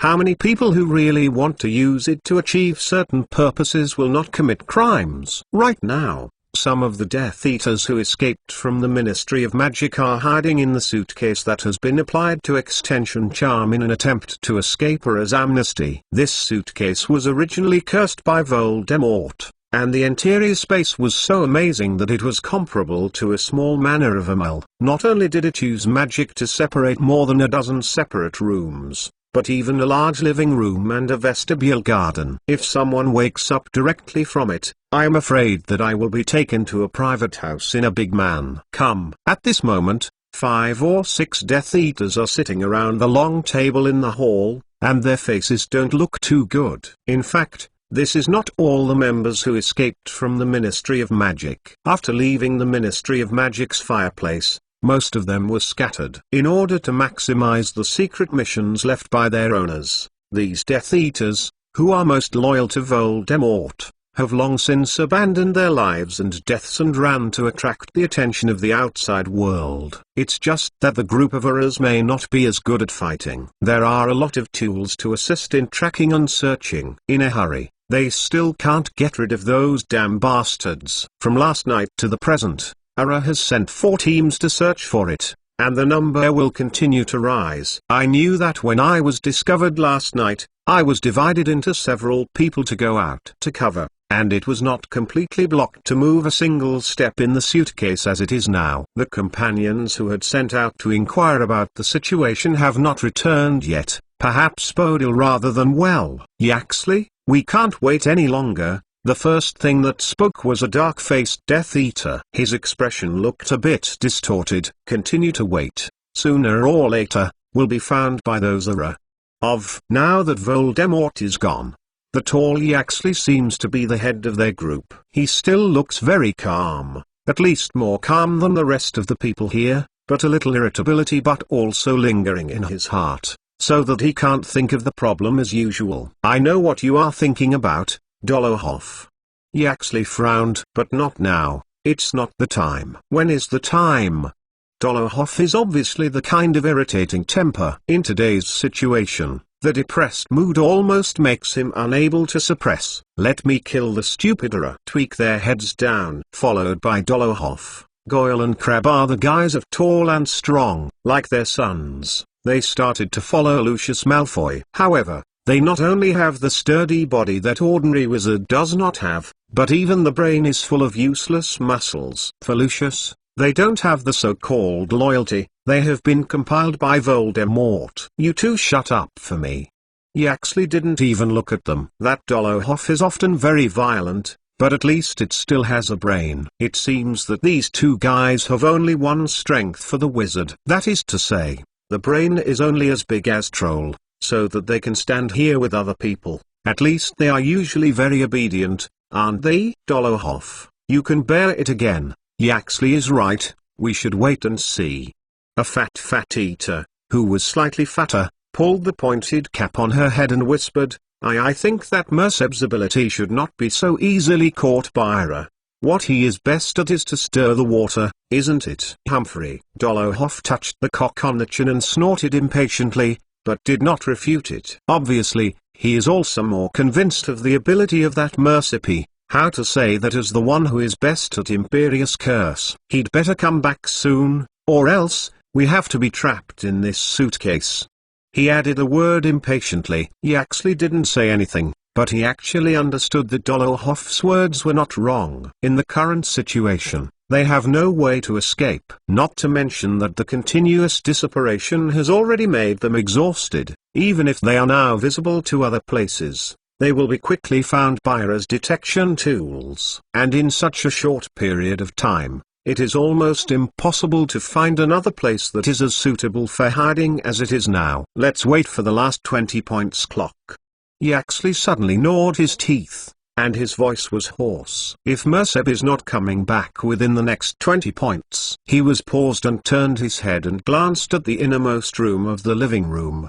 "If he doesn't come back when he arrives, we will implement the final plan." "What is the final plan?" No one will ask this question, because even stupid things like Goyle and Crabbe have long remembered exactly what they should do under Voldemort's weight. "Perhaps the final plan will allow everyone here to be captured back to the Ministry of Magic, and then each and every one is thrown into the Azkaban, which has strengthened several defenses, but the group of desperados will not hesitate. It's all for their only master, the king of the great dark wizard, Voldemort. Each of them is convinced that their Dark Law will swept again. All they have to do is to complete the tasks left by the Master, and to wait for the return of the Master." When Yaxley mentioned this final plan, all the Death Eaters in the living room turned their heads and looked at the door in the deep room of the living room. And among their eyes, there is only that endless fanaticism.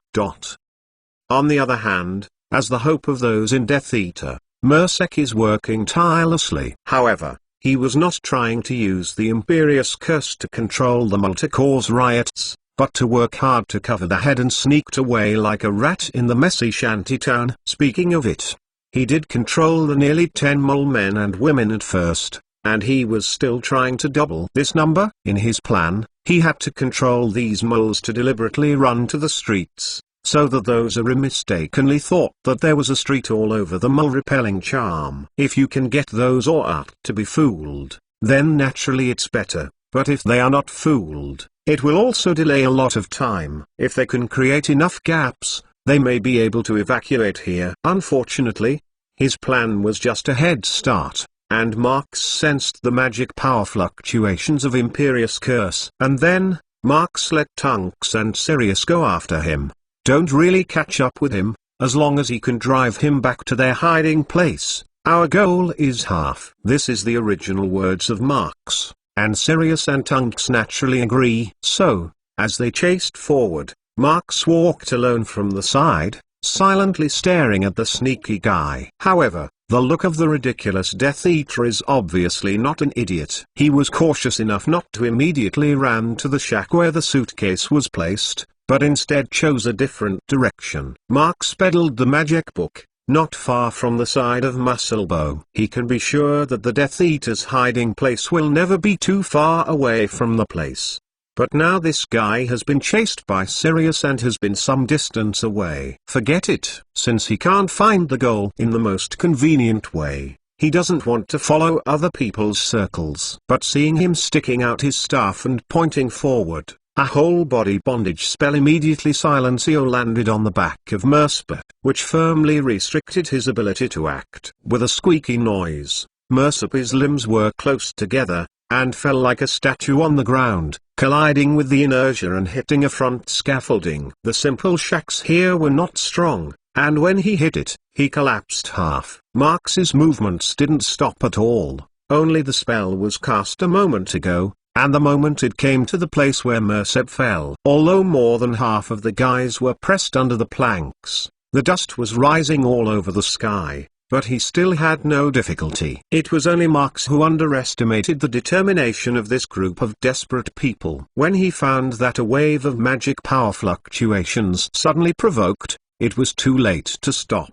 Bang! A violent explosion slammed under the collapsed scaffolding, followed by a heat wave and the smoldering flame that obscured the line of sight. This time the explosion came quickly, and the formidable power couldn't be said to be so strong. Marks estimated that even a slightly stronger shield charm would be enough to make people safe and sound. But its scope seems to be quite wide, and if it really spreads its destructive power, it can almost spread to a whole slum-gathering area nearby. In order not to let the mole here suffer, Marks had to choose to control the explosion within a limited range. Harry Potter's Book of Sin Chapter 533. Harry Potter's Book of Sin Chapter 533. The explosion made Marks feel a sense of incomprehensibility, and Pettigrew Peter used this magic many years ago. At that time, he used this Voldemort to teach his curse to almost blow up a whole Mole Street, and took the opportunity to escape, and the crime of betraying Mr. and Mrs. Potter was planted on Sirius's head. But this magic, although quite powerful, is actually a blind eye, usually used for emergency retreat. Only those who have experienced it personally will understand that all the wizards who have the ability to cast defensive spells can survive the explosion unscathed. But this time, Marks found that the look of the ridiculous Death Eater failed to sneak out of the other side, but directly killed himself. So simple. Marks stepped forward and pulled out his foot and pulled the corpse that was smoky. The spell of the whole body that he had cast beforehand prevented the other party from moving even with one finger, but even so, it would not be so arbitrarily used to secretly kill himself. When did the Death Eater, which was full of malice and selfishness, at all times, have a sacrifice? Marks, Sirius and Tunks have caught up. What happened? I can blow the magic of a street. I think you must be familiar with it. Marks pointed to the ground, apparently speaking to Sirius. The magic used by Wormtail.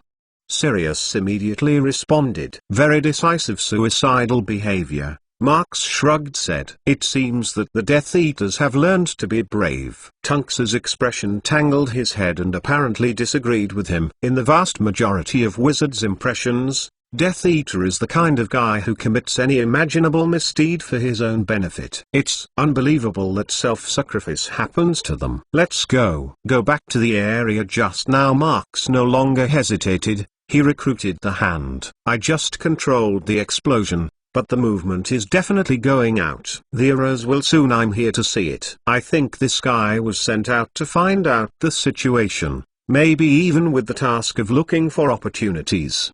But unfortunately, he was not lucky. Met us. Those Death Eaters' hiding place should not too far from there. Indeed, those are come very fast. Not long after the Marks trio left, they were like a wild cat smelling a scent. In addition to the team still patrolling the police, the other three teams immediately surrounded the explosion. Shacklebolt, here is a corpse. The three squads surrounded the group, and one of the thinner smashed in the pile of wood that braved the Martian, and quickly found the dead Death Eater. I have already seen it, said Kingsley, who looked at him with a spirited look. It was apparent that he had completely recovered from the state of poisoning and weakness, and it was not generally good. "You don't need that many people here, you guys." He was trying to distribute two of the teams out of the enemy's plan, but when he saw a few more eyes, he accepted the words that almost blurted out. "Well, find out his identity, don't miss it." Kingsley paused, pointing at the body of the ground instructed. Needless to say, according to the suspicious explosion marks on the ground, he has already judged some signs, especially the nearly circular separation, one black and white, and what kind of magic is used to limit the explosion. At least with his own ability, it is more than enough to block one direction, but this all-round closed means can't imagine it. According to the situation in front of me, I think that there was a message about the place here before the old house in black, fearing that the guy from Marks has come over. Marks, what did you find? On the other hand, the three have returned to the position where they had encountered the Death Eater, but after a careful search, they found nothing suspicious. It's not that it's not suitable for hiding. The opposite is true. There are so many places to hide here. If you have to say a shortcoming, that is, you can't hide too many people in every place. But if those Death Eaters are scattered, it can be said that it is possible. There is no sign of the wizard hiding, only the mole.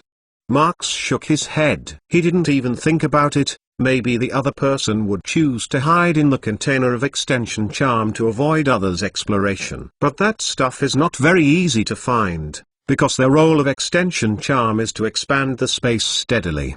The magic power fluctuations emitted by it are quite inconspicuous and very difficult to sense. The Error Office also has alchemy props that detect magic power fluctuations. Although it is much smaller than the sensory ability in the inspection range, that many people have not found the search, which shows the problem. What to do? Do you want to go to other areas to see? Asked Tunks. I can't say it for a while. I think the possibility here is even bigger. Marks thought, at least the Death Eater has let us know. They should be hiding in this Steve. Somewhere in the base, not long ago. I have already fled elsewhere. Then continue to look for it, Sirius said. His body shape changed and he turned into a black dog in a blink of an eye. In the form of Animagus, his body senses will change. Especially the sensitivity of the sense of smell will rise sharply. This is one of the reasons why he can escape her after he has repeatedly pursued. Of course, there are still quite a few gaps compared to real dogs. After he pointed a dog to Marks, he opened his limbs and flexed out. I saw him flashing between the chaotic shacks, and disappeared after a while. This Animagus transformation has helped him a lot since he started. It is also one of his most proud abilities. It is obvious that he spent a lot of time on it. This dog nose is really good. Marks laughed at Tunks and had a funny moment. In fact, he really envied this practical ability. You know, although his Animagus form can fly flexibly, but in the sense of smell. Don't mention. The hummingbird has no sense of smell. In the more than 10 minutes after that, there were not many gains for several people. In addition to Sirius tracking the distance of the other party, Marks and Tunks just continued to walk 2 laps, that's all. This place is really too chaotic, and finding someone to find something is extraordinarily hard. But after that more than 10 minutes, a change made them no longer have time to search for all around, because Marks sensed several magic power sources that were moving rapidly in a flash. They are far and near, but none of them are very conspicuous, as if they were deliberately ran out. There are only 2 ways to break through the situation where there are several or other detachments with tools to conduct patrol searches. One is to break through the group and concentrate on the force to open a breakthrough mouth, the other is to completely disperse. And when the search team can't take care of all directions, you can escape a few. It seems that those Death Eaters chose the latter. Sirius's movements were very fast. He didn't change back to the human form. Instead, he ran hard in the form of a big black dog. He stared at one of the Death Eaters and went away. Both Tunks and Marks hesitated. One of them was hesitant to Era, who was also chasing after the same, fearing that he would not be caught by a colleague. The other was immediately turned around with a suspicion in his heart. In a blink of an eye, the aim of those guys appeared out of thin air. You chased Sirius in the past. If he messed up, remember to stop him.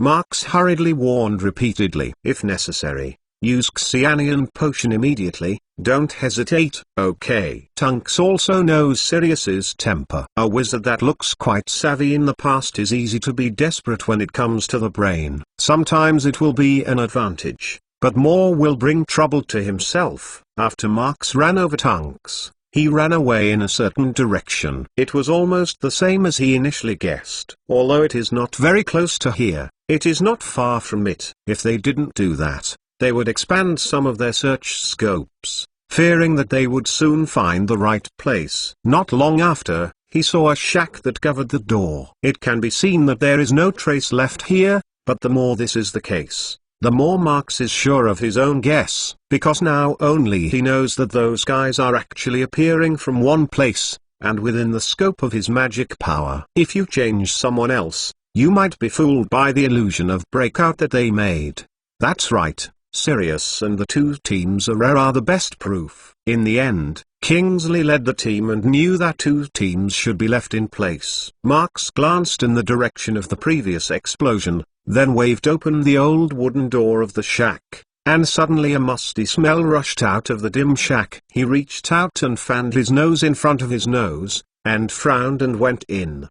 The shacks were very dark inside, and only the holes in the dilapidated wooden walls were slightly radiant. Marx adjusted his eyes to the darkness, and then looked at the interior of the shack through the insignificant light. He could sense that there seemed to be a person hiding in it, just in the shadow of the corner of the shack. There, a curtain made of unpacked cardboard boxes was hung, and the other side hid behind the paper curtain. Harry Potter's Book of Sin Chapter 534. Harry Potter's Book of Sin Chapter 534. Come out. Don't hide. It doesn't make sense to hide behind that. Marx stared at the completely motionless cardboard curtain, and his deep gaze seemed to penetrate it, pointing to the person behind him. At the moment, the shack is extremely dark, and it is difficult to see the depths with the naked eye. Most people usually light up the light, but Marx doesn't care about it because he doesn't need to see it too clearly. The other party apparently was indifferent to his kindness reminder,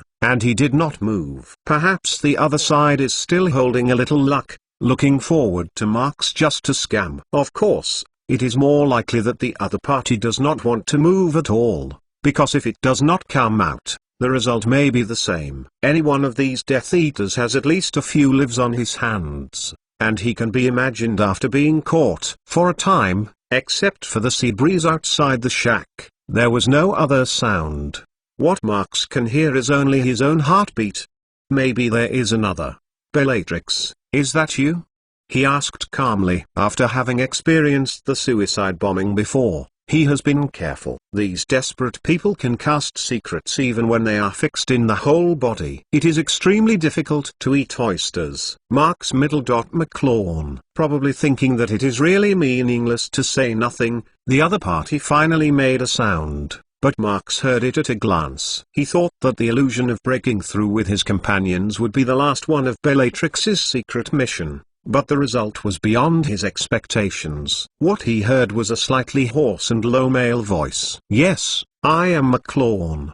Marx nodded, regardless of whether the other person could see it. Who are you? Dolohov, Luke Wood, Rabastan, Rodolphus. He has reported several names in succession, each of which was the guy he brought out from Azkaban. Most of the Death Eaters were later returned to Azkaban, but others stayed at Voldemort until the end of the season, until recently by the order of the Phoenix team. However, the names he reported were not the ones standing behind the paper curtain. The other party was a little silent, and he replied, Hillel Yaxley, I am honored to meet you, Mr. McClawn. The voice did not fall, and as the friction of the hard shoes on the hard ground rang, he went out. Yaxley? Marx thought for a moment, and soon he pulled out some information from the depths of his mind that could be used as a reference. Talk about it. Can you tell me something? You should understand that you behind the whole family needs to be burdened, There is no reason to work hard for Voldemort, who has failed again. As he said, Yaxley is also a pure-blood wizard family with some underpinning in the Britain magic circle. However, in today's magic circle, this once prosperous family has been quite declining. Especially in recent generations, there are still a lot of women born, and there is almost no other way than to strengthen the bloodline relationship with other families. At that time, this Yaxley was attracted by Voldemort's declared bloodline argument, and after considering the interests of his family and the turning point, he turned to the Dark Lord. On the occasion of Voldemort's first fall, he and Lucius Malfoy managed to ask for the fate of being thrown into Azkaban and lurking innocently, waiting until Voldemort suddenly resurrected. When Dark Mark burned his arm, he returned to Voldemort's men. Now, Voldemort has once again fallen, and it is reasonable to say that he did not continue to help Voldemort to carry out the final task. However, Yaxley did not respond positively to Marx's critical persuasion and temptation. Mr. Lorne, he expressed sedulously. Really, I am very impressed with you. No one can push the Dark Lord to that extent, and it is still a Dark Lord who is several times more powerful than last time. I know that standing here to meet you today is probably the last time I have had freedom. Is it? Marx looked at the Yaxley standing in the shadows, indifferent expression, laughed. It can be a good thing to get praise from others, but I don't have that much time now. Chat with you friendly, he said, slightly paused, but slightly aggravated. Mr. Yaxley, are you trying to delay the time? I think. Or please put down the suitcase in your hand. You and it, which one can't live without this room. Do you really think so? Mr. McLawn. Yaxley's eyes suddenly became sharp, his muscles were tight, and he instantly changed from an elegant and graceful family to a wild beast. But Marx shook his head flatly. You don't have to do this kind of unnecessary thing, he said directly. Your expression is very realistic, but your wand is not in your hands. Are you going to deal with me with the wandless curse? Okay. Yaxley nodded, perhaps not wanting to stretch his face again. He gently sighed. Your strength, everyone in us has already understood very well. No, I'm afraid this can't be said to know your strength, but to understand that the gap between us and you is right. You said that I can't escape. I am completely acceptable, and I am the same think so. Since you understand no, wait a minute. Marx obviously didn't want to continue this conversation, but Yaxley took the lead to interrupt his words, and his expression was a bit strange. Mr. Lorne, I do understand that I can't escape here, he said, lifting the suitcase in his hand and shaking it. It can't go out, it's right. But I think I still have a chance at you. Did you ruin it before you started it, didn't you? You can try. Marx didn't take out his staff, so he looked at each other with his hands down, but his confidence was revealed. Is you ruin it first, or I will take it first. You can gamble. No, I don't want to take my life to gamble on this.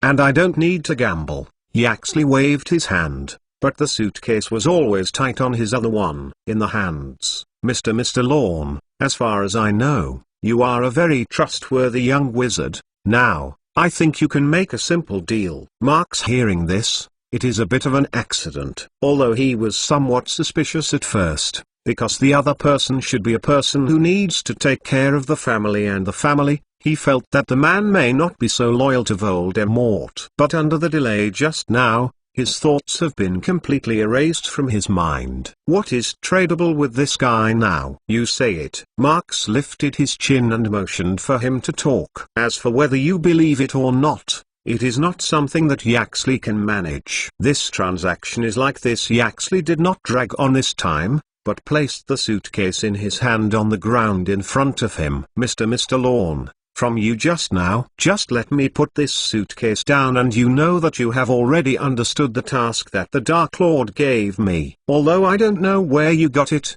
I have to admit that your intelligence is accurate and unimaginable. But, this is actually not important. He paused, and continued, I just want to say, the box is left for you. Can you let me leave here? For Yaxley, Marx didn't show any expression, although he accidentally learned some fragmented information from Pansy Parkinson's mouth. What exactly is in this suitcase is always his guess, that's all. It may be a key item left by a certain Voldemort, and perhaps a large space, which he does not know. But even if Marx is still unclear, it does not prevent him from pretending to know himself very well. As long as it is true, I think, it is not a big deal to let you go. Marx said calmly, since you have known me, you should understand that I have no interest in your life and death. If I can get what I want, even if it is let me personally send you to escape from Era, it is not a big deal. No, you don't need to do that step. Apparently, Yaxley was heartbroken by Marx's words, which can be heard from his slightly slowing speech rate. I just don't want to continue.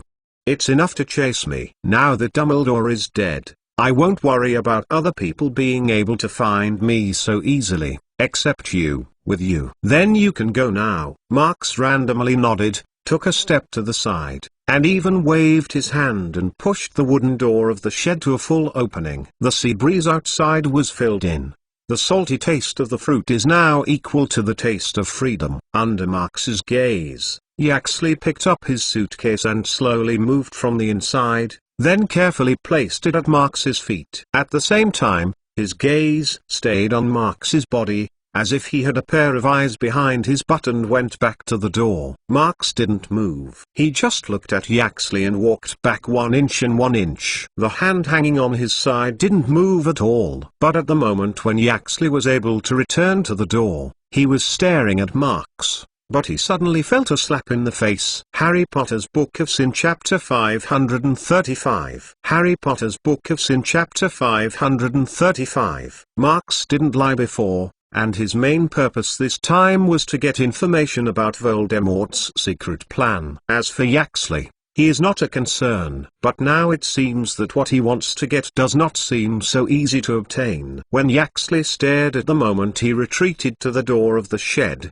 Marx's Legilimens was launched. This timing was very accurate, and it was the time when Yaxley was sighed in relief for the escape from the dilapidated shack. Therefore, the lax spirit and the direct-looking eyes became the best invasion window of the Legilimens curse. As the other side of the eyes blossomed, a piece of memory picture flashed quickly in both minds. Logically speaking, this can be said to be the best solution for getting information, whether it is a slightly dragged rhythm of conversation or the pressure that Marx brings to the other side of the door. It is an important condition for this moment. Only in this way can the other party succeed in the event that it is too late to respond, in order to avoid the suicide bombing as before. However, even with such a cautious arrangement, the results Marx has achieved are still not ideal. A very bad memory of memories, isn't it? When Yaxley discovered that he had returned to reality from that broken memory, the tension, dignity and even the last moment of slackness on his face was swept away. Instead, it is a dull face. It's really bad. Marx looked at him coldly. It seems that you haven't planned to leave here from the beginning? The bad in their mouth refers to the poor memorable mantra that was previously applied to Yaxley. The intensity of the memorable mantra has even shattered some fragments beyond the target memory. Obviously, the reason why he did this was to completely remove the memory of the secret mission. The amnesia spell can be restored to a certain extent, or at least it can be excavated from deeper memory by the powerful Legilimens curse. But this memory of the memory of the memory of Yaxley, but extremely rudely destroyed the entire memory, with a part of other memory fragments. This level of amnesia is enough to create a soul damage to the cursed person. It is obvious that this guy's determination is not generally strong. You almost don't even remember why you have to do this. Does your choice make sense? Marx asked in a slightly surprised way. I am such a person. Yaxley's answer is quite simple. He said as it should be by rights, as if all this should be the end. As for the reason why he did this, I thought so before I lost my memory. Is it necessary for him to deny his choice? From him, Marx felt an unsuccessful insistence. Maybe, as he said, is he such a person who always believes in himself? Death Eater is also a human being, and people are all kinds of people. Everyone will have their own way of doing things. That's it.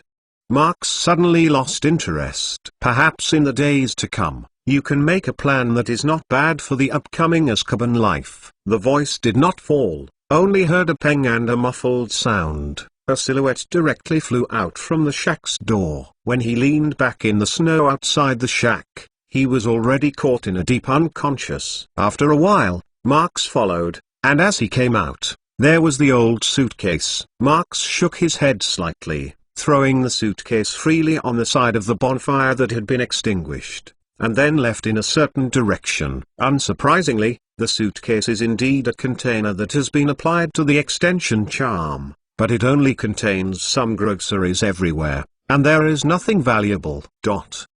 Let's move the time a little. Just as Marx and Yaxley are negotiating each other, a silhouette that ordinary people can't find is running fast on the road west of the shantytown. Although he is now in a state of stealth, this is not necessarily absolutely safe, even if this stealth potion works quite well. She knew that she could not stop. She would have to stay away from Stefki as soon as possible to reach the neighboring town. Although she is very angry and annoyed, she must know that her normally temperament must have gone back to fight with the stupid Auror. Yes, if you can take a few hardworking and brave Auror by the way, the owner will be very happy. But no, she knows she has to leave there and can't stay for a moment. She is Bellatrix, a Death Eater with a major mission, a pure blood wizard that has been given a great glory by the owner. However, from the time she left Stefki, she always felt that something was following her. What is it? What is following? Is it an illusion? In a rushing run,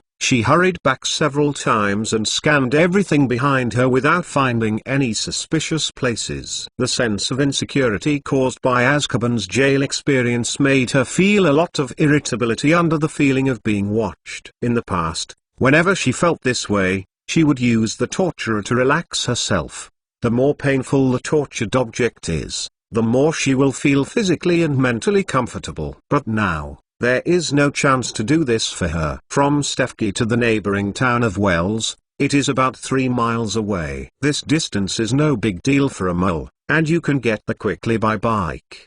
But if you only run on 2 legs, it is still a very terrible journey. But now she must run until far enough to try to use the disapparation spell to look at him. Otherwise, the escape of the former companion for her will become meaningless. The street trees on both sides of the road are intermittent, and they are constantly retreating behind Bellatrix. Occasionally, large areas of the fields can be seen in the gaps between the trees, and they are covered with snow that has not yet melted. Inhaled between the nose and mouth are cold air, which is poured into the lungs with repeated breaths. And then the temperature of her with the body is also taken away. The wind that is about to enter the night is so bad that she is cutting her cheeks like a knife while she is running. It seems that she is constantly reminding her that the spring is still far enough away. Bang! About stepping on the thin ice on the road, the ice that was compacted by the snow was slippery, and she fell awkwardly. But when she fell to the ground and had a pain in her ankle, the suitcase she was holding tightly was lifted up by her, but she was not picked up. A little cough cough. A few coughs rang from the unmanned road, and after a little reversal of 2 or 3 times, they merged into the night sky that gradually became dim. Unconsciously, the sun has set. Bellatrix struggled to support his body, gasping in a big mouth, still trying to stand up and continue to run forward. As she got up, she saw the fierce light. Her Bellatrix, when was there such a wolf? How can it be troublesome with the air? She moved her feet and found that although it hurts, it still does not affect walking. So she ran forward again. However, it seems that there is such a voice in the dark, telling her that most of her next actions will not go well. So, just at the moment she just ran up, she fell again. Of course, this time is not slipping. Bellatrix clearly felt that there was a powerful impact coming from behind her, forcibly hitting her forward, and flew out. Even if she slammed into the ground, she still managed to protect the suitcase in her hand, as if she was afraid that it would fall. It's hard to imagine what it was loaded with so much that she instinctively protected it regardless of her injuries. And in the next second, Bellatrix no longer hesitates. She didn't even go to see what the hell was going to fly, but in the case of falling to the ground, She launched the Dissiparation Curse desperately. In a twist, her whole person, with a suitcase, disappeared into the middle of this not-so-wide road. Almost in the next second she left, a few half-human high shadows fell there, but it was empty. If someone is here, they will be able to see through the sky that has not yet completely disappeared. It is actually a large spider with many hands and feet. Seeing that they were in the same place for a while,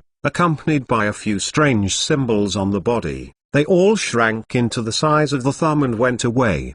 Bellatrix's appearance is not far away, probably because the previous thoughts were all placed in the small town called Wells. She didn't think much about it in an emergency. She moved here first. Just then, it was so painful and weak that she wanted to scatter her body. There was another wound on her forehead, and the blood of scarlet red slowly flowed from there, making her resentful face more fierce and cold. Apparition is located opposite the convenience store on the east side of Wellstown. There is a cover of the woods. Even if the pedestrians are coming and going across the street, no one discovers her existence. Now, perhaps, I should continue to use the Dissiparation spell to leave. Although this time it may be tracked by her to the direction she is going, there is no better choice for her to pick and choose in the current situation. However, just as Bellatrix wanted to reapply Dissiparation, the single thought had flashed in her mind stopped her, and her eyes stared straight at a mole woman on the side of the opposite convenience store. Harry Potter's Book of Sin Chapter 536. Harry Potter's Book of Sin Chapter 536. The night has come,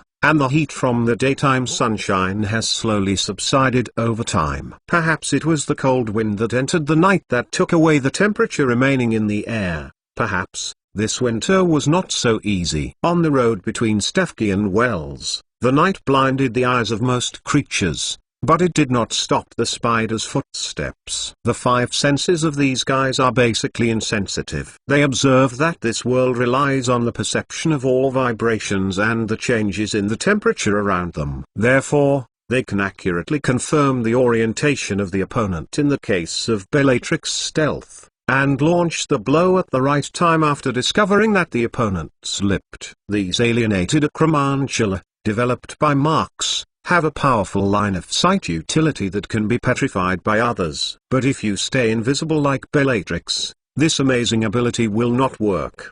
Is it from Dissiparation here? In the middle of the road, Marx senses the residual magic power fluctuations in the air. Not long after the time passed, he could analyze the cursing information from the inside. At his feet, several thumb-sized acromantula are crawling back and forth, waiting for Marx to send them the next order. You don't have to wait for me, go out for a walk.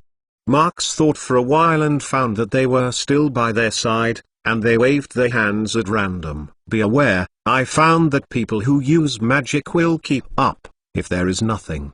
I found myself going to find something to eat, still the same, except what people want to eat and what to eat. The voices did not fall, and the spiders immediately left with joy and excitement. Marx took a moment to think about it and took out a magic book to throw it forward, stepping on the book and flying along the road. There are still a lot of clouds tonight, and between the shadows, it is hard for someone to discover them even if they don't hide their body shape. From here, the town of Dow's Wells, in fact, is not far away. He just flew for a little while, and saw the building that began to appear sparsely pulled. As the roof of the route became more and more dense, he knew that Wellstown was already here. Based on the information that has just been fluctuating from the residual magic power, Marx found that the approximate appearance was near the convenience store on the east side of the town. There is a parking lot here, and there are still a lot of moles to shop in the store. It seems that this piece is brightly lit. Marx shunned the mole's gaze back to the ground,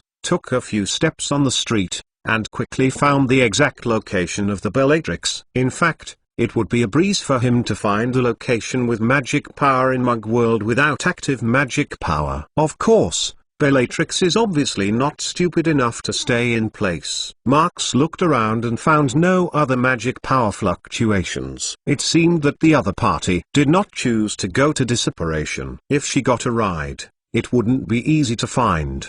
He looked at the convenience store parking lot across the street and thought about it. If a pure bloodline fanatic rides on a mole vehicle, it is a very unbelievable thing. Their existence of mole has always been completely intolerable, and the things that mole made, they are even more disdainful. Marx can't be sure. When Bellatrix is eager to escape, will he put the principle of deep heart aside for the time being? Well, while Marx was watching the view from all around, while he was trying to figure out the countermeasures in his heart, he suddenly saw a back in the distance. No, the exact point. Let him notice that the silhouette of the silhouette is actually the long black hair of the other side of the mop. In the crowd, the messy hairstyle is really eye-catching, and he can say that it is difficult to pay attention. What makes Marx a little bit strange is that the other person is walking alongside a mole woman, who looks like a pair of sisters who are completely different. If this scene happens to anyone else, he won't be surprised,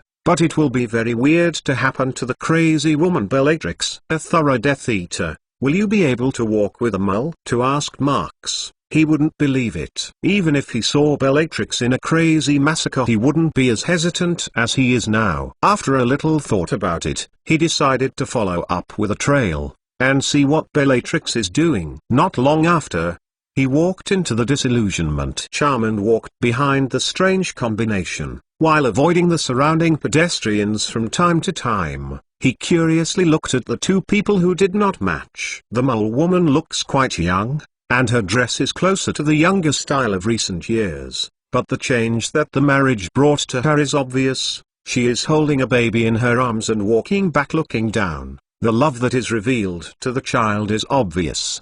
But by her side, Bellatrix just stepped forward, and apart from side by side, there was no sign of any understanding between them. Even if it is perfunctory, it will not be as stiff as Bellatrix, showing how reluctant she is. It seems that it is her choice to take the mole woman as a hostage in an emergency rather than taking the opportunity to cover up. But can this work? Yes, because of the existence of the International Secrecy Act. In general, URA always avoids affecting the life of the mole as much as possible. But now it is the major event of the Death Eater that escapes.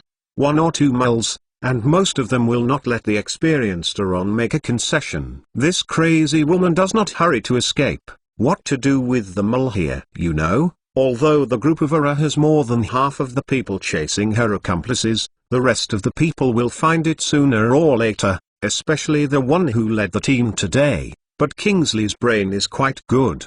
The elite Ura. In the past, Marx and Kingsley had several experiences of working together. He knew that the guy's ability was never to be identified. And Bellatrix was chased by Kingsley this time, and it was much clearer than Marx. Sure enough, after Marx continued to play for a little while, he sensed that there were several magic power fluctuations appearing behind him. He knows that there is probably Ura who has already probed the clues on the road before, and apparition has come. There is always a set of guidelines for Ura, especially at Mole World, which they choose to clear in advance. If the mole sees something that shouldn't be seen, then the aftermath will bring the heavy work of the Magic Accident and Disaster Division to days and nights, and their quarterly and annual bonuses will be directly bathing. In a short while, Bellatrix was alert to the fact that there were fewer and fewer moles around, and soon one could not see it. She has been waiting for this moment to come, decisively stretched out to the side to catch, but found that she had lost a lot. Want to use a mole child to threaten others? A black shadow stunned by Bellatrix. When he stopped, there was already a child in his arms. You still terrifying as always, my dear cousin. It was Sirius, and just in that moment, he flew past Bellatrix in the form of Animagus, and then quickly and steadily took the young mole mother and daughter after becoming human. The whole set of actions is like a cloud, and Marx, who is also planning to shoot, can't help but secretly nodded. As far as Animagus is concerned, Sirius may be better than him. It's you. Bellatrix didn't succeed. She stared at Sirius with annoyance and cursed viciously. The family's renegade, the shame of pure bloodline. You dare to appear in front of me. What are you afraid of? Sirius handed the child back to the woman who was stunned, and relaxed. Have you seen what I feared? Damn. Bellatrix looked around. Don't forget, you are still on the Ministry of Magic's wanted order.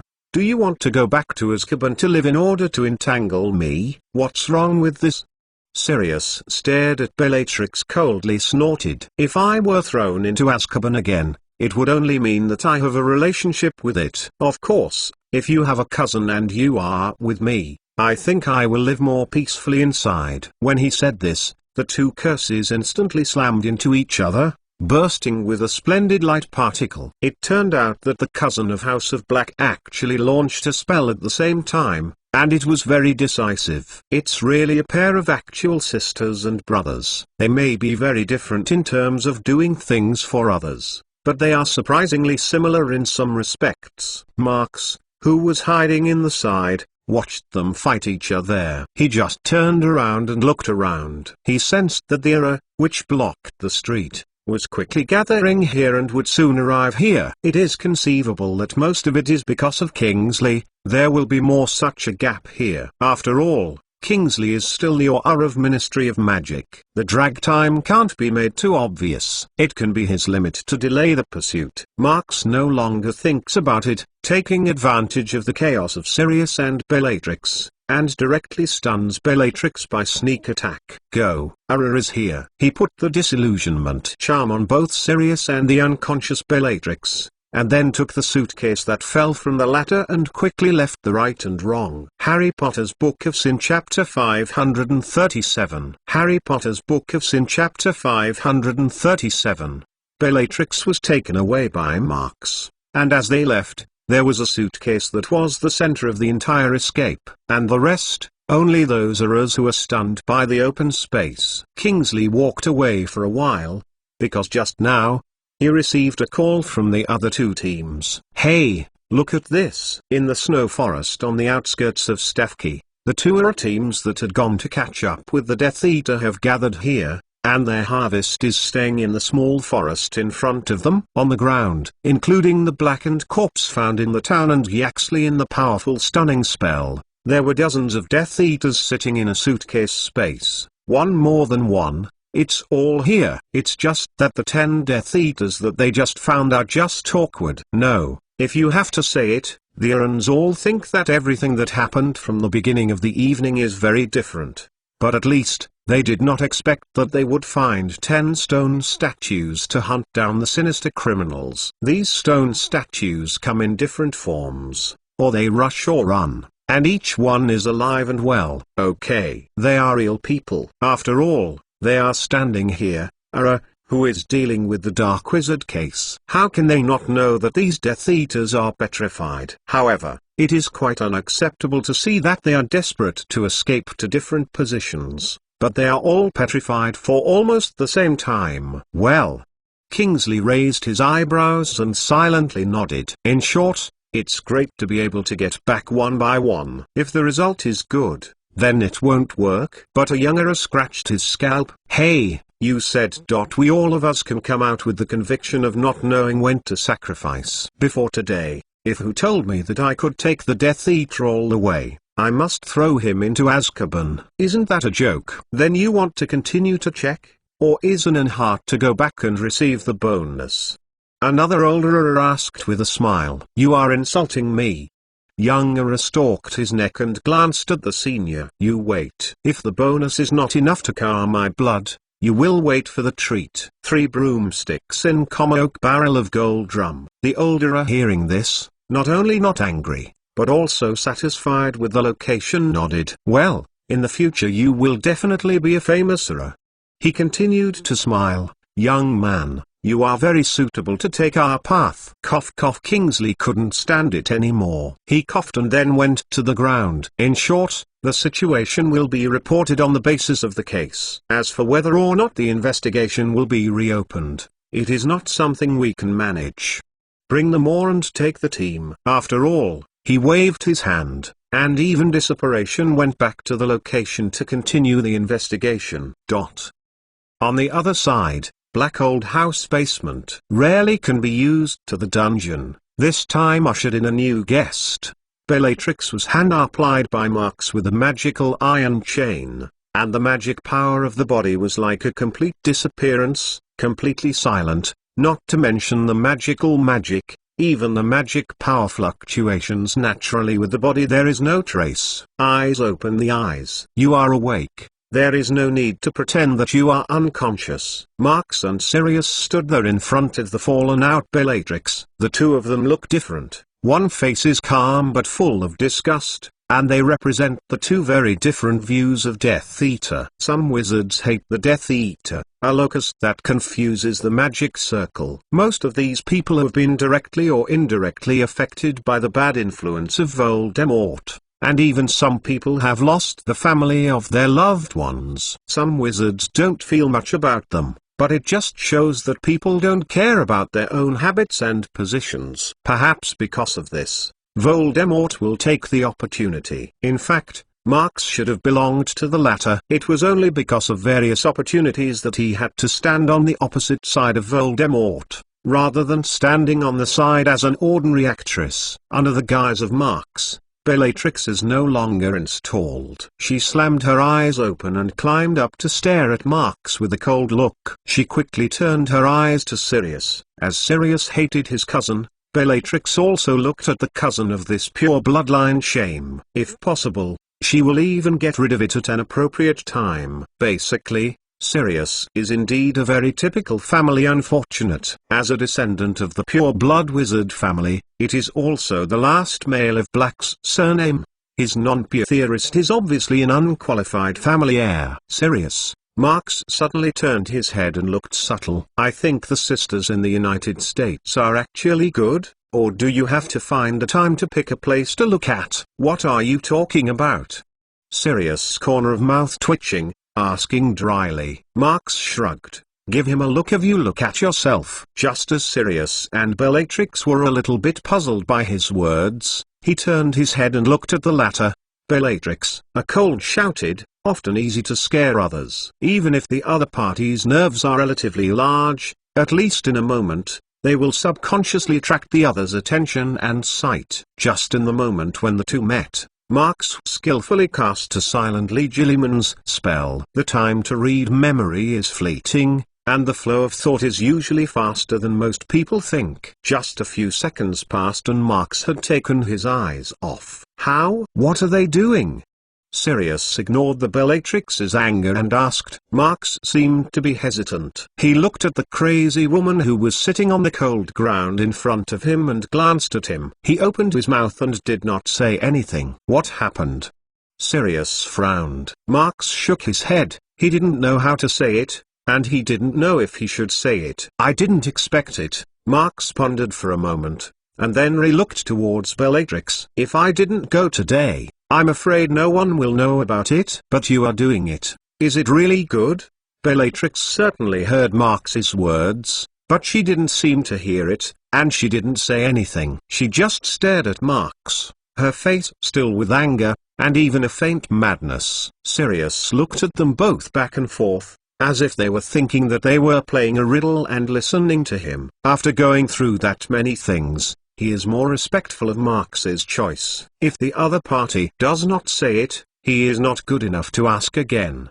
Bellatrix. Marx saw her not talking, then measured it in her heart, and then started talking again. I can't say it out, but I have to go there to leave something. I tentatively hear. I ask you, because you after all is. I believe you understand. You only have this choice. When I heard these words from Marx, Bellatrix finally had a reaction other than glare. I saw her look a little changed. Watching Marx's eyes faintly flashed a bit of complexity. You have said so clearly. Do I have other choices? At this time, her voice was a bit hoarse, and she also had a painful feeling of being seen on her. This crazy witch, who has always been tormenting people, will show such a demeanor. At least Sirius, who is watching at the side, is completely stunned. You will be thankful for your decision today. Marx nodded. So. At the same time that Sirius was inexplicably at the same time, a young mole woman was opening her own door and walking in the town of Wells off the coast of Norfolk. Sarah? A male voice rang from the second floor, and the voice was clear and sunny. Sarah, is you? Isn't it just a convenience store to buy candy? Why come back so late? Candy? What are you talking about? dear? The young woman, known as Sarah, wondered. I am going to accompany our baby for a walk. You see how happy she is. What baby? You are in the end. With a burst of squatting downstairs, a pretty young man went downstairs like a gust of wind, and then he stopped in amazement. Child, where did you come from? He stunned. What's it from? Sarah glanced at her newly married husband. Are you sleepy? This is our family's Delphi, calling you not to go out at night. You are sleeping. It's dark, and I don't even know my own daughter's daughter. You. The young man's face changed for a while. After several you came out in succession. He seemed to want to understand what it was like, and his eyes were rounded. It seems that I really shouldn't go fishing in the night. He gnashing teeth. Good. Very good. It's great. When the young and handsome man screamed in good mouth, the child in Sarah's arms burst into tears, and the clear voice sounded through the living room. On the child's neck, a string of silver necklaces flashed through a purple-black stream. Harry Potter's Book of Sin Chapter 538. Harry Potter's Book of Sin Chapter 538. No one can think of this so-called secret mission left by Voldemort, just to keep a child. To be honest, Voldemort and Bellatrix gave birth to a child, which is not surprising. First of all, Bellatrix has long been married, but she has always been crazy about Voldemort. As long as Voldemort thinks, she can't refuse. As for Voldemort, this Bellatrix is quite ill, although it is morbid. After all, this is the foundation of the Black family. On this point, Sirius, who is still glamorous but still glamorous all day, can understand more. These two dark guys can hook together and Marx is not surprised. However, in the past period, Voldemort was forced by him to be unable to open. In that case, I didn't expect this guy to have that leisurely elegance, which made Marx feel sincerely. Well, maybe it's because of the lack of venting in the chest. Marx walked on the streets of the town of Wells, thinking about it. The expression on his face kept the subtle strength, and he couldn't dissipate for a long time. In any case, child is ultimately innocent. Although Marx McLawn is not a good person, he wants to start with a baby who has just been born, which is really impossible for him. What is the rumor of life in the early days? It can only be used to laugh. From beginning to end, he is an ordinary person who has passed and passed. His bottom line has always been there, saying that he can't be right or wrong. Most of them are asking for peace of mind. At that time, the mole woman was holding the child in the direction of escape. It should be here. This town of Wells is not really big. Even if it is a lap around the town, it will take a few hours. And after having some pointers, it is even less difficult to find someone, because the woman only travels on one leg, so he can guess that the other's home is definitely not too far away. I want to come, too, and I ran out at night. Most of the time, after taking dinner, taking advantage of the night, I didn't go out and buy a shopping cart. After walking a short distance along the road and coming to a residential area with many houses, Marx listened to the door from house to house. Not long after, he curled up one's lip and stood at the door of a family. No way, it was so lively, which made it difficult for him to pay attention. The man's questioning in the room, the crying of the woman, and the crying of the baby are one after another. On a high and low level, it is more interesting than going to the Royal Opera House in London to listen to the opera. Marx was just paused, and he waved the lock on the door and opened the door and went straight in. Who are you? How coming? This room is not big. Just enter the door is living room. No. His forefoot just stepped into the house, and the man's owner saw his silhouette at a glance. I came to solve the contradiction for your family. Marx spread the handkerchief. Although I don't know what you are quarreling, I can probably guess something about the cause of the problem. Come, let me see the child, he said. He walked up and walked inside, and waved his hand while walking. Confundus charms formidable power, and what is the ordinary mole can resist? The young couple were still quarreling with each other for the moment, but in the next second, They all put on a confused face. The woman named Sarah still has tear marks on her face. Marks took the baby easily from the woman's hand, and it was strange to say that the child just stopped crying as soon as he reached his arms, staring at a pair of tearful eyes and curiously looking towards his face. Delphi. Oh, Marks, this has never been a child. This little girl just got into the arms. He immediately found that the baby is really not light. It's hard to be done. Is this a child's strength? You call Delphi, do you know? He put out a finger and gently clicked on the child's cheek, which was soft and slippery, but it was quite a fresh experience. Perhaps it was still far from the age of opening. Little Delphi twisted his mouth and stared at Marks for a while. Marks teased the little girl and then reached out and took a look. Sure enough, a silver necklace was worn around her neck, with the concealed magic power fluctuating, with a subtle dark magic. You don't need this for your relatives. The farther you are, the better, understand? He said as he handed it off and put it back in his waist. What is your family name? Marks raised his head and asked the woman. Fisher. The woman replied immediately. It's a really good name, but Marks's face didn't mean a little bit good. He said that he had lowered his head. Delphi, I am giving you two choices now. If you like Fisher, this last name, you hold my finger. If you don't like it, hold the other one. While talking about this sentence, he extended his index finger and middle finger to the face of little Delphi, and let the little girl who is not sensible choose to go. In fact, this choice is far from being as simple as a surname. Marks, this is determined by this method, whether the future of this little girl is living in Magic Circle or this mole world. However, extraordinary children always make extraordinary choices. I saw that little Delphi had wide eyes, and flashed long eyelashes to look at the two fingers, and then left and right to open the bow and grabbed both of them. HMPH. Ha ha ha. Marks stunned, then seemed to think of something interesting, and couldn't help but laugh out loud. Good. You are a daughter, you are smarter than your father. Let's go. Since you have chosen this, I will choose you. Today's Marks, let a child's magic power never wake up, although it will certainly be a little trouble, but it is not impossible. Originally, if this little Delphi chose the surname Fisher, then Marks was going to do that. But now, this little girl has chosen a path of life that is common to others. Of course, for her origin, this is another journey that is totally out of proportion. If asked her what is her choice, it is neither a mole for a lifetime nor a wizard for a lifetime. Of course, it is a wizard from a mole. Delphi Riddle. I will keep the name as far away as possible from you, Marks said for her, and then looked at her. From today on, you are Delphi Fisher. Well, this surname really doesn't feel like how to read it. Probably the future of Del's cheap father. The ancestors of all generations are dry fishermen. Fisher's Fasher surname is not ordinary, but once you bite the word, Marks is uncomfortable.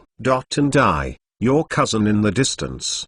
No, uncle. If you talk about his age with this little girl, it is not too much to say that he is a cousin, but if you count the age of Voldemort, here is the head. Yes, if you are untangled, you should be my elder.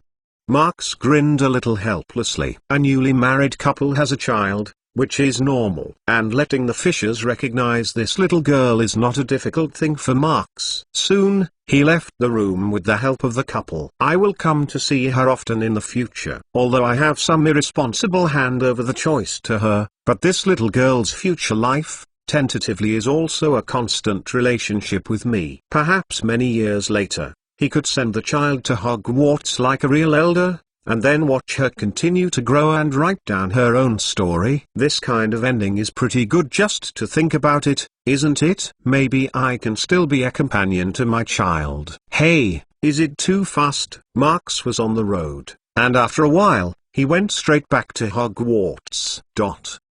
Early the next morning, Marks just got up from the bed and found that Owl Marf was waiting outside the window. And what it brought to Marks is the letter from the current Minister of Ministry of Magic, Scrimgeour. Scrimgeour was very happy with this lightning-like fugitive pursuit. Needless to say, The headline of Daily Prophet is awkward. The same as the thank you letter. It is also a newspaper. It is only the same as yesterday. Scrimgeour in order to warn some people, but also to show his strength. Yesterday's pursuit of the results he just forced to open up this morning. And it turns out that his choice is very correct. Because the public who do not know the truth is interested in whether the prisoners in the Ministry of Magic dungeons are in prison, but whether they have the opportunity to spread evil and panic again. The results of this rapid arrest have made many ordinary wizards sigh in relief, and have a good impression on the Ministry of Magic and Scrimgeour. In the letter, Scrimgeour also concealed a message about Hogwarts. Marx knows at a glance that the real benefits are coming. Mutual benefit with the Ministry of Magic.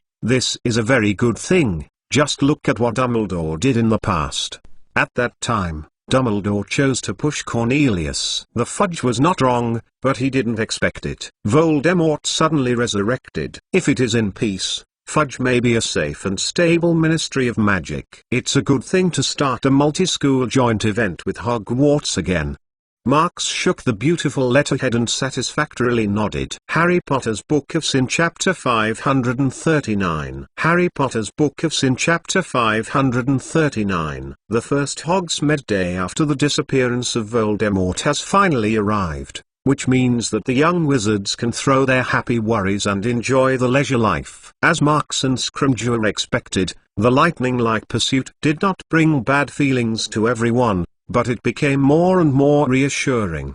During breakfast time today, Professor McGonagall made a rare offer to Marx, saying that it might be her afternoon to have an afternoon tea together. Of course, Marx is also very happy with this. After all, he also has some important things to discuss with Professor McGonagall. So, before the arrival of the afternoon tea, it was his free time. Luna, where are we going first? Walking along the path that extends to the Hogsmead Village, bathing in the sunshine. You can also hear birds in the distance. This can't help but make people feel like spring is coming. But because the area where Hogwarts is located is relatively high, the temperature is obviously slower than other places. If the snow melts, it is estimated to be later. Honeydukes?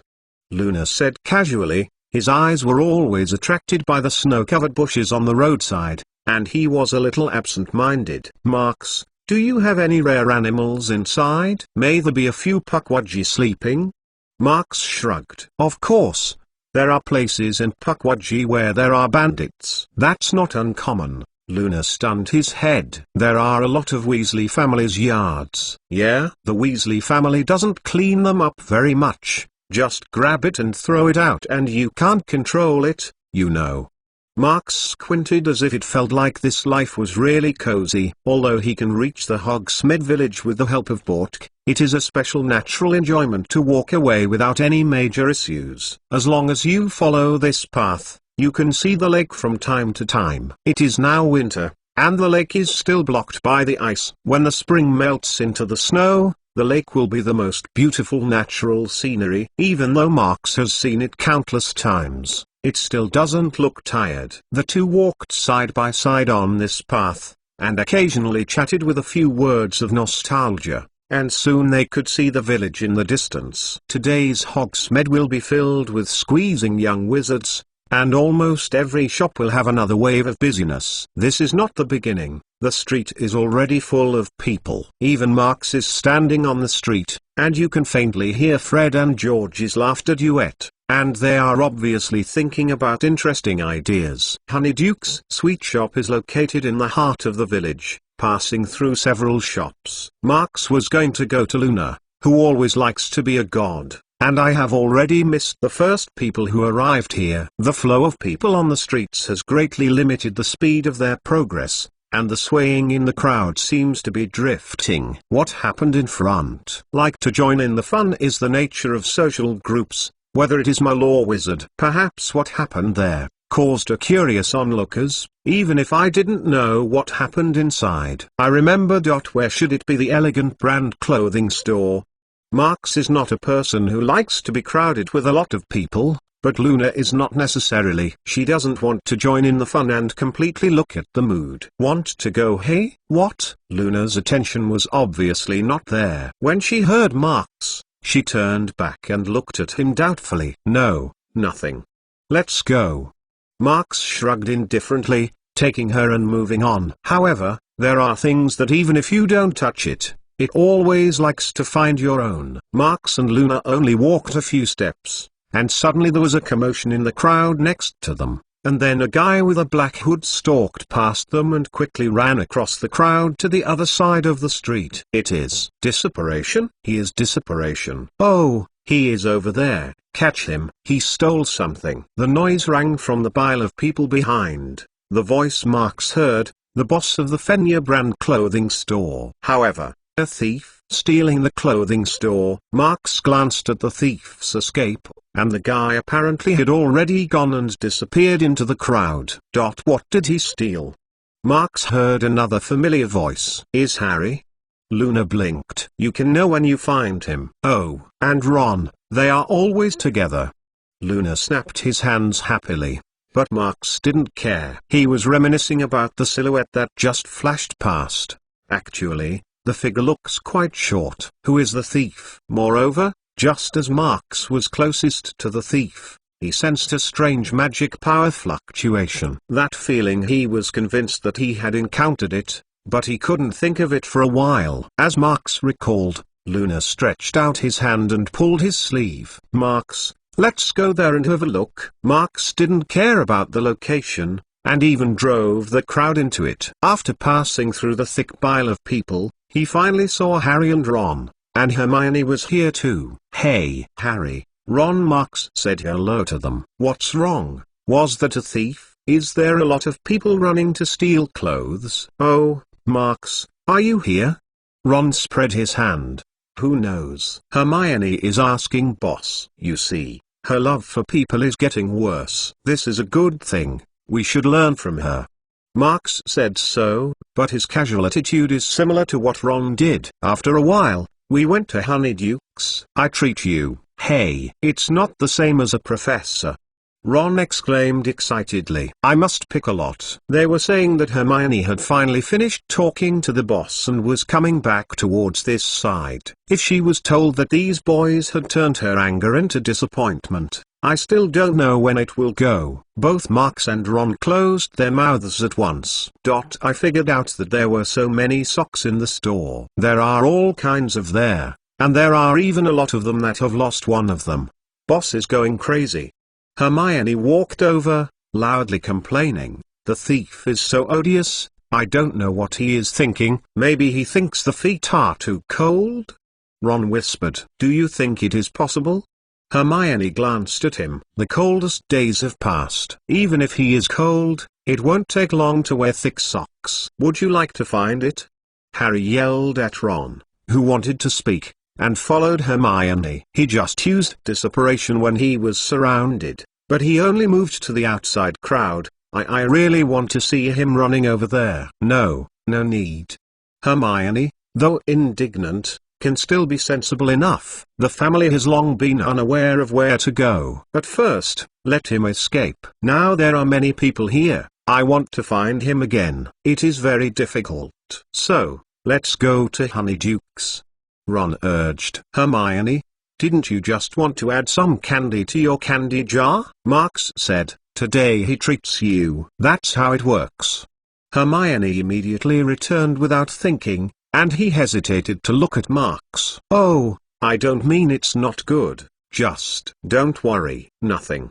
Marks laughed. Buy some candy. Just pick it up in a few moments. Come and do it all. I suggest you find some new products. Dumbledore used to like it. Although Dumbledore's funeral was not long before, it would always feel a little bit embarrassing to mention it, but everyone can see that Marks is so relaxed, but can't help but relax. Dumbledore has never refused to die. Perhaps the best way to mourn him is to put him in his own memories like Marks. Let's go.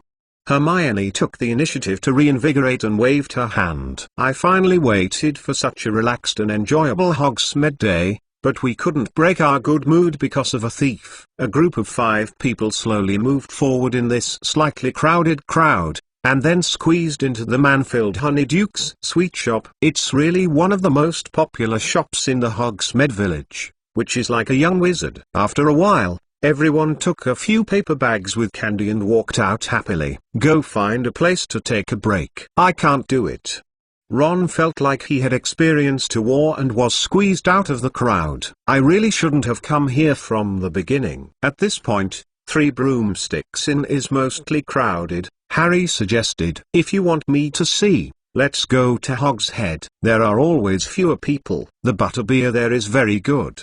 Luna groaned, slamming the necklace on the neck with a butterbeer's oak stopper. Hey, I'm screaming every time I drink it. Well, really good. Hermione probably thought that Luna was looking at her, and after hesitating, she smiled subtly. Perhaps she was afraid that Luna would ask her where she was, and she quickly went to the front after she finished speaking. Hogshead? Marks thought. I don't know that Charlotte is not there. I heard that last time she pretended to play for a few days. She liked the temporary job Aberforth gave it. She has a lot of salary. Seeing that everyone started to go there, he thought about it and lifted his legs to follow. Harry Potter's Book of Sin Chapter 540. Harry Potter's Book of Sin Chapter 540. I said, when did Hogshead start business so well? To say that this Hogshead is still as old as ever. The wooden door that screamed at the front of the scene. Even the customers who had been in and out had squeezed the half, and the other half remained firmly on its post and swayed back and forth, making a miserable embarrassment. Harry stared at everything in front of them with amazement, and suddenly they were stunned. I probably understand why, Marks snorted. Well, the beauty effect of the beauty is beyond imagination. It seems that Aberforth's salary is not white. What salary? Ron curiously. I don't have to explain it to you. I will know when I go in. Marks pointed to the door and told everyone to squeeze in and say hello. Go. Come here. You can't turn around. Let's go. I think there should be a room upstairs. Why do you know that you know what you are doing? When Harry, Ron, and Hermione stepped into the bar one by one, they immediately heard a sweet and pleasing female voice fainting through the crowd of customers and reaching their ears. When Charlotte was a famous beauty of Hogwarts, many people knew her. In addition, she is still a professor assistant, although she is not always seen in the classroom, but there are still quite a few people who are familiar with her. Miss Werther? Hermione said with amazement. How did she come here to be a bartender? To make some pocket money, Marks replied. In fact, I introduced her at the beginning. Although the professor's assistant also has a salary, he does not spend money at school, but the salary is for her. Sometimes it will not be enough. That's really hard. Hermione nodded. Yeah, it's not easy to live. Marks waved his hand. Come on. Go ask. Go downstairs and take a break. After Dumbledore's funeral, there weren't many outsiders at the foot of the Hogsmead Village. The reason why the crowd is so crowded here is that the male students who are coming from the Wind, especially the upper grades. So, Charlotte was still looking for reasons to refuse others, but now there is no one to stay. Hey, senior sister. When Marks used this old name, he couldn't help but feel a trace of nostalgia. Good morning, Aberforth. The old man will let you alone greet the guests here. He himself. Where have you been hiding? Yeah, isn't this Marks? Charlotte took a probe inside the bar and watched Marks, who was squeezed in from the outside, happy. I am also called senior sister. I used to listen to Strange Points. I can listen more. I'm used to it a few times. But you are a professor now, and I dare to let you call it. None of the people is not so called. I am more unique when I call it. Otherwise, where can you attract the attention of your big beauty? From the beginning of the school dinner, he and Charlotte have been talking very casually, and now I want to come. This strange and pure friendship is really very rare. Luna, who followed him, heard it, but he grabbed his robe somehow, but it surprised Marks. What's the matter? This little girl finally knows how to declare sovereignty. Not waiting for Marks to steal, Luna leaned round and whispered, Marks, I saw him. He was there. What? Who saw it?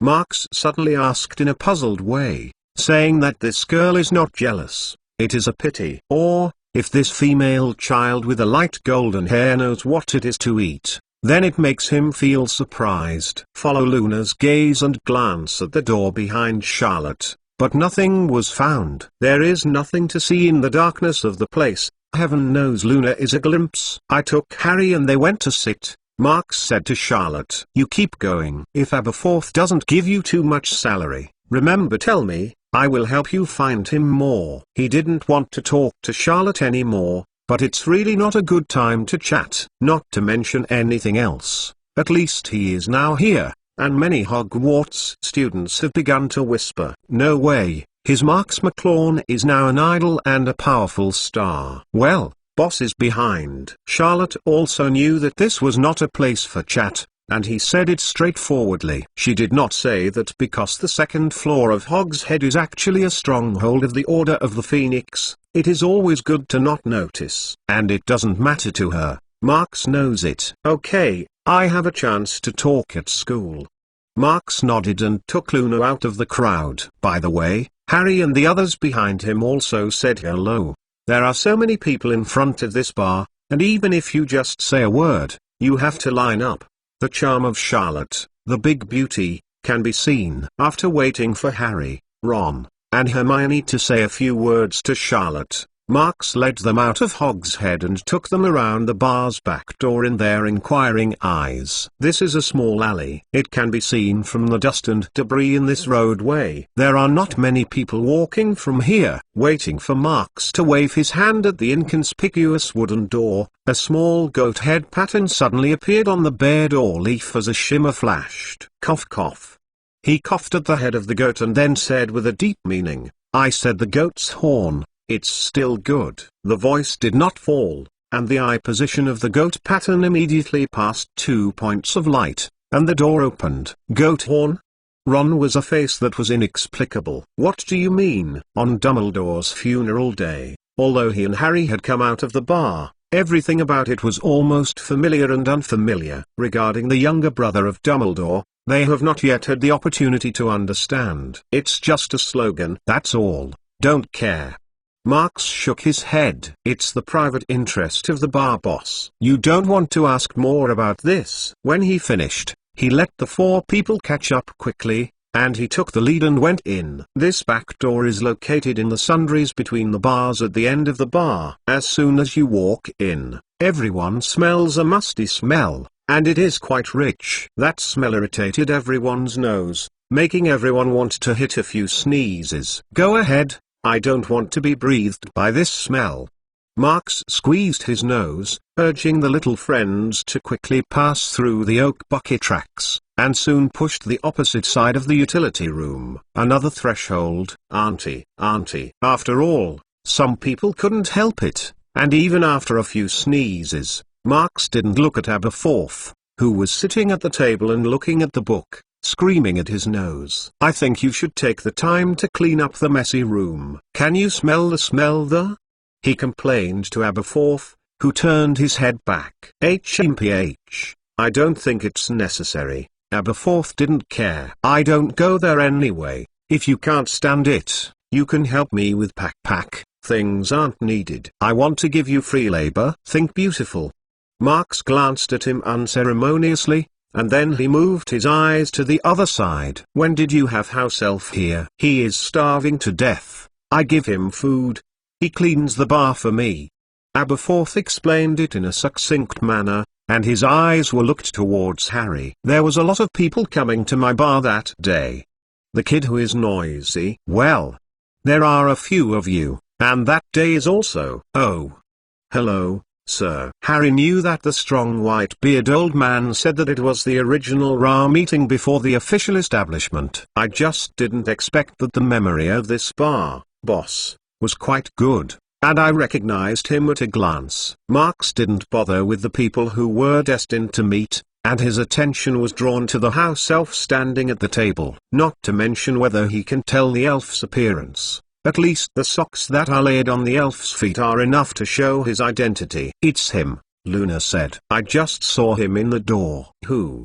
Hermione asked. She is very interested in house elf, and there is no reduction in the idea of changing the living environment of these little guys. She probably said that this is the sock thief you met at the Windy Brand clothing store. Marks looked at the house elf and explained it casually. At first, the house elf was equally curious to stare at Marks. But when Marks said this, his head shook like a rattle, and the big ears swayed as he shook his head violently, looking funny. Dobby didn't steal the socks, and Dobby gave the money. After hearing this familiar self-proclaimed, Harry was a glimpse at the time, and there was a vague memory that had already gone away with time, slowly rising out of the water in his mind. Dobby? He snorted. Oh, Harry Potter, it's Harry Potter. Harry had been standing at the end since the beginning, and it was clear that he didn't have the tall figure like Aberforth, so it wasn't until Harry opened his mouth that he found it. Dobby saw the respected Harry Mr. Potter again. Marks looked at the elf while he was flashing a face. He didn't expect that the little elf Dobby, who hadn't appeared anymore in the second year of school, would appear again in front of everyone at this moment. Don't you say? He frowned slightly. Is there something wrong with Malfoy's family? Harry Potter's Book of Sin Chapter 541. Harry Potter's Book of Sin Chapter 541. Dobby really give the money. Dobby knows that it is necessary to pay for the purchase, in order to make Boss more convenient. Dobby also helped him directly put the silver can be put into the drawer of the money. Oh, I think you should put the money in the hands of Boss, or at least the other places he can see. Hermione, I don't think it's important now. The key is, Dobby, will you wear socks? And you have your own silver? The most problematic is not the hood. It looks like a thief will wear it. Marks watched Hermione, Ron, and Harry get together at the house elf. Dobby, and you asked me one by one. They looked quite curious. Nothing else. Just because this Dobby is really a different kind of house elf. Okay. It may not be called a domestic elf now, because he seems to be free now. Dobby, I remember you were brought back to Malfoy Manor by Lucius. How are you here now? What happened to the Malfoy family? Marks waved at everyone and asked Dobby, I want to. Mrs. Malfoy should be impossible to give you freedom. Lucius is currently locked up in the Ministry of Magic. He hasn't even been involved in the escape, as if it was forgotten by everyone, and Draco has been living in Hogwarts recently, living in a sullen mood every day. To say that Malfoy Manor has the owner, then only Draco's mother, Mrs. Malfoy, is left. Oh, sir, do you know Dobby's old master? Dobby heard this, suddenly showing a sad expression, and the big ears like bats were pulled up with distress. Since the master was taken away, the family it became empty. Poor lady, couldn't sleep all night long. Probably the lady was not careful enough. She handed some coats that needed to be changed to Dobby instead of handing them to the maid as usual. Okay, since the Dark Lord arrived, the maid has gone. How can she hand over the change to a group of people who don't exist? And then you left. Marks thought. You know that you are not the same as other house elf. You always want to change jobs with more value. No, Dobby didn't go. The elf rubbed his ears and shook his head again. There is no one at home. If Dobby is gone, how can the wife live? But what? Hermione asked, hurriedly. Listening to Dobby's few words can almost outline an extraordinarily depressing family scene. In this case, even Ron, who has always been disgusted with the Malfoy family, has a hard time taking pleasure in other people's misfortune. The lady is gone, Dobby said with a crying, terrible. Dobby didn't even find out when she was missing. It was gone at once, disappeared from home. Dobby didn't know what to do. But Dobby can't just stay at home and wait. Dobby tells himself that he should come out and look for it. As far as I know, Malfoy's family has nothing to do with you. Is it worth you to go out and find it? Not to mention, you are now free. Marks glanced at Dobby's broken clothes. That is obviously changed with old clothes, but after all, it is also a set of clothes that are still fairly good. You know, house elf doesn't wear clothes for a lifetime. They only wrap a pillowcase on their body. Just hitting a few knots and hanging them on the body will not be a cover for each house elf. Being given clothing by the host is equivalent to giving it freedom. Not to mention the entrenched house elf cannot accept. At least Dobby this alien still likes freedom. The old master is not too good for Dobby. Dobby was trying to say something. In a blink of an eye, he was shocked to say that he said something he shouldn't say. He looked a little scared. No, bad Dobby, old master. Dobby is very good. There is food to eat. There is a lot of work to do every day. How can Dobby say the owner's bad things? Do you call this good to you? Hermione muttered. I don't think so. However, Dobby is obviously not interested in Hermione's words. Although he is not quite the same as other house elf, the house elf thoughts of generations have also set a standard for him. At least in the mission of working for Wizard. He is also not in conflict. In short, Dobby has to find a lady, otherwise the owner and young lord will be very anxious if they can go home without a lady. When I have been with a specific group of people for a long time, I will always have some inexplicable feelings. In this regard, even the obscurus in the United States who have been imprisoned have been no exception, let alone the Dobby. So you are almost starved to death? Marks glanced at Aberforth, but the other did not give a reaction at all, still looking down at the book. Dumbledore once joked that he was not sure that his younger brother must be literate, which is obviously what a joke. Dobby can't just take someone else's food. Dobby can't be a bad guy. The elf wrinkled his face. If you don't work, you shouldn't fill your stomach. Marks was nodded at random, but his mind had drifted elsewhere. As far as Dobby's words are concerned, the Malfoy manor should now be in a state of no one. As for where Draco's mother is going, it's hard to say. Of course, this does not seem to have much to do with him. Even Lucius Malfoy, he just promised Draco to try to get him out, and finally how to do it depends on the situation. For the elf Dobby that suddenly popped up, Marks was just curious. After that he didn't continue to ask anything, just looking at Hermione and they were talking around the elf. However,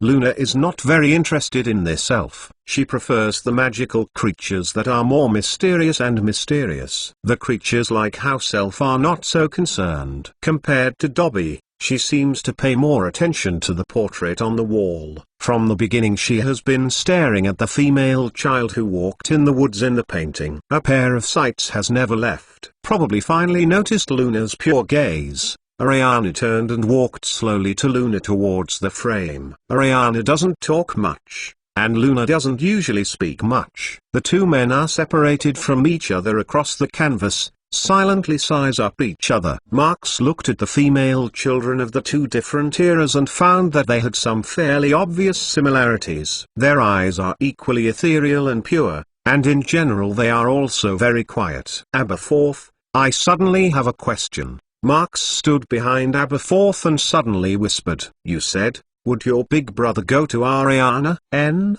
Aberforth, who hadn't reacted so much, finally raised his head again after hearing the topic. He said, what do you think of? I didn't seem to have mentioned it to you before. Your big brother actually went to a place, Marks said quietly. There is a close to death. Very close. Impossible.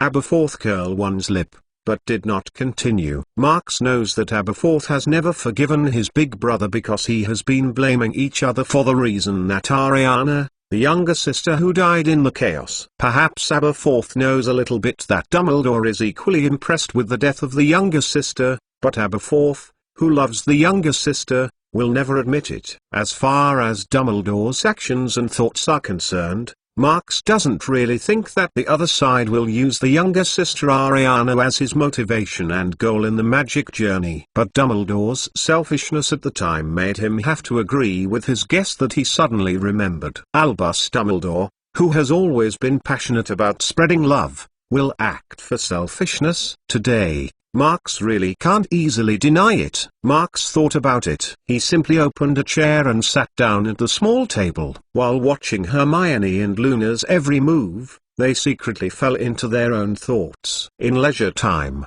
always live a little faster. Counting the time before the crowd in the street crowd, it is not long before you should wonder where to fill in the gradually empty stomach. In this conversation, Dobby and everyone are familiar with each other. Hermione even made an appointment with him. If he is free, he can come back to the street with him. She has spared no effort in liberating the goal of House Elf. Go to 3 Broomsticks Inn and squeeze. There will always be a seat. Marks greeted everyone. Want to eat what you want to eat first? You can eat what you want as soon as possible. I warn you, don't mention other bars here.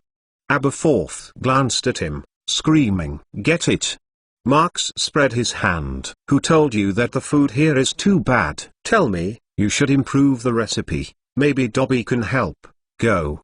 Aberforth stunned him again. After eating lunch and going around for a while, Marks should go back to Hogwarts to go to the appointment. Professor McGonagall is a particularly punctual person who doesn't want to be late and be late. After saying goodbye to Dobby, everyone snorted through the nose in the back of the utility room and then rushed to the 3 Broomsticks Inn at the other end of the village. Harry Potter's Book of Sin Chapter 542. Harry Potter's Book of Sin Chapter 542. After the crowded lunch at 3 Broomsticks Inn, the friends continued to wander around the Hogsmeade. Except for Marks, the rest of the audience is probably the last time to have a complete relaxation in this school year, because in the days to come, everyone has to work hard to prepare for the OWL's exam. Even Luna, who is 1 year lower than Harry, has to review the final exam that will soon come. You will continue to play. I am going to go back to school almost. Just joined everyone from the Magic Water joke store, and Marks looked up at the sky and found that he could not continue to go on. Professor McGonagall, I have an afternoon tea with her. I can't be late. Oh, Ron apparently had a good time, and Marks said that he couldn't help but feel a little sorry. Luna, you will go shopping with them again? See Luna looking at himself. Marks shrugged. There are more people today. If they wait for the next weekend, they will not have time to come out again. Hey, you are right. Luna nodded, and said leisurely, would you accompany me next week? Hermione seems to be somewhat sensitive to Luna's words, and she looks a bit annoyed with Marks and Luna. It seems that she may be considering cancelling the review plan for the next Sunday in advance. It stands to reason that a study tyrant like Hermione, even the OWL's exam, can score high without any suspense. But she is a learning madness. If she is not prepared enough before the exam, she can decide that she is uncomfortable. Of course, if it's just a morning. Marks was facing Luna, warned repeatedly. The review is still a good review. Other professors can tell me, your grades seem to be partial. Oh. Luna, hearing this, the line of sight immediately went elsewhere, and began to smash the gods again. Don't listen to it. Run back and review A History of Magic, Potion and Transfiguration. Marks reached out and shook in front of her eyes. Okay, then I will go first. Let's go. After all, he did not delay, and he waved his hand and walked to the intersection of the village. Luna, are you also partial? Ron was pleasantly surprised to find that he was looking for a comrade in arms that was standing in the same trench as himself. So smart. I am also a subject. Don't compare you to others. Hermione glanced at him. People are partial, but you won't always be between qualified and unqualified like you. Oh, it turned out that I was standing in the wrong battle. Ron suddenly dropped his shoulder and sighed. When I came to Hogsmeade, Marks strolled on my legs, but now I don't have to take a walk. He found a place outside the village where there were few pedestrians. With the power of Bork, he returned to the front door of Hogwarts in a blink of an eye. In addition to the students who are about to graduate, most of the young wizards are still swaying at the Hogsmeade, so now, at first glance, there are almost no silhouettes in the school. Of course, a living treasure like Fred and George will never miss the Hogsmeade day, although they also have to face the Newt's exam that will soon come. Before that, they will not toss even one day. Marks heard that after the event of Voldemort, they seemed to be beginning to ponder their invention of mischief. If they were discovered by Mrs. Weasley, they would be embarrassed again. As he thought about these messy things, he walked to the garden next to the castle. There were stone benches on the edge of the fountain there, and Professor McGonagall and his appointment were there to meet. The power of magic is great. As soon as you walk into the garden, the colorful flowers immediately greet Marks. The colorful petals are shining in the sun with a soft glow, which makes them look more colorful. And when he turned a few flower walls, the crystal clear water curtain of the magic fountain made his entire vision sparkle. In the Mole world, this scene can only be seen briefly in the spring season. In the magic circle, it can be enjoyed all year round, even now in winter. It's not too late for Marks to come, but it seems that it's not too early, because Professor McGonagall has already arrived. On a stone table next to the fountain, Professor McGonagall put on a variety of baked snacks, even delicious cakes with whipped cream and fruit tarts with various fruits. The dreamy color of the food is not inferior to the surrounding sea of flowers. Come. McGonagall noticed that there were more people here. She turned and laughed at Marks. Come and sit down. I am ready yet. Just right. Compared with Voldemort's still awkward situation, the current Professor McGonagall is obviously going to relax a lot. When she saw Marks, her face, which was always solemn and tight, even showed a kind smile, and even the wrinkles around her eyes stretched out. When Marks saw it, I couldn't help but feel that this is what an old man should feel. Hogwarts, this school, in the Britain Magic Circle, and even the entire European Magic Circle occupy a very important position, which makes this position of the headmaster very difficult to sit here. Not to mention Minerva McGonagall, even when Dumbledore was in this position, he gave up many options. Fortunately, the most difficult period of time has passed, and although it is hard, at least McGonagall Professor, the headmaster, will not be as thin as every step. Marks sat down at the table and stretched out without any restraint. I think that every day of this weather, every 1 point is a little lazy, and it has been squeezed for a long time in the crowd.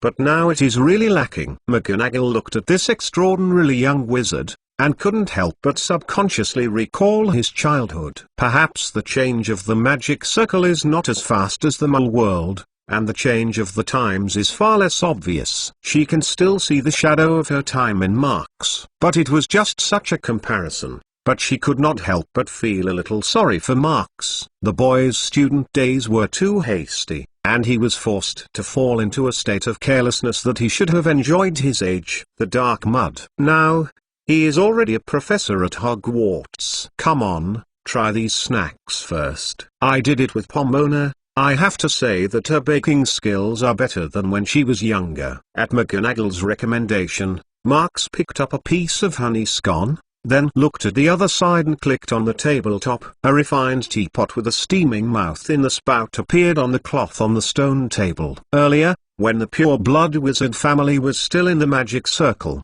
this afternoon tea was more social than the Mole. But now, eating he can be more casual. Even the banquets and dances have cancelled many complicated and strict regulations. Marks swallowed the scones in the mouth and took a sip of the black tea that he'd just poured into the cup. The unique scent of Darjeeling was mixed with the aftertaste of the snacks in the mouth, making people feel more relaxed. Oh, I have to tell you the good news. Marks put down the teacup, but he spoke first. Our Mr. Ministry of Magic seems to be ready to make a multi-school joint event like the top 3. Of course, our Hogwarts are also dominant. McGonagall wanted to mention another thing with Marks through this afternoon tea, but when Marks spoke the news, she couldn't help but surprise the one she had wanted to say before. Is the event like the top 3, or is it led by Hogwarts? Professor McGonagall shinned, and she clearly saw the significance. After Voldemort's death, Hogwarts' position in the global magic circle was significantly higher. And if you add a sufficient amount of fire at this time, then Hogwarts will undoubtedly be able to stabilize in this higher place than before. Last year's Triwizard Tournament was hosted by Hogwarts. Now I want to host another multi-school joint event. I am afraid it is not that easy. You don't need this. Professor McGonagall was happy, but he understood the difficulty. It was also guessed whether Marks agreed to the scrimgeour. No, I didn't do anything. Marks shrugged, while picking up a small piece of cake, explained, I was in the dark to help me with the action of catching the Death Eater fugitive yesterday. But I am really not exactly for Mr. Minister's request and presentation, mainly. You know. That is somewhat related to Voldemort. Oh, indeed, Professor McGonagall was thoughtfully nodded. In order to be cautious, you should definitely look at the specific situation. What did you find? Marks thought about it and suddenly felt that it would be fine to tell Professor McGonagall the truth. This respectable witch is always very fair. For an innocent baby girl, she is absolutely willing to treat it in good faith. Only, Voldemort and Bellatrix gave birth to a child, Marks said frankly. The name is Delphi, a beautiful female child. The Death Eater madly escaped from the dungeon to escort Bellatrix, Volder. Child, Delphi. Anyone who hears this news will startled, even if it was originally Marks. When Professor McGonagall learned it, it was obvious that he was also particularly surprised, and even the cup that was picked up was put back on the coaster in front of him. What happened to the child now?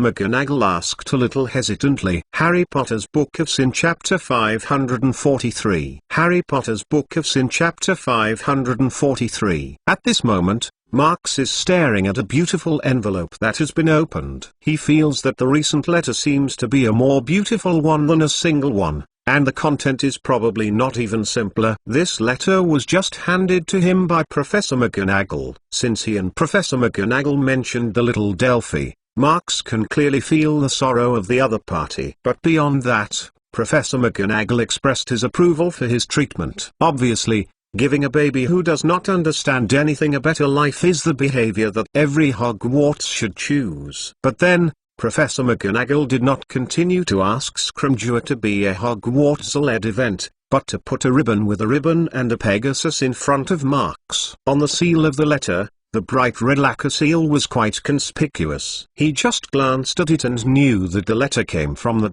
Buttons Academy of Magic in France. Can I open it? Although Professor McGonagall has already handed it to him, it is natural for him to take a look. But on the envelope, I clearly read Mr. Minerva McGonagall, a small line of words. It is a private letter. If he is polite, he should still confirm it. Of course, in fact, the letter also mentioned you. Madame Maxime thinks, maybe it would be better for you to look at it. After all, you are also one of the original parties. Professor McGonagall signaled him to open it. Party? Me? Marks thought for a puzzled question, but did not recall anything related to Buttons and Madame Maxime. That's rude, he said, picking up the envelope that had been torn open and pulling a letter from it. The letter was folded neatly, and the material of the paper was quite flexible, as if every inconspicuous corner showed the financial strength and taste of Buttons. And when he unfolded the letterhead, a few words on the letterhead immediately made some of his memories that had faded over time fresh. He remembered that he had tried to blend in with a big gossip that was small and small, but big but also very big. The legacy of Nick Flamel. Marks stunned. Oh, I almost forgot it. Yes. When he was in Paris with Lovegood, he did encounter the old steward of Nick Flamel in Buttons and happened to be involved in the conversation with Madame Maxime. It was only that he was far less famous at the time, so he only served as a neutral witness throughout the conversation. In front of this letter, the Madame Maxime is particularly clear. Perhaps you can invite him to participate, and as one of the main candidates to explore the Nick Flamel alchemy laboratory. From this point it can be seen that today's Marks, at least in the magic strength, is already quite convincing. It can even be said that in the mind of Madame Maxime, he was afraid that in this incident he would be enough to replace the things that should have been done by Dumbledore. I can say it first. I don't have much research on alchemy. Marks put the letter paper down and took a small cup of tea at hand. In the modern magic circle, alchemy is no longer a mainstream magic discipline. Although the entry of this subject is quite simple, if you want to study in depth, there is a fundamental obstacle: the loss of inheritance. In addition to Nick Flamel, the especially outstanding alchemist, it is hard to find another qualified alchemy scholar. And I don't know why. The great alchemist rarely has academic exchanges with people. Even the students have confiscated even one. It was Dumbledore who had discussed some magic knowledge with him. By now, Nick Flamel, who has lived 665, has also passed away. The relatively complete alchemy inheritance in the entire magic circle is probably left in his alchemy laboratory. Oh, like the Werther family, maybe there are some ancient alchemy families in the world who are also hidden in the world? Who knows? For alchemy, there aren't many people who know it. What do you think about this? Professor McGonagall shook his head and asked Marx's opinion as one of the parties. Mr. Flamel is giving his life's research results to the global magic circle. Since Madame Mame, who has a good relationship with Mr. Flamel, wants to avoid it, it is only for you and a Hogwarts to host this. Marx. After a little analysis, I immediately spread the stalls. For our Hogwarts, this is almost the same as the proposal by Mr. Scrimgeour to hold the event. Yes. Professor McGonagall put down the teacup, and some of them are difficult, and we are afraid we can only choose one of them, isn't it? If we take these two things into our own arms, it will be detrimental to the impact. It seems that sometimes too many good things will become a difficult question to choose. As far as the results are concerned, it's definitely a lot more important for Nick Flamel's legacy, Marx said. It's really hard to choose. But the higher returns are usually accompanied by higher risks, and the legacy is not handled well. Not only that, Marx, Mr. Scrimgeour over there? Professor McGonagall handed him a questioning look, seemingly worried that he would not be able to reject it. No, then there is no need to worry, Marx said. The minister can be savvy. He will certainly support all things that are good for him, the multi-school joint activities and the legacy of Nick Flamel. No matter which one, I think he will be enthusiastic about it. Listening to Marx, Professor McGonagall can't help but nodded, apparently agreeing with him. But in this case, the problem seems to have returned to the dilemma. Marx continually weighs these two things. One has a big and bad influence. One has only the benefits but the general ones, and it is still stable. These options are always hesitant. It is also said, who would be happy to spit out almost the fat of the mouth? After a while, when Marx found that the black tea in the cup had been drunk by him, he finally put the cup on the coaster and made a decision. Professor McGonagall, I think maybe we can combine these two things? He carefully considered. The original Mr. Scrimgeour is proposing to reopen the potion tournament, but I just thought about why we didn't change it. What about an alchemy bast event? Although inheritance has been lost in large quantities, it just means that it is difficult to have an alchemy master like Mr. Nick Flamel. If you only talk about the relatively common alchemy knowledge, there are still a lot of scattered and retained in the world. For example, the tools in the aura of the Ministry of Magic are mostly small and practical alchemy products. Even if it is not a mainstream subject, some things, even Fred and George, can use some of their prank inventions because of their small daily practicality. Alchemy's event? Professor McGonagall pondered in his heart. The more he thought about it, the more he felt it also helps to restart everyone's interest in alchemy, and maybe attracts some alchemy that everyone doesn't know. Scholar. Well, it's really a very worthwhile idea. She already understands the meaning of Marx. Perhaps by the time the winners of the competition will be the best time to open up the Nickel Flamel alchemy heritage. But in this case, let the students of Magic School come to participate in this competition, is it not quite? Professor McGonagall suddenly said, you understand. After all, the current alchemy study is not within the teaching scope of most schools. It is, I think. Marx thought thoughtfully, we should probably discuss this topic with Mr. Minister. Anyway, it is a matter of Nick Flalem's legacy of openness. It is in any case impossible to avoid the International Wizard Federation. Yes, isn't it? Nick Flamel's original intention is to use his own research to improve the alchemy level of the entire magic circle. This is a good thing. The International Wizard Federation will definitely pay considerable attention, and what they have to do now is to gain a foothold in these major events and win more benefits for Hogwarts. Marx's proposal is quite bold. If it succeeds, Hogwarts will take the opportunity to go further and stand taller, even if it is only one of the leaders. It can ultimately be the center of the event, but it will inevitably be the International Wizard Federation. So if there are any mistakes that lead to failure, the main responsibility will also be the International Wizards Federation. Just be careful when you are negotiating, don't be thrown into your head by others,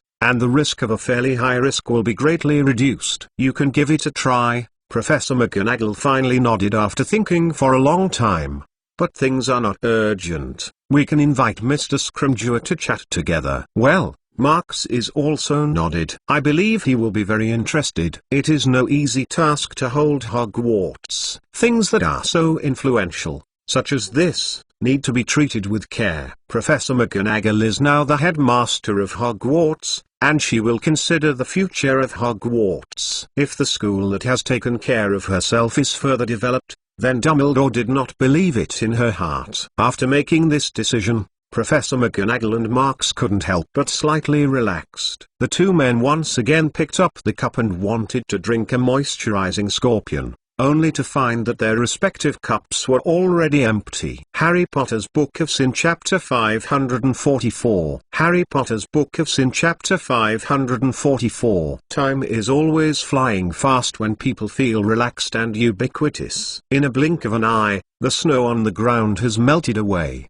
and the cold air has gradually become warm and moist. In February, the winter has given the dominance of this world to the spring, and everything has recovered and the grass has grown. In the whole month of January, apart from the initial period, Marks felt that there was really no lot of excitement and features. Regarding the proposal for the alchemy event, he has already passed with our minister, and most of the troublesome things are on the other side, and for Lucius, even he did not expect that the solution would be smoother than expected. He just sent a letter to the Ministry of Magic and found a bad excuse for the so-called undercover. Lucius was released by Enron. It is also conceivable now he and Mr. Scrimgeour are in the honeymoon period, and the relationship is as good as wearing a pair of pants. Plus, he himself is the wife of the Dark Lord. He said that who is undercover, then who must be undercover, even if it is not. He can be turned into it. After that, Malfoy father and son made a special trip to him and thanked him. Then Lucius went to find Narcissa. Well, Lucius's missing wife went. When the messy things were smoothed and creased, Marks suddenly found that everything seemed to be smooth. The need to bother things has become so much that the slopest life has made him somewhat adaptable at a time. So, in the second half of January, in addition to occasionally going to the fisherman's home, he spent the rest in Hogwarts Castle. Day after day lectures and research magic, from time to time in the gradual release of the frozen lakeside steps. The days are pleasant and relaxing. If he is not cold, he will cough a few times, and he will almost completely forget the chaotic time that he experienced last year. Yes, excessive time and space travel, after all, left him with some traces that are not eye-catching, but cannot be forgotten, and he still can't figure out what it is, what kind of damage it is. Of course, compared to Marks's relaxed, Hermione, Ron and other groups of fifth-year students will not be better off. The amount of homework every night forced them to wait and stay up all night, and like Harry, who had to participate in the Quidditch training team, the time became even more urgent. The Quidditch Cup competition has been halfway through this school year. Last year, the team members were upset because of various emergencies, so that the Quidditch race of the entire fifth year was somewhat weak. Up to now, the Gryffindor team's performance is not bad, and it is quite risky to get the final championship. It was during such a busy period that I couldn't tell if it was lucky or unfortunate, because the Valentine's Day, which makes most of the kids and the young girls look forward to it, is coming soon. In the land of Britain, 16 is a wonderful line of life. Perhaps many people who have passed this age will no longer care too much, but when everyone is about to face this hurdle, the feelings of youth will be stupid. Because of this age, it is the roughneck that distinguishes whether you can find a life partner. If you don't say that you are not married, it is still early for a big child. But once you have the right to do something, when you see your favorite object, you feel like you can't stop. Even the fifth-year students who are busy with the OWL's exams will inevitably have to commotion when that day comes. Harry was worried. He was hesitating whether he was staring at other female children. Otherwise, when watching the boys around are rushing for the first love of life, even if he is slow, he will feel that his life is faintly lacking. Ron is obviously also worried, because that lavender middle dot brown suddenly confessed to him in the Gryffindor common room. At that time, although he was stunned by the pride of his chest, he agreed to it when he was not careful. He turned back to the bedroom but fell into a painful struggle with his head. Hermione. Well, she is also worried. In fact, she was born earlier than Harry, and she was already 16 years old in September last year. Although she had already blocked Marx's mouth with a sneak confession earlier, in the days that followed, she looked at Luna, who was getting better and better with her. She was already uncertain about her determination. How much is left? The girl is always a little weird, but after much contact, she also deeply felt the purity of the other side. With a female child who is purely white like snow, she is arguing more and more. This sentiment directly led her to never take another step forward, keeping the distance between herself and Marx at a certain distance. On 2-month 14 day, which will come soon,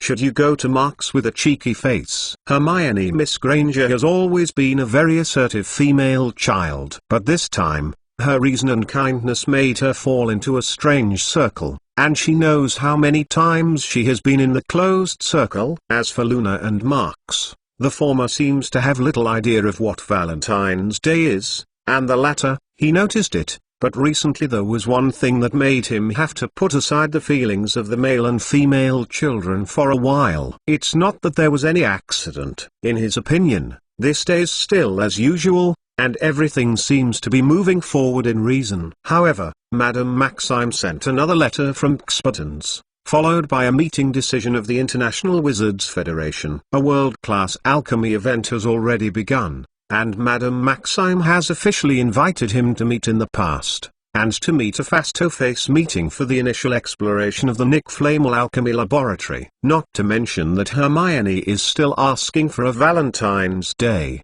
even if he wants to spend the festival with Luna. Most of them don't have that spare time. At noon on the day of the letter, he gently closed a magic book and placed it on top of the pile of books. He recently looked at some of alchemy's literature, but as he expected, the knowledge of this subject is often incomplete, and it is difficult to sum up a theoretical system that compares systems. From the materials he has consulted, it can be found that in fact, this subject must be exceptionally grand in the most complete period. Just what he can see can be divided into many seemingly different academic branches. He tried to apply the analysis of the material rules he studied, and found that in alchemy, material and spirit have corresponding research directions, and it is possible to form a specific knowledge system separately from the scope of magic. As far as Nick Flamel's masterpiece of the highest alchemy, Philosopher's Stone, can be judged, his research should be based on the material system, the spirit and rules-assisted alchemy branch. In his laboratory, there may be many unique alchemical products that are not known. But in general, he is still not clear about the things like the alchemy array. The alchemy symbols are very different from the ancient runes he studied, and the inconsistency between the two has caused great disruption to his alchemy research. Maybe, only in the laboratory of Nick Flamel, can he find a more reliable way to interpret it. Marx stood up and twisted his neck, then bypassed the books that almost piled up the wall, and opened the door of the office to the outside corridor. In the past few days, he has been interested in the flobberworm raised by Hagrid, because after Hagrid filed it on the same day, he found that the little guys were really not quite right. Quite bizarrely, in recent days, they actually stopped the move of eating big lettuce and eating lettuce leaves, and inexplicably again smashed around. Logically speaking,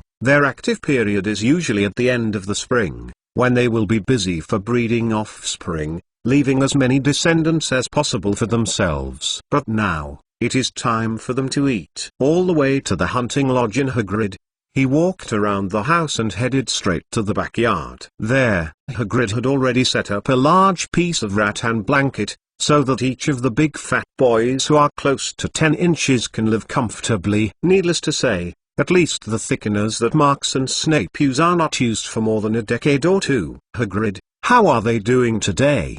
Marks stood outside the fence and looked at the sea of bugs while asking casual nonsense, so he was greeted. I still don't eat much, there is no sign of mating, just crawling up and down. Hagrid's silhouette of tall and strong is particularly striking in this small courtyard. Watching him keep catching the caterpillars who are almost going out of the backyard and returning them to the rattan carpet. Marks has to use magic to give him a handle. But to be honest, Hagrid is happy with these things. When it comes to the love of magical creatures, he definitely does not lose to anyone. I said it earlier, you should give them a cover. Marks rushed those flobberworms back to the middle, and once again persuaded, otherwise, you have to move them around all day. No, I don't think it will last long. They must have changed. Hagrid was very excited when he said this. His favorite is to cultivate new varieties, especially flobberworm, a species with extremely stable genetic characteristics. Alienation is even more difficult to meet. He really wants to see, in the end, what these little things will become. Harry Potter's Book of Sin Chapter 545. Harry Potter's Book of Sin Chapter 545. The Marks was invited to the Buxbotons Academy of Magic in France, representing Hogwarts, but also represented himself. In order to maintain an image in front of those decent French fans, Marks deliberately dressed up and wrapped himself into a handsome young image. Okay. As far as his height does not go up, and the appearance that is always smaller than the actual age, it can only be called juvenile. In order to highlight his personal attention to Hogwarts, he also specially selected a thestral carriage as the basis for the debut. The Hogwarts badge on the carriage that has been applied to the magic looks golden light, and the 4 animals representing the 4 big houses are more gestures. Bright and lifelike, it is more eye-catching. What he is most afraid of now is to sway, because this time he used to be Buxbotons, saying that he was involved in the discussion. In fact, it was to face negotiations to compete for interests. He puts this shelf out first, and at least when he gets an advantage, at least the disadvantage will definitely decrease.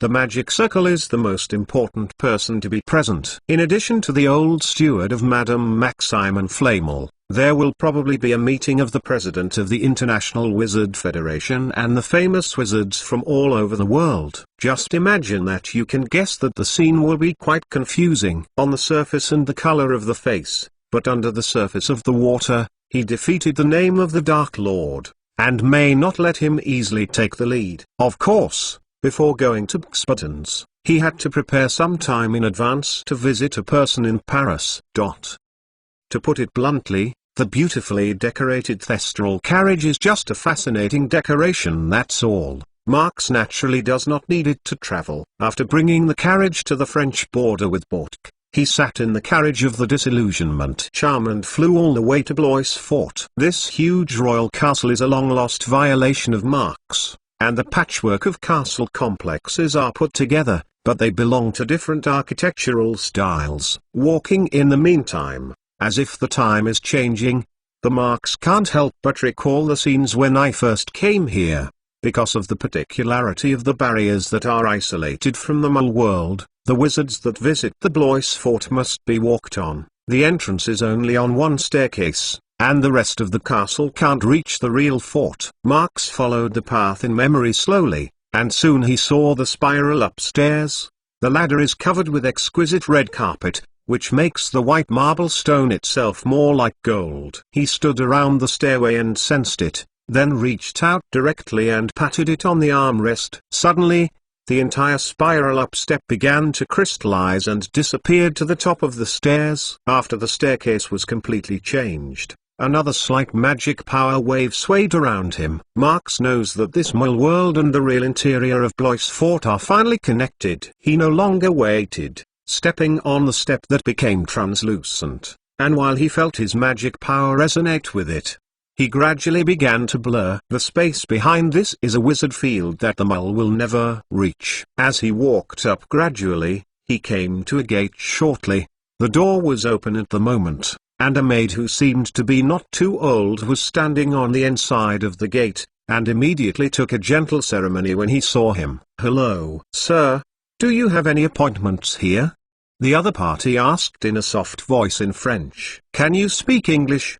Marx smiled politely at her. "I am Marx McLawn of Hogwarts.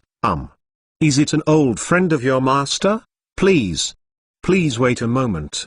The maid blinked and immediately turned around after another ceremony. Marx watched her leave, saying that she was mostly looking for someone, but he didn't know if the other person understood his own words. He remembers that the old steward of the Blois family is fluent in English. As for these maids, that may not be very proficient. The servants of the Blois family were all very efficient, and it didn't take long for the maidservant to invite the old steward without any accident. Speaking of it, this is also an old acquaintance, and both of them are very happy to meet each other. Mr. Lawn, come on, please come in." Old steward greeted with enthusiasm.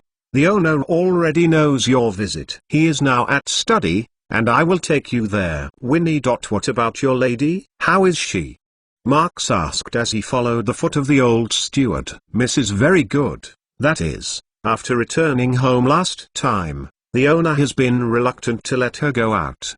Old steward shook his head gently. "I can see that Miss is hoping to return to Hogwarts to continue her academic. Mr. Blois is doing the right thing." The duration of the duration magic circle was not very safe. It wasn't that she wasn't allowed to go. Marx nodded. "But so, Winnie should be fine." In the latter sentence, he said to himself, "Winnie, the underground vault at the Dark Spirit Pavilion, unleashed the seal and released the inexplicable curse power to unlock a battle against Marx." After that, her father took her directly back to the fort to try to reapply the seal. It is said that the probability of success is still unknown. Of course, in terms of the bizarre bloodline curse effect of the Blois family, even if it is not possible to apply a seal again, Winnie has no life worry. On the contrary, the curse is actually more like an uncontrollable killing, because the people who are dead under the curse must be the people around her. If you want to compare it, now Marx can't help but think that it might be more like the type of effect of the ancient mirror, and seeing its large-scale disasters that act on the soul, it can make people unconsciously kill each other. The end is formidable power infinity. Mr. McLawn is active, like our family who don't go out very much in France, although it may not be safe before, but now. The Britain magic circle has obviously been eliminated. When seeing these news, the owner also can't help but praise your magic strength. Old steward sighed. "I know, my patriarch people rarely praise others." Listening to old steward, Marx immediately recalled the battle with Winnie's father. Although he played in the fight, he couldn't help but shrink, and he finally couldn't get it. But for this powerful Blois castle lord, he is quite admired. The guy not only practiced the ancient seal magic of the family, but also suspected of mastering the ancient summon technique. If it is to talk about the real big scene group battle, the opponent's deterrence is definitely much larger than the Marx, which is more inclined to a single duel. Some ancient books have recorded that the ancient magic is mostly rude and powerful, and the play on the battlefield is surprisingly amazing. That is really not wrong. Marx casually chatted with the old steward, and followed him to the left and left in the big castle. It took him more than 10 minutes to find himself in a rather spacious study. Just this study, there is enough 3-layer. From the bottom up, there are stairs and unilateral corridors on both sides. Except for the desk at the bottom of the Marx, there is a desk, and the rest of the space is occupied by the bookshelf. For the wizard, the most important thing is knowledge. Most of the carriers of knowledge are all kinds of book papers of different thicknesses. In a deep-rooted family of wizards, the biggest place is usually study, unless the family has long abandoned the accumulation of magic and changed to other directions. Just across the door that Marx came in, I could see Mr. Blois sitting behind the desk and looking at him calmly. "Hello, Mr. Blois." Marx said that after all, it was Junior, and it was not too much to say hello. McLawn. "Well, Mr. McLawn, I don't know why." Blois hesitated, but changed his mouth. "You can come to Blois Fort. I am very welcome. Come over. Please sit." In Marx's impression, Winnie's father is a rather conceited feeling. Probably no one except the baby daughter can make him show his graceful look. But now, in the words and deeds of the other party, he feels the enthusiasm of a child. "It's my pleasure to be your guest. Even if I'm so curious, it's not good to show off the rude behavior in front of Winnie's father." Marx is still politely going forward and then sitting next to each other's words. "Aside from the round table, Mr. Blois, I have a business trip this time. I will visit Winnie by the way. I haven't been able to find the time since I was last time. I am very sorry." "No, Mr. McLawn, you don't have to be so polite." Mr. Blois sat behind the desk and smiled gently. "What you did in the Britain Magic Circle, I still know something about it, can kill the Voldemort guy. I am also very happy." "Seriously, if I am not worried about the little girl, I have already dealt with him." "Mr. Blois didn't come in person, but you've got some influence on the Death Eater." "I've heard it," Marx said with a smile. "With your help, we can clarify the potential in the water so quickly. The Dark Wizard forces below allow me to extract more power to focus on the Death Eater's stronghold. In fact, with the Order of the Phoenix and some of the underlying wizards as marks for intelligence gathering, it's as simple as sounding. Some forces have even penetrated the Britain Ministry of Magic, and behind it, there may be influence from the forces launched by Blois Fort. To be honest, the power circle of the Magic Circle is really unclear for a while." Harry Potter's Book of Sin Chapter 546. Harry Potter's Book of Sin Chapter 546. In Mr. Blois's wide, bright, refinished study, Marx had a good conversation with the other party. In the other's words, he can clearly feel the incompatibility contained in it. Obviously Winnie's father is not used to talking with others in such a polite way. This shows that behind the performance of the other side, it should be hidden for a certain purpose. But no matter what Mr. Blois has requested for himself or what he wants to get from himself, Marx can't understand what exactly this purpose is. You know, he came to Blois Fort this time, but he didn't even notice it in advance. Although the doubts revealed by the other party in his words and deeds have become so obvious, he still understands what he thinks. After another, non-nutrition conversation, Marx finally smiled bitterly. "Mr. Blois, I have to say that you really don't want to use this tone and people to deliberately greeted." Marx interrupted a topic that the other person was talking about, straightforwardly saying, "I am a friend of Winnie, and you are her father. If you need anything to help me, just say it." Mr. Blois is hearing this and can't help but feel a little bit. After staring at Marx's face and staring silently for a moment, the face with a little stiff smile gradually disappeared, but a little more helpless in his eyes. Mr. Lawn. His name for Marx hasn't changed. "You may be right, Well, I want to ask you a question. If you can, please be honest." "Please say," Marx said with a hand. "I heard."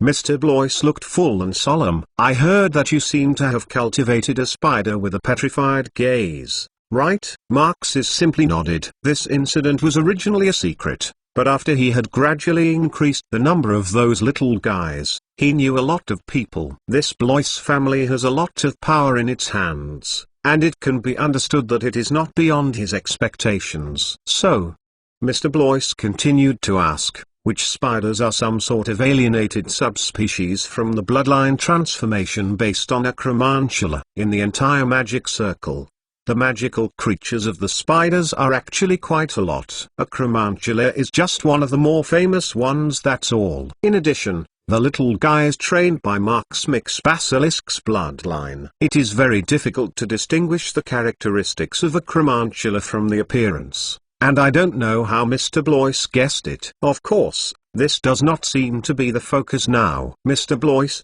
did you go to Voldemort to cooperate with him for the guy's bloodline transformation?" Marx thought for a moment, and suddenly there was a glimpse of it. "In fact, you don't have to turn around. If the bloodline transformation can really solve Winnie, of course, I am willing to give it a try. But last time When Marx saw the embarrassment in the other's expression, He immediately understood what it was for the good-greeted. He can understand. After all, in the depths of the Dark Spirit Pavilion, the other party did not even want to explain one sentence, and tried to stop himself. Even in the end, the two also made a big fight. After experiencing that situation, Winnie's father is obviously hard to ask for help again. Mr. Blois, where is Winnie now? Do you mind if I meet her first and talk about it? Marks interrupted the other person again, because he didn't seem to care about it at all. But why bother to make it difficult? You know, I haven't seen her for a long time. He laughed. Mr. Stewart said that you are not letting her go to Hogwarts for her safety. I think the decision was very correct. But really, I won't see it. I still think about her. We are good friends. After the Marks opening was interrupted, Mr. Blois opened his mouth again, but after that, he did not say anything extra. He heard sincerity from Marks's words, and it was this sincerity that made his heart's apologies and entanglements fade away. Friend. Well, the other party nodded, slowly. I think Winnie still needs a friend. She is in her own room, and Stewart will lead you. The word friend is a very distant word for Winnie and Mr. Blois. Marks still remembers that Winnie had told him about a past about her first friend. In that past memory, Mr. Blois was trying to send a friend's warmth to the lonely little Winnie, but unfortunately it turned out to be a big regret in Winnie's heart. After that, Marks temporarily said goodbye to Mr. Blois and, under the leadership of the old steward at the door, left study and went in the other direction of the corridor. In the study, Mr. Blois looked at the back of his departure, but gently sighed. When did you start to remember how to ask others? Did it start on the day the wife died? Or, in fact, after sitting in the position of the Blois family patriarch, it gradually became what it is now? He didn't know. He just thought that he was not the young wizard who could communicate with others at that time. All kinds of experiences made him a full and boring guy. I am really a competent father, he whispered to himself, but he could not find the correct answer. Winnie's room is located in a small tower on the west side of Blois Fort. From bottom to top, 5-layer is a place where she is alone. Marks followed the old steward and went up to the top floor, where Winnie's bedroom was. When the old steward stepped forward and knocked on the door, a female voice was heard inside. It wasn't Winnie's voice, it sounded like a maid, about 20 or 30 years old. Who's that? The other party used French, and perhaps only a habitual response. So the door was opened without waiting for the old steward to answer. Oh, is that you? The maid whispered. Miss is reading at this time, please. She couldn't finish her words because it was not long after she spoke that she found Marks standing aside. It can be seen that she seems to be very surprised that Marks, the stranger, appears in the door of Miss's bedroom. This. Is this? The maid hesitated to put her eyes back on the old steward. This is Mr. McLawn, a friend of Miss. Old steward explained. Is Miss reading? It doesn't matter. I think Miss will be willing to meet Mr. McLawn. Oh. Is it? The maid blinked in amazement, and she still had doubts on her face. Miss's friend? Although she is strange, since the old steward said so, it is naturally not wrong. Under the circumstance, she quickly retreated to the side. However, just as she was trying to reach out and pull the door open, the door leaf was directly turned to the side by another force. Marks first reflected in Marks's eyes. It is a sparkling white hair, such as snow-like cream with a little transparent texture. It is easy to reminiscent of the crystal clear crystal. Then, he moved his attention to the refined and white face hidden between the white hair. Winnie is wearing a large robe at the moment, coupled with her petite body, looks very lazy. Winnie, long time no see. He smiled and said hello to each other, looking relaxed and casual. Flower, open. Winnie looked at him, serious and authentic. This girl is still offline as always, and speaking is always not in accordance with the rules. He is still saying hello here, and people directly jumped to the flower body. Marks pondered a bit and looked at his head, speculated. You mean the last laugh and kiss? Winnie is nodded with no expression. Really? It looks better than the photo. After the flowering of the Laphaola kiss, Winnie sent him a lot of letters, and there were some magic photos in addition to the large number of breeding records. But that's all that has been going on for a long time. Is it true that this girl has been thinking about letting him see the flower? Then let's go see it. Marks shrugged. Ah, Peng. Winnie was nodded again, then closed the door, leaving Marks standing outside the door and looking at the old steward on the side. I think Miss should go back and change clothes, old steward explained. I think so too. Marks smiled and shook his head. Looking at her, temper hasn't changed. I don't know how, I feel a lot better. In fact, there is no change in Winnie, not just her character. Marks also found that this unspoken female child seems to have little change in appearance. In comparison, after years of growth and development, his appearance has changed a lot. As for the reason, perhaps the power of the seal is affecting the growth of her body, and perhaps some of the complications of the bloodline curse. But if you haven't grown up in your life, then it's a big regret. Winnie didn't make Marks wait. Although she was always the expressionless, it was obviously quite pleasant for the arrival of Marks. Not long after, the bedroom was opened again from the inside, and the well-dressed Winnie finally walked out of the door. Go. As she spoke, she hurriedly pulled Marks's sleeves and walked downstairs. Marks was dragged by her. Harry Potter's Book of Sin Chapter 547. Harry Potter's Book of Sin Chapter 547. I don't know when it started. The entire Blois fort knows that there is a flower in the castle that will spit flames. The flowers are brightly colored, shaped like a dragon head, and even occasionally emit a roar like dragon. Everyone knows that it is Mrs. favorite flower, because the lady will take care of it every day. However, this flower was not originally planted by the lady. This person knew quite a few people. Marks was dragged by Winnie all the way to the remote tower, but he just walked out of the stairs leading to the top of the tower, and a face of flames rolled straight toward him. In order to avoid his handsome face being too crispy, he reacted very quickly and waved his flames, which allowed him to see the Laphaola kiss still in the bearing fangs and brandishing claws. This magic plant is very strange, except for the roots. All the other stems and leaves are free to move. The flower buds and petals are gradually grown from the flower buds to the dragon head shape of the species according to the type of dragon blood that the grower waters. This multi-Laphaola kiss by Winnie uses the blood of the Catalan fireball dragon. In the sun, you can see that the dragon's first flower, which seems to spurt the flames at any time, is the brilliance of the dragon's scales. The slightly wide dragon head is almost exactly the same as the real dragon head. Roar! As it opened its mouth, a burst of air suddenly rushed past, making the white hair around Winnie dance with the wind. It looks a bit violent, and it's obviously not very happy that Marks is here. It doesn't remember you. Winnie blinked and his tone was flat, but Marks thought it seemed to have some jokes. When I saw it last time, it was still a seed.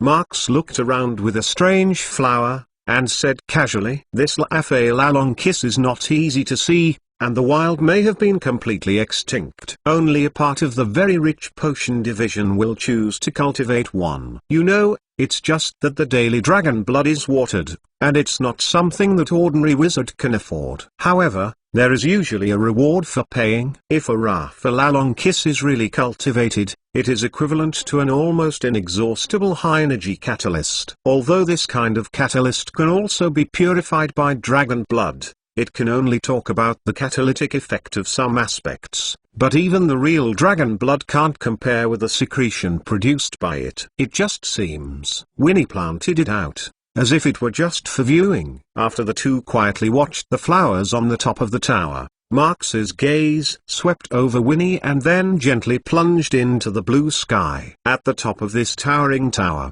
you can look far away, and the distant horizon forms an arc in the field of vision. Below the dividing line is the Slime City, and the upper line of the dividing line is blue sky and white clouds. Winnie has never said anything. Her eyes full of indifferent eyes silently look at everything around it, look at the flowers, look at the sky, and occasionally marry a long-lost Marks. Although neither of them speaks, This feeling of peace of mind is not annoying. Winnie, do you want to go back to Hogwarts? Marks asked after a while. Miss you. Winnie without the slightest hesitation was nodded. I have to go to Buttons very quickly. When I handle the things over there, I will come over again, Marks said. I will check it for you. If possible, I will find a way.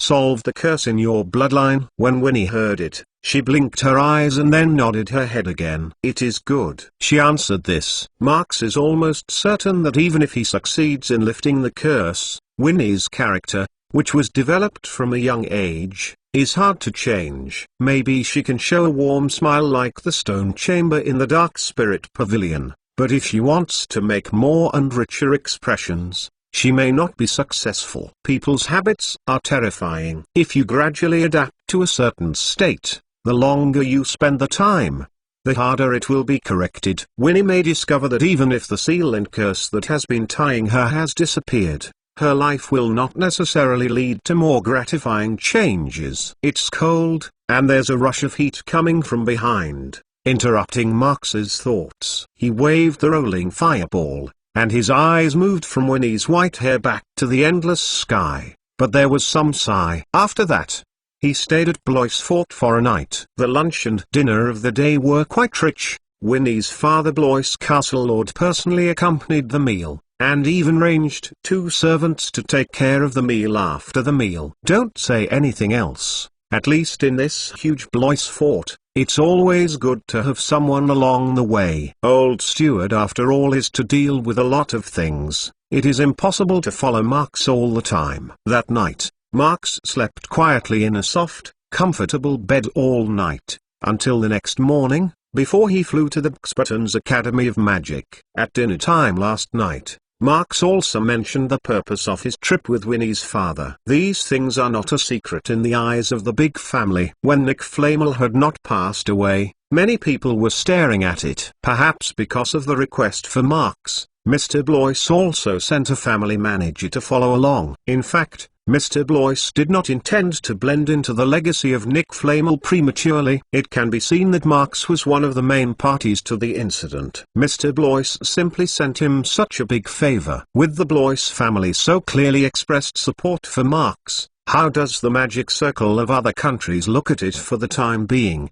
At least all the forces of the French magic circle have to measure it before they dare to act. This time, Marks boarded Thestral carriage. A female manager named Vannie Blois. She wore a clean, medium short hair, dressed in a black family robe, and a refined Blois family crest on her chest, giving a meticulous feeling from beginning to end. Although the relatives may be a little farther away, in any case, the same name as Blois is carried. Marks estimates that this serious female manager is probably near the age of 30. And she looks quite capable when she looks at her. If it is more straightforward, it is a typical woman of this century. People like her, who often work for the family, value the rules. Since Mr. Blois, as a patriarch, has always been very respectful of Marks, she is naturally accustomed to seeing the words, and she will not lose the number of gifts. In the carriage, she always stood by Marks,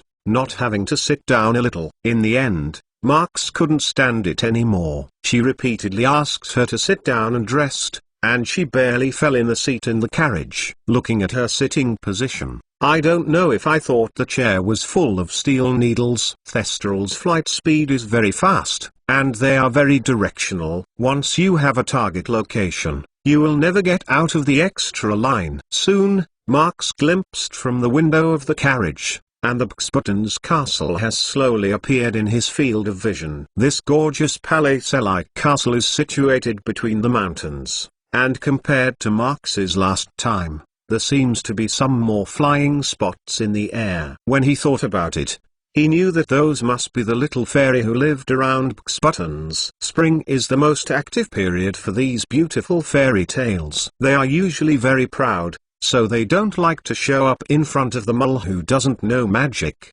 But in the same wizard who can manipulate magic power, they always like to show their beauty. In fact, this is a group of little guys who like to join in the fun. Recently, the Buttons castle has welcomed many guests. They come from all over the world and quietly meet in this beautiful palace. For such a high-end style party, those little fairies who like to show off are certainly not to be missed. With the humanity of Thestral pressing the front of the car and diving into the open space in front of the Buttons castle, the wizards who were enjoying the view in the garden in front of the palace looked up, and when they saw the crest logo on the carriage, most of the wizards whispered to the people around them. The people of Hogwarts are coming. Almost all the people in the discussion are so called. In the global magic circle, the wizards usually don't think of Hogwarts and the Britain magic circle as one, as it was a long time ago. Everyone knows that in the modern magic circle, although Albus Dumbledore, the world-famous white wizard, really raised Hogwarts as a whole. Until then, this magic school is already famous around the world. Since the establishment of Hogwarts, a large number of wizards with famous surnames have been cultivated, and their influence on the entire magic circle has correspondingly fed back their alma mater. Albus Dumbledore is not the first, nor the last one, and now Marx is one of them. When Marx pushed open the carriage door, and with a look of a calm smile in the moment of sight, everyone's attention was concentrated on him. Obviously, everyone wants to see for a moment, this one hand to solve the two generations of the Dark Lord's young wizard, what it is. However, soon the wizards sneaked in their hearts, this kid is too tender, right? Harry Potter's Book of Sin Chapter 548. Harry Potter's Book of Sin Chapter 548. In general, Marx is actually a very thick guy. For the sights that condensed around him, he did not show a slight disappointment and walked straight to the main entrance of Buttons castle. And the one who got off behind him was, of course, the female steward, Miss Vanny Blois. Van's unique family robe is easy to distinguish, because the top has a delicate silk embroidered from the Blois family crest, which can be seen from afar. As a result, the wizards in the vestibule garden immediately turned their eyes to Vanny, who followed Marx's footsteps. The French magic circle has the same power as other countries' wizards. The Blois family is France's premier family of wizards. The power of a family alone is at the highest level of the global magic circle. The wizard family like this, both at home and abroad, will be treated with care. It's not that there is no more powerful force than the Blois family on the scene. It is like they have developed such a big force, and no one will be willing to create unnecessary disputes with other top forces. Whether it is a bright knife or a slap in the air, you will come to me in the dark, and will impose different levels of burden on the daily operation of the forces. However, when they saw the Blois family as a follower and followed Marx McLawn, many people suddenly became embarrassed. How did the two get together? The situation can be a little bad. It is not surprising that the gangs are in the midst of disagreements. It can be said that each of the forces that are gradually sitting on the ground has experienced this choice more or less. They are either active or passive, and may even have some crafty plots and machinations that are swaying, sometimes strong and weak. However, forces such as the Hogwarts and Blois families support each other, which is very rare. Often the more solid and deep the forces, the more careful they will be, and no one wants to lose the excellency of the predecessors when they are the masters of their own affairs. What's more, these two great influences have been holding a very low style of behavior in recent years. How come this way so far? For a time, many Wizkies who are active in their minds have started to think about it. Do you think that you should cooperate with others? At least for this time, the power to come to Buttons is still quite a lot. If you want to get enough benefits in this opportunity, you may still be a little bit worse. Regardless of the liveliness of others, Marx just walked slowly on the stone road in the middle of the garden, as if he had no idea what the sights were all about, and soon passed the castle's main entrance, disappearing in the vision of those wizards. It can be seen that the legacy of Nick Flamel is a huge temptation without a doubt. Not to mention anything else, just a method of making Philosopher's Stone, which is very likely to have been recorded, is enough to make the world's wizards drool. Everyone understands that if this thing is really made public, it is a great waste. Of course, The so-called waste is for their respective forces. Speaking of Philosopher's Stone, Marx used this thing to fool a bit of Charlotte's Werther family. Now that Voldemort is really out of the way, when the other party suddenly pops up in front of him, he can't say it. It can be said that the Werther family's wizard is likely to come to him for Philosopher's Stone at any time, and even this time it is not impossible to appear directly at Buxbottom's. Marx's arrival at Buxbottom's was very fast, and it was not long before he entered the hall. The tall and strong Madame Maxime came out of the door and sighed the hall. McLawn, last time, don't look, long time no see. Madame Maxime is still so expensive, without any effort to pay attention to etiquette and manners, which is what the Buxbottom's Academy of Magic has always felt. It can be seen from the fact that she does not add a Mr. to the name of Marx's last name. She used to experience the giant tribe, so she no longer regarded Marx as a normal guest. Good morning, ma'am. Marx smiled politely at the other side. Before I set off, Hagrid asked me to ask you a good question. If he had to give classes to the students, I think he must be today. I have already followed. Oh, Madame Maxime asked her with a smile. I will try to find time to harass Hogwarts. I don't think he will wait. Remember to let him prepare some pure malt whiskey. The brand he got from the game. The goddess of our school seems to like it very much. Of course, of course. Marx continued to nod. Hagrid knows the minds of the magical creatures and let him take care of the little ones. That's the right thing to do. In public, it is one of the necessary skills to go out to socialize. Don't look at these conversations, they are mostly unremarkable, and often even let the unwitting observers be bored. But they often contain some information that the two sides want to convey. Marx and Madame Maxime just met each other and confirmed their intentions in this gossip. What they are talking about is the alchemy event that will be officially promoted. In fact, it is not a fixed number of where the competition will be held. In theory, in addition to Buxbottom's need to avoid suspicion, it is okay to do whatever you want. The final decision on the venue is a total of 3 parties. The first force is naturally the International Wizard Federation. This parliamentary organization composed of many national forces is the largest neutral organization in the world magic circle. Many well-recognized laws and regulations are born from this organization. The second force is the steward of the Nick Flamel family, Mr. Edward Flamel. The old steward, which is loyal to the Flamel family from start to finish, will serve as the final interpreter of this heritage event, which is the center of the event. As for the last venue that can determine the venue of the event, it should have been a rare friend of Albus Dumbledore, Mr. Nick Flamel. But now, Dumbledore has also passed away. Therefore, this decision finally lost its ownership. It is precisely because of this. The major forces will come in and try to insert a foot here. Of course, on the bright side, those forces are coming under the banner of participating in the event. Now that Madame Maxime has filed a visit to Hogwarts, it is natural to tell Marx that she has officially promised to work with each other. After reaching a tacit agreement with Madame Maxime, Marx reached out and gestured to himself. This is Miss Vaughan Blois, a promising manager of the Blois family.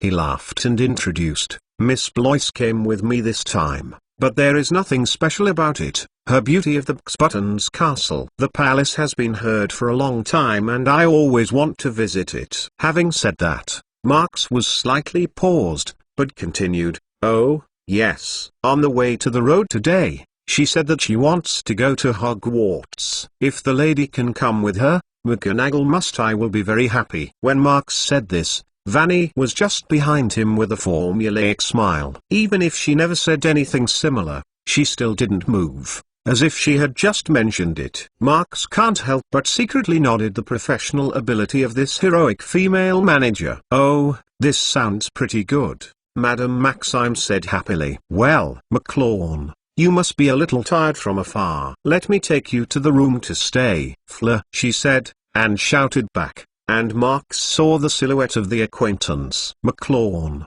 please. Veal half-blood's formidable power is not covered, although somehow it doesn't seem to have much effect on Marx. but the male sites in this hall know that the rate of return is simply a burst. At the invitation of the other party, Marx and Vanny followed up. Mr. Lacour, Marx asked as he walked, if I remember correctly, you should have graduated yet? Fleur walked in front, and when he heard Marx ask, he turned back and laughed at him. Our Hogsmead system is not the same as your Hogwarts, she said. After graduating, if a student is willing to continue studying with a specific professor, he or she can submit a training application. I plan to study Legilimens again. Fight for a review of the French Ministry of Magic. Oh, that might sound right for you.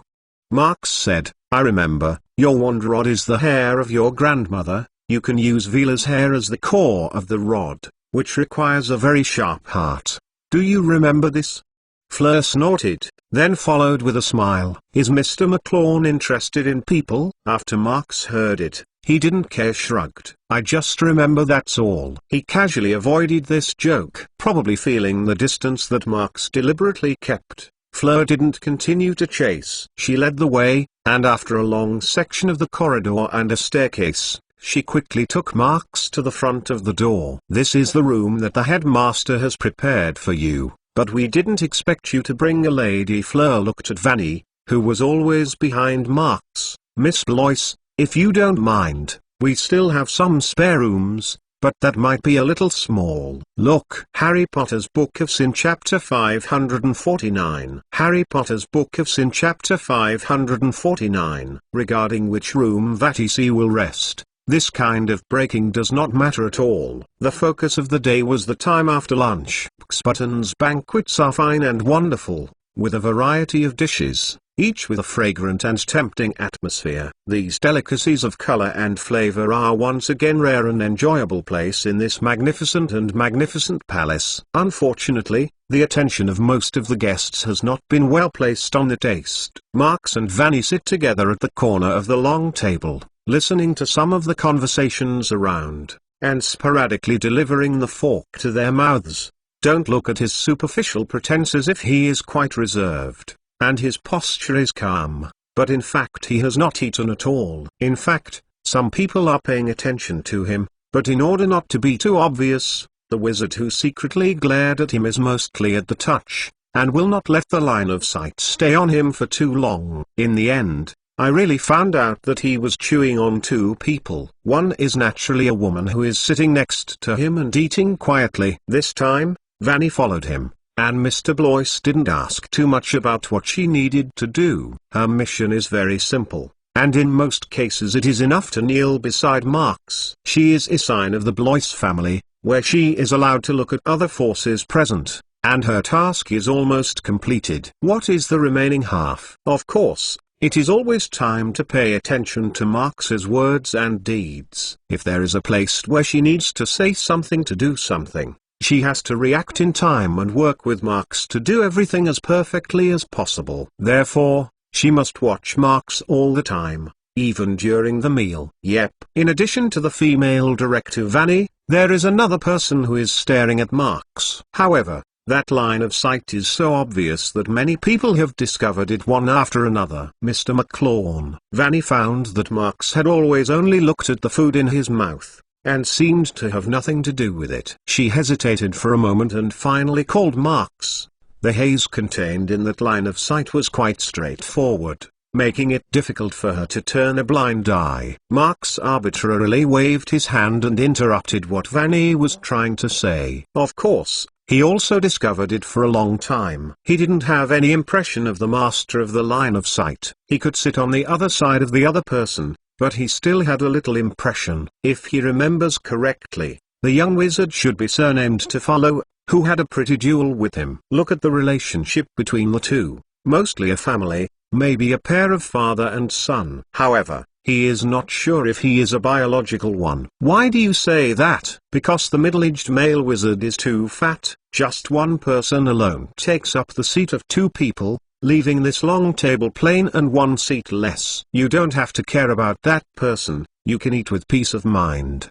Marx whispered to Vanny. Perhaps it was because the Tamfla young master lost his face at Hogsmeade's, and this time he wanted to find a way to retaliate. No matter what the big guys and the two guys are trying to make, Marx doesn't plan to pay attention. Or, at least for now, there is no need to care. Waiting for a while, lunchtime is coming to an end. The first lively trip of this trip is definitely to start, and then it will surely usher in a good choppy. In the moment before the storm and rain, it is most important to be unobtrusive, because it can be avoided as much as possible. At present, the intentions of the major forces are still unclear. If the purpose is not clear enough, whoever is exposed to the public first will be the first to be targeted. It can be said that before the situation became clear, the forces were very sensitive. Seeing Marx's contempt for the man did not care, Van had to follow his advice, took his attention back and put it back into the dining. In fact,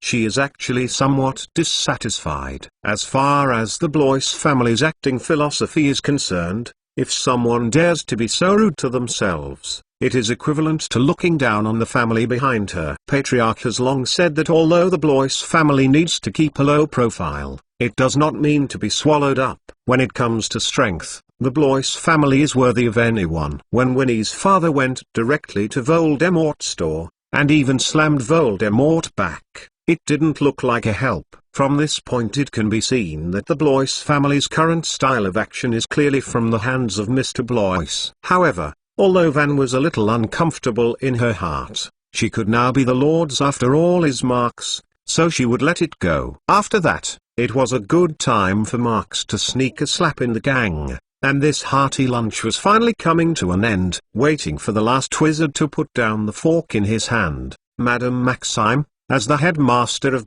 Buttons, took the lead. Every distinguished guests, I hope that you have fully enjoyed the lunch prepared by our school. She used a sound-filling mantra and immediately said, I will not say those words that are greeted. First, please allow me. Let me introduce this to you. Madame Maxime said. One of the wizards reaching out to the side of the seat gave a slight indication. I believe everyone has already guessed this. This is the old steward of the Flamel family, Mr. Edward Flamel.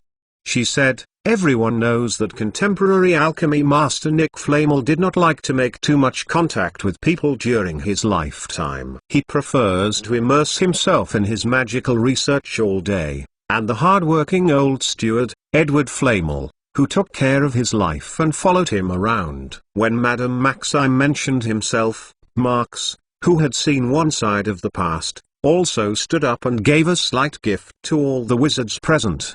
Do you want to say that many wizards are more likely to reject the giant half-blood? The old Edward is logically a tall man, but under the backdrop of Madame Maxime, the whole child is a child. It's no wonder that this Madame Maxime has always been ignorant of his own bloodline, always saying that his skeleton is bigger. For the old steward Edward, many wizards appeared to be relatively cold, and the field was indifferent. It is not that this old Edward is not important. On the contrary, he is obviously in a very important position in this incident. The reason why the major forces did not care for him, but it is because they have tried to contact each other before today. I think it is also as it should be by rights. Since he is the only witness to the openness of the estate, it is equivalent to holding the temporary owner of all the estates. All the forces who want to share a piece of it will be selected as the first. A breakthrough mouth. If he can directly conquer him, is it necessary to come here and wait for such a large group of people to wait for an opportunity to move? However, this old Edward is not generally smart. He has long lived in Buttons, and in that country, magic school is always a good shelter, after all, except for some inheritance family behind the scenes.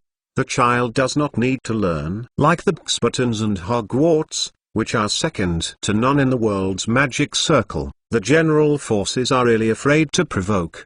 Don't look at Voldemort's tossing in the Britain magic circle. Just think about it and you can see that there have been a few Dark Lords in history. Under the silent scene of this large obscurus in the auditorium, old Edward did not care. After he had given a gift, he completed the task of debut and quickly sat down again. In order to ease the atmosphere, Madame Maxime immediately turned everyone's attention to the seat on the other side of her. This, I think everyone knows it. She smiled. The current president of our International Wizard Federation, Mr. Babajid Akinbad. With the introduction of Madame Maxime, Marx also set his sights on the dark, skinny old wizard. Of course, he once saw this once, and his Order of Merlin was presided over by the old wizard. After Dumbledore's death, he was elected president of the new International Wizard Federation. Marx still remembers that his relationship with Dumbledore has been very good, and he doesn't know if Dumbledore has a credit for this succession. The reaction of the various forces is much more than just now. After all, it is also the president of the International Wizard Federation. Not to mention whether his election is related to certain families, at least which family needs to have a good relationship with him. The age of Mr. Akinbad is not too small, plus his lean body bones, how to look like a dry corpse with a beautiful wizard robe. Being able to become the president of the Federation, it must be a person of virtue and prestige itself, and perhaps the magic strength is quite amazing. To be honest, Marx actually doubts whether the old wizard from Africa has also practiced some weird dark magic, so it has become a wrinkled and crooked ghost. However, unlike the superficial image, this Mr. Akinbad is very talkative. It is also modest and polite to talk about, but it is quite popular. It is not so much a ruler, but it is more like an old scholar who specializes in magic research. After he spoke with kindness, the scene was quiet again. Everyone was observing the expression and sight of Madame Maxime, and there were no characters who needed her to introduce it separately. If there is still, the situation in today may be the first subtle place, and everyone is waiting. Harry Potter's Book of Sin Chapter 550. Harry Potter's Book of Sin Chapter 550. Young Master. Young Master, we are at the place. You can get off. Let's wait, just fine. When the guests in Buttons had finished eating lunch, one of the guests had just arrived at the castle vestibule. It was a plain black carriage dragged by a Pegasus. The emblem on the carriage was a slate of yellow, which looked plain. However, the driver who drives the carriage is a bit strange. It can be seen that the driver wears a round hat that I don't know, and wears an old tuxedo that is unbearable. The round body is as light as nothing. In fact, this is also as it should be by rights, because he is a ghost that is translucent. As we all know, Ghost is unable to touch the entity, and the fact is true. He seems to be driving, but in fact it is just floating on the driver's seat, that's all. At best it can be considered a look. At this moment, the Pegasus landed steadily on the ground, and Mr. Ghost immediately floated down from the front seat and swayed over the carriage door. Young Master, come on. We must have been late. I don't know what the car is doing in the car. From the beginning, I have been making a burst of noise, which sounds like no fun. Wait. Wait. There was a few more crashes inside, and the entire carriage shook a little. David, you wait outside for a while, I will come. As this sentence came out, it was another collision, and it was significantly more intense than it was just now. In the beginning, the creaking sound was mixed with more muffled sounds, and the carriage slammed several times. It's like watching someone doing an even matched fight there. Hey, young master. Do you need me to help? The fat ghost who was called David seemed to try to express his concern. But obviously, he is just a ghost, but can't help. No need, it didn't matter. The young master inside was very euphemistically rejecting his kindness. I can do it myself, very quickly, immediately, now. He just finished talking, accompanied by the carriage, and when the door was opened, a ball. No, it was a person who rolled out from the inside and threw himself down on the ground. It was a big fatty, and it was all meat underneath. The set of custom-made wizard robes that were obviously widened and enlarged was worn on him, just like a tight-fitting suit. Maybe it should be called slim. Who knows? Oh, young master, are you okay? Mr. David quickly floated to his side and asked with concern. Oh, I think nothing. The big fat man struggled to get up from the ground and reached for his belly. Unfortunately, probably because of the too much meat on his body, even if he wants to take a picture of the dust standing on his clothes, he can only get the belly. Young master?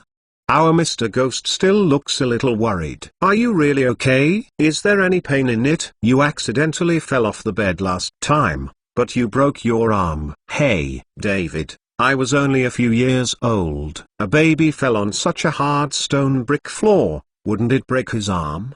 The big fat peer shook his arm. Hugh's arm, helpless. Authentic. Well, it's not convenient to see people so dirty. When I go back to the little girl, I have to blame me for losing my family. He groaned and pulled out a wand from the inside of the robe, and moved towards himself. Scourgify. A curse squirted gently from his mouth, and suddenly the pink soap bubbles floated on the clothes. Soon, the tight-brimmed wizard gown that had been dusty on the ground was once again renewed. Waiting for him to reaccept the wand, this stretched out the flesh and forced a wave. David, let's go. After all, he swayed the whole body of fat and trembled to the main entrance of Hogsmead. Ghost David looked at his own fat young master and said that he had to catch up and take a look, so he rushed to the past. After all, they say that they are already late, and they should try to keep a low profile. Well, of course, it's hard to be unnoticed by the full size of the young master. What's more,